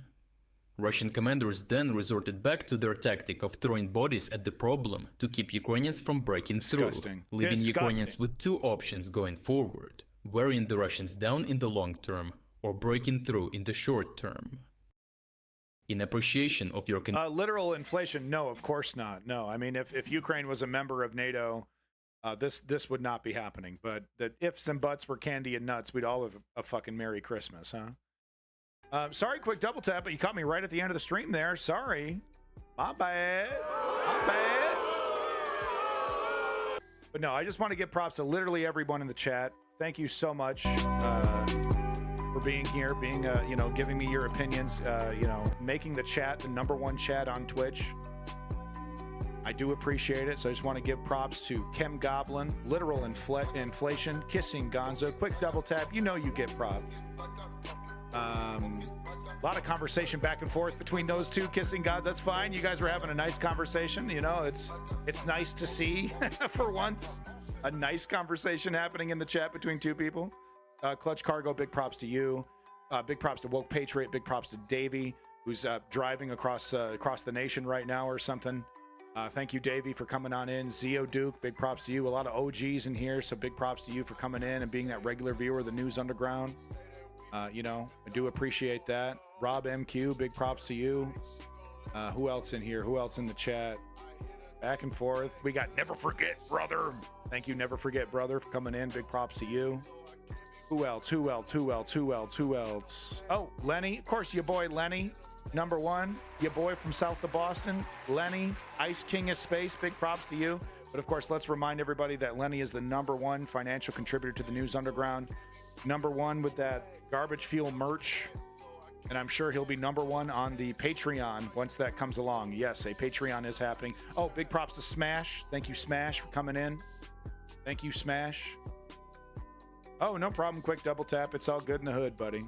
Didn't Biden say he recently doesn't want Ukraine to join NATO? It doesn't matter what any one person wants or doesn't want. It's not going to happen. The whole NATO, the whole structure of NATO it needs to be reactive and defensive.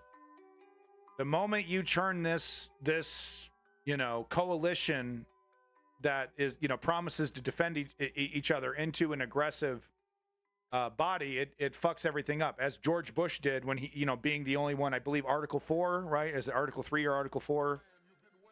Right? He initiated the article that forced all the other coalition members to join into a international boondoggle that didn't get a fucking thing accomplished. So it makes sense. You can't have NATO just coming in. You can't have NATO just coming in like that. It makes sense. I don't like it either. But it does make sense. Now, compromise. Would I be okay with NATO members getting an opportunity to vote? Hey, do we want to help Ukraine, even though change our charter or whatever? Oh yeah, no. Be worried about bricks, and also be scared of nuclear weapons, please. Fucking schizo poster 5 minutes before I leave. Hey, why don't you come on back when I'm doing the stream, and you can go ahead and schizo post all day. I'm trying to say goodbye to everybody, not engage in bad faith arguments. I don't even know what the fuck this fucking paragraph over here talking about bricks. Oh fuck! I just ripped my. Oh. Been pulling on my shit so long I ripped it. Fuck, dude, like the Hulk. Hey, literal inflation, no problem, thank you. I'm gonna this guy seems alright. I'm gonna untime him out. I'm sorry. I untimed you out. I'm sorry. I shouldn't end the stream with bad vibes. All right, everybody. Let's not forget the only solution to these mega problems is political activism. Step 1, inform yourself. Step 2, join a progressive political organization. Maybe support a politician. Put your weight behind somebody. Put your name down. And step 3, put in the work. Okay, show up. Ask yourself, what is, how am I contributing to the political movement for change? How can I donate my time, my money? How can I contribute to the effort? As Clutch Cargo likes to say, it's the only thing that's ever worked. And if you look throughout history, political activism is the reason why we have the 8-day work day. Women have the right to vote. Black people have the right to vote. Black people have rights, etc., etc., etc. So many examples of how it was political activism that gave people a better life. Coogan, swoop!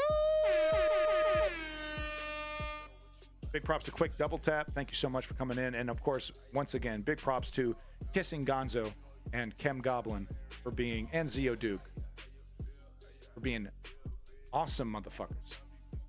You're the best. Thank you so much. Give yourself a round of applause. Volunteer, whatever you want to do, whatever fits into your life. But the most important thing is that you're asking yourself, I'm a citizen. I need to do the work. I need to do the work of the citizen. I need to defend this democracy. I need to reinforce this democracy. I need to use this democracy to shape government, to shape society so that my children have a future. So, peace in that motherfucking Middle East and glory to the Ukrainian democracy. We'll see you next time. Maybe tomorrow. We'll see. See how I'm feeling. Take care of yourself. Call your mother. And, gay rights are human rights. Pride Month. Gay rights are human rights. Biatch. No, help! Hey, give me my money! Give me quiet! Come and walk 5 miles in my shoes, Buster, and it'll make you a believer. Now, young man, do you ever have dreams? Unusual dreams of Free Palestine. Trying to kill you?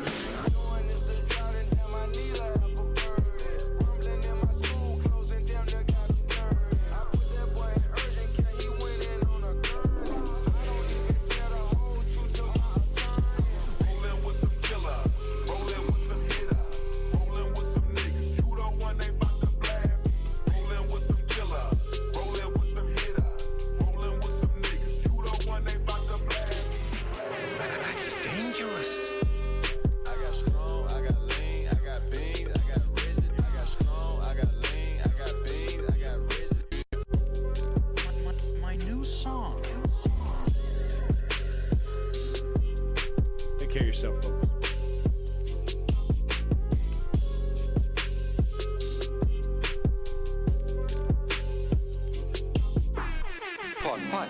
I do enjoy peeking in the window at the studio to watch you. So watch it, kids. He's rough. I'll take a look at that link. Thanks, Kiss and Gonzo. Have a good day. There was a popular artist named... You said to me I'm out of my mind. Now, considering how much money I've spent in my life to get out of my mind. As soon as our difficulties are restored, we will return you to our regularly scheduled program. We now return control of your television set to you. Until next week at this same time, when the control voice will take you to the outer limits.